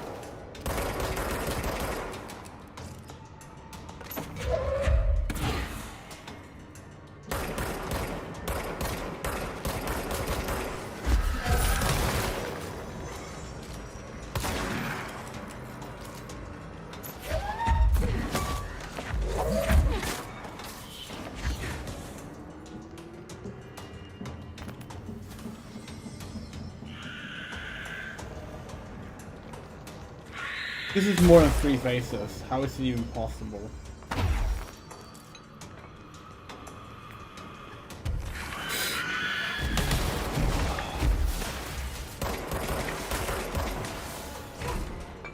Oh great! Once again, the levitation once again didn't give us the free soft like drop down.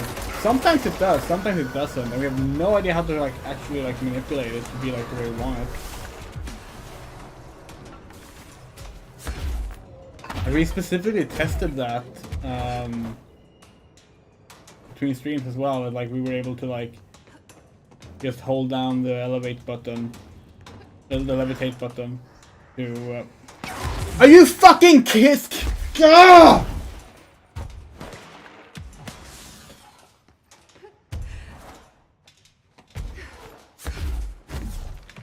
Wrong way. What's even holding it back now?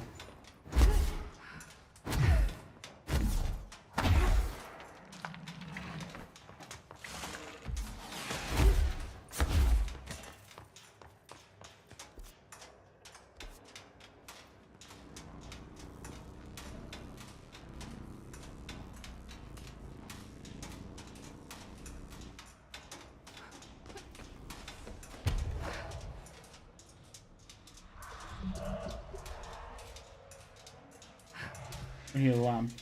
I need a power that. Oh, you can't be serious.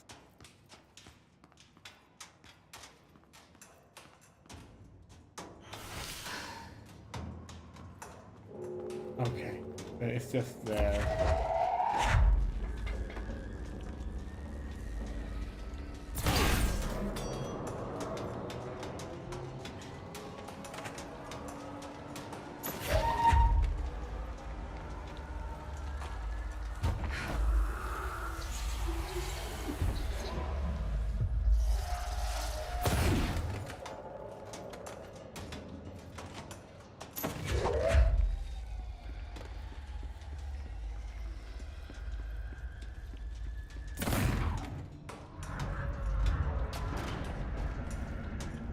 Okay. I'm just going to freestyle a bit. My mother always said, Looks like whatever force had a hold on Hartman isn't mixing well with the Hiss corruption. never. Blake did call him the third thing. Never. But isn't a stranger just someone you don't know? What if the only thing stopping a stranger from being a friend is that word? Stranger. Strange.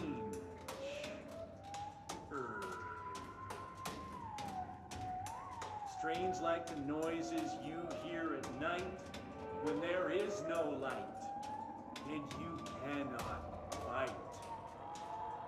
Strange like a rubber duck that follows you around and makes you drop your coffee every time that it quacks because the noise scares you. Then you have to clean up the coffee while the duck stares at you and continues to quack,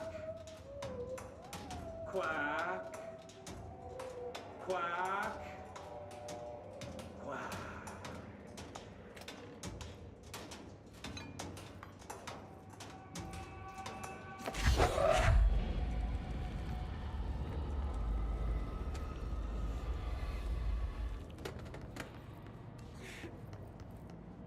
A chain letter. I remember these. Mom used to say they were evil. Better do what it says. You know, just in case.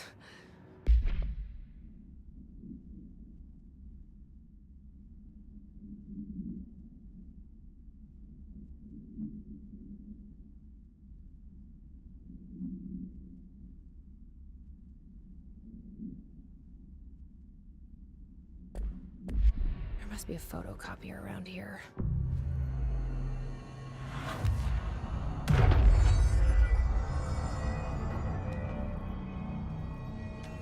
Director Faden here. Dispatch a ranger to this location.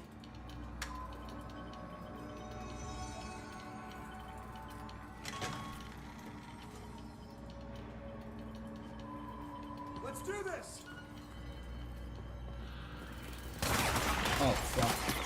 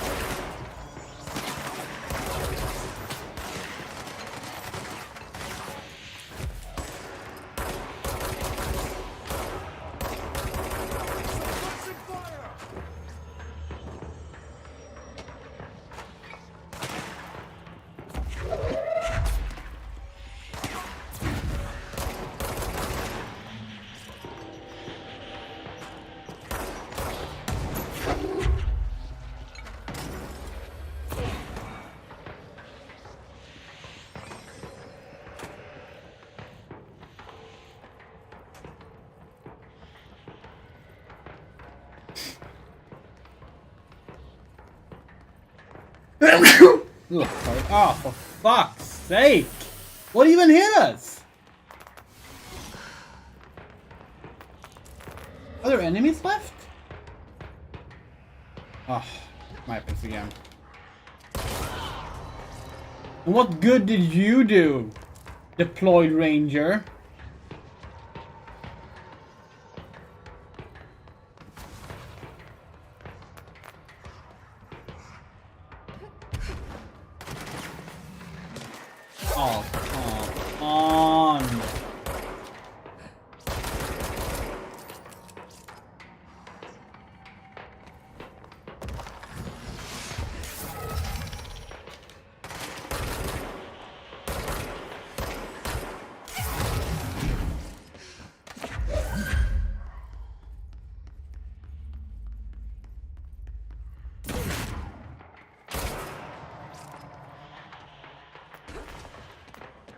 that it?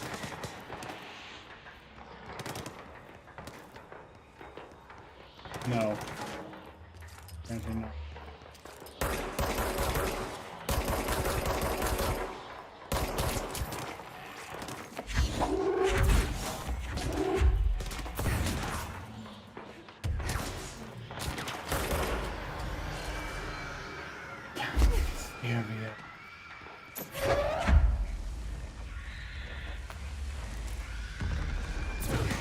We complain a lot about this in a lot of games. We fucking hate the level design of enter a room. Several waves of enemies will appear here, and you have to clear them all in succession to continue on to the next room. Just give us a fucking set number of enemies from the start. You can actually plan out our fight. Actually know what to expect and like gauge what to use and how to approach the whole fucking thing. But we hated the combat in Doom Eternal. That's not the only reason. There's one reason we hated the combat in Doom Eternal. Doom Eternal is just fights like that. Over and over again. There are rooms. There are like 12 enemies to spawn in. You kill them. Another 12 enemies spawn in. You kill them. Another 12 enemies spawn in. You kill them.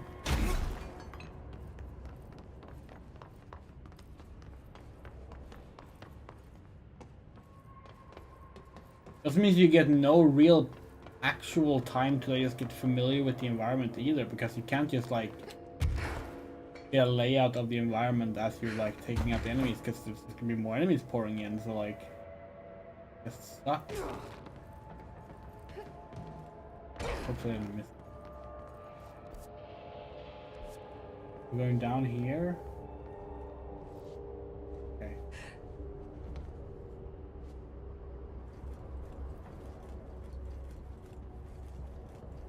Yep, and that's true actually for Alan Wake 2 as well. Like there's like rarely forced encounters unless it's a boss fight. And for the most part, Control as well. But like this DLC has been more stuff like that than all of the rest. We don't like it.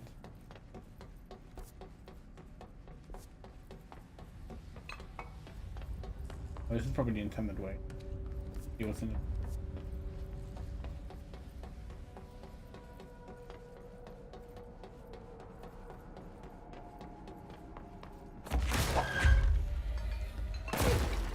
There's also a key difference between like Duke Nukem Forever, the 2001 version, and the 2011 version. Oh, 2011. I don't know what. 2011. We usually say. Oh, mold. Is there a way to like a power hill we can get to like be able to cross mold without getting harmed? Because we found several rooms we just can't enter. Anyway,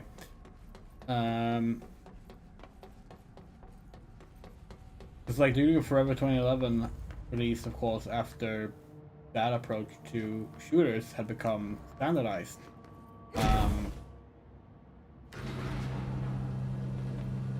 That's how most Call of Duty games work with their encounters. That's how Gears of War work. Came the trend in late 2000s. We don't care for it. Like, we're not saying you can't kill all the enemies in a room to continue parts of the game. We're not even saying you can't ever have like multiple waves of enemies, you know? Just relying on it to basically extend a room's presence and a fight's presence is not good.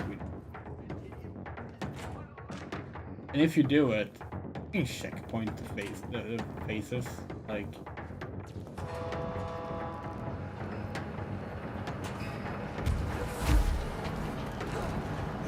Oh, fuck.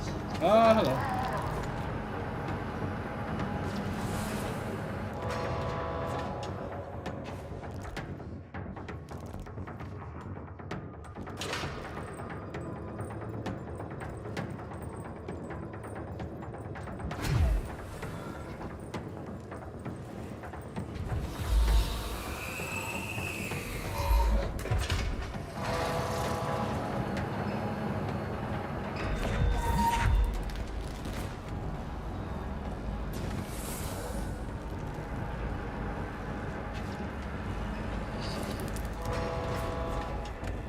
Yeah, it was absolutely harder in Alan Wake 2. Although, again, a lot of Alan Wake 2's issues just come down to the normal difficulty being ridiculous.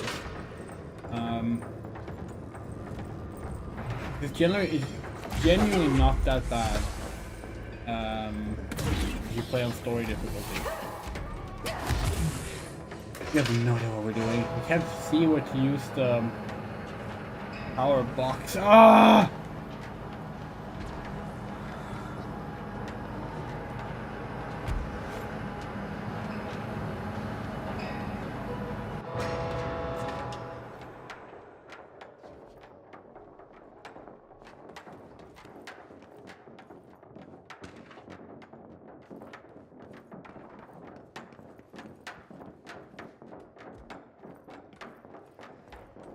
That will go over there, like.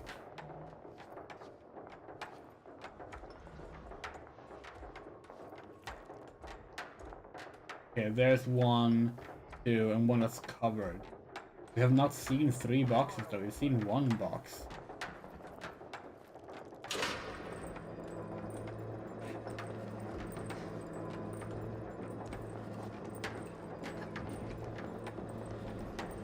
There's another one.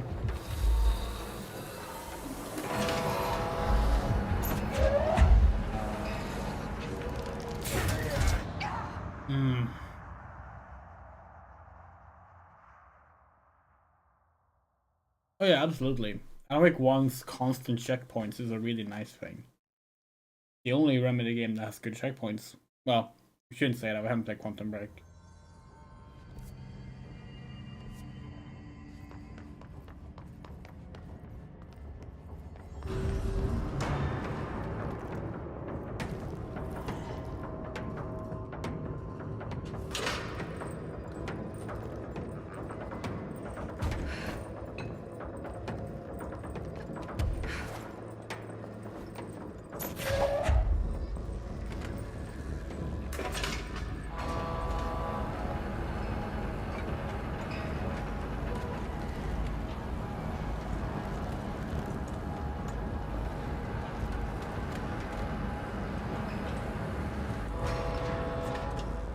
Over there, right? Yes, it is. Okay. Oh, fuck.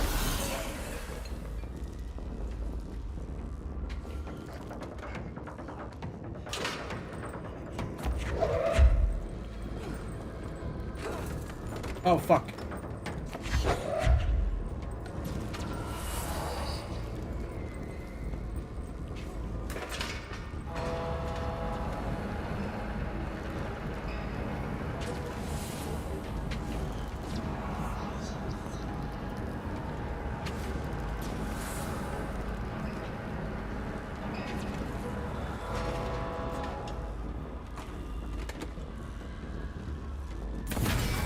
Good.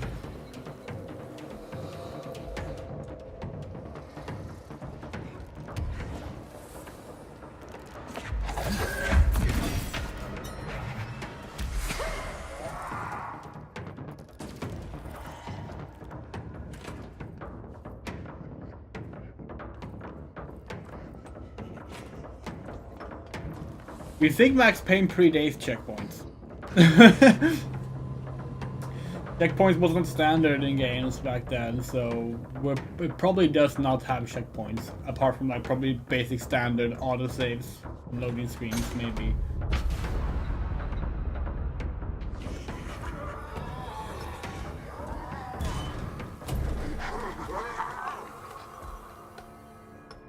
There. One less place for him to hide.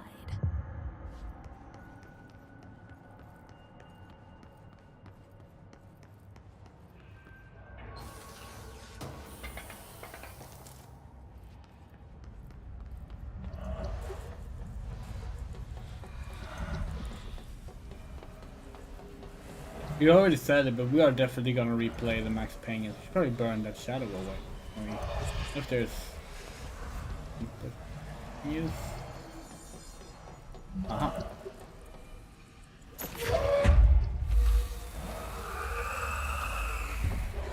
Alright, Ati. Was this what you had in mind?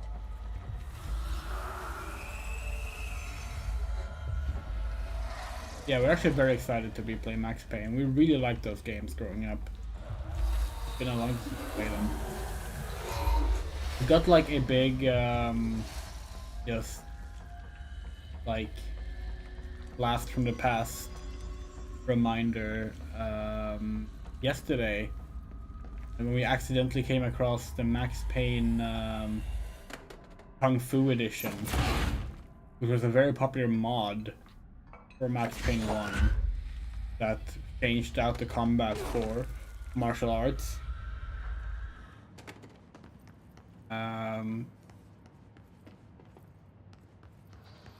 We're just like, oh damn, like we remember playing that, you know, like I completely forgotten it even existed until we stumbled into it. We stumbled into it because of Kiss Psycho Circus: The Nightmare Child, the first person shooter based on the band Kiss. Because there were like shared developers between that game and Max Payne Kung Fu Edition or something. Well, honestly not quite sure how it all pieced together. Yeah.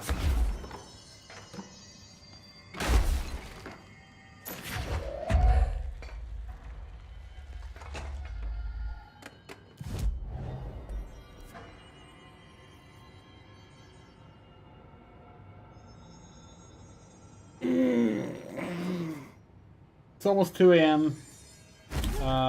We're thinking we will stop here. Do the rest of AWE and the Foundation. It's just nice to have someone to talk to, you know? Ever since I got put in charge of the Panopticon, people treat me different, like I'm crazy for wanting to work with altered items. People just don't understand the altered items like I do. Oh, the hell this. I don't want to brag, but it does take a very empathetic mind to connect with the items. Doesn't want to brag. Right. I mean, the teams in research.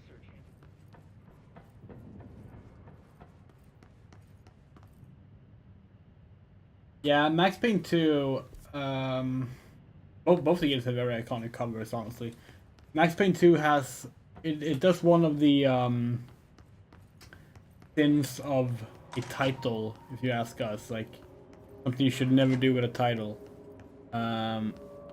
which is repeat a word or keyword or anything from like the brand title. Because Max Payne 2 is called Max Payne 2: The Fall of Max Payne. It's like the Lord of the Rings, the Rings of Power. Don't do that. Sucks. Personal. I mean, the teams in research handle paranatural materials every day, and no one thinks they're weird. Well, maybe that's not true. Darling is famous for being a bit out there, but when he's weird, it's charming. Altered items really aren't that frightening once you get to know them. If you figure out what they like or don't like, you know, what sets them off, then there's nothing to worry about. I guess at the end of the day, we're still just wild animals scared of our own shadows. We're supposed to be on the same team, but sometimes it feels like it's every department for themselves, like it's a race and we're all trying to be number one. If it is a race, though, I'd say Darling is a mile ahead of everyone. Oh, we already heard this part as well. Trench's golden boy for years. I guess you're supposed to like get this as you're going through the elevators and not just stand by the thing and listen to all of it like we did. Not me though. I keep my nose to the grind. Too much work to do to focus Yeah, on those Cube kinds 2 of is another example.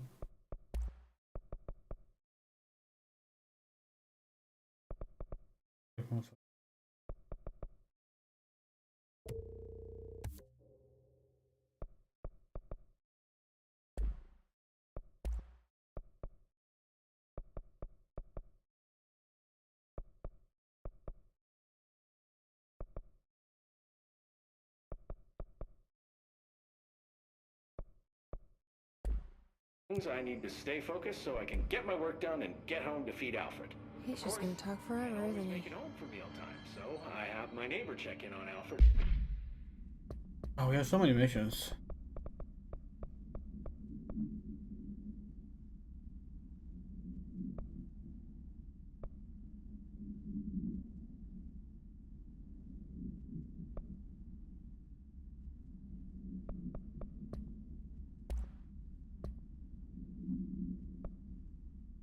Let's hold off on reading more Night Space until we get them in order.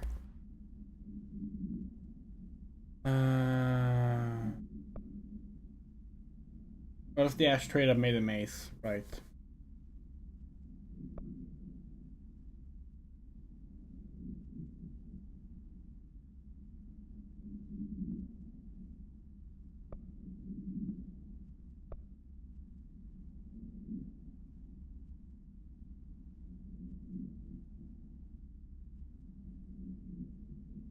Oh, Shroom is based on Polybius.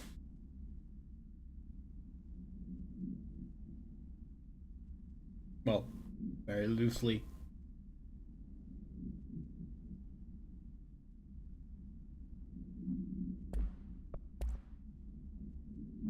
Oh no, the spooky man letter has found you. The spooky man curse is coming to you. To miss the curse, you must mail this letter to people. If you don't, the curse will get you. The more letters you mail, the better off you'll be. Sally in Houston did not send a letter, and the spooky man ate her cat. Terrence in Greenstone did not send a letter, and the spooky man gave him acne. Kyle did not send a letter, and now his wife eats dinner alone. Linda did send more letters, 30 letters in total so far, and look at her now, she owns 3 cars, she has all her fingers, she speaks Italian. You need to mail this letter, you better mail this letter, don't let the spooky man come, he'll take your cat, go find your stamps, hurry! Everyone else seen the janitor walking up around here? Isn't this a restricted area? Who gave him permission to come here? And how the fuck did he get through the maze?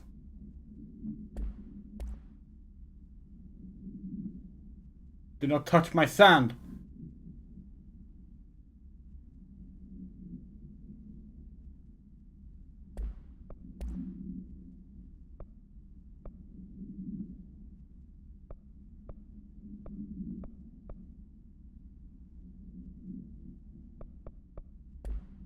It's 7 o'clock if I'm not back yet.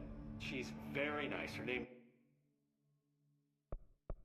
Okay, well, as we said, it's 1:30, so we're gonna cut it off here. We're gonna try and finish this up tomorrow, so we'll have that slate cleaned for other games in December. And you remember what they said? What we said like a week ago, less than a week ago probably. We said there was a game coming out that we weren't sure we were gonna afford getting. But we just want to confirm.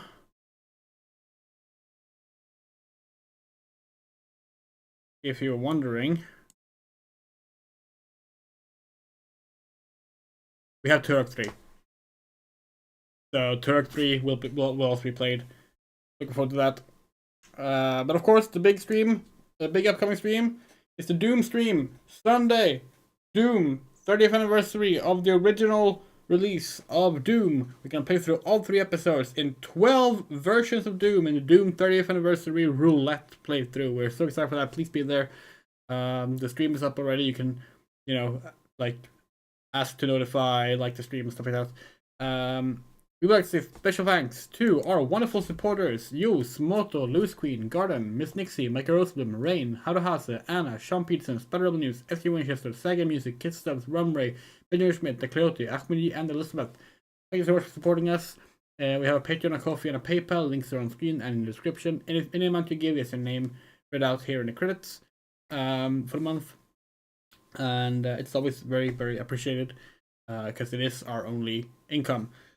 With that said, thank you so much for watching, and let's finish up Control tomorrow night, probably. Take care.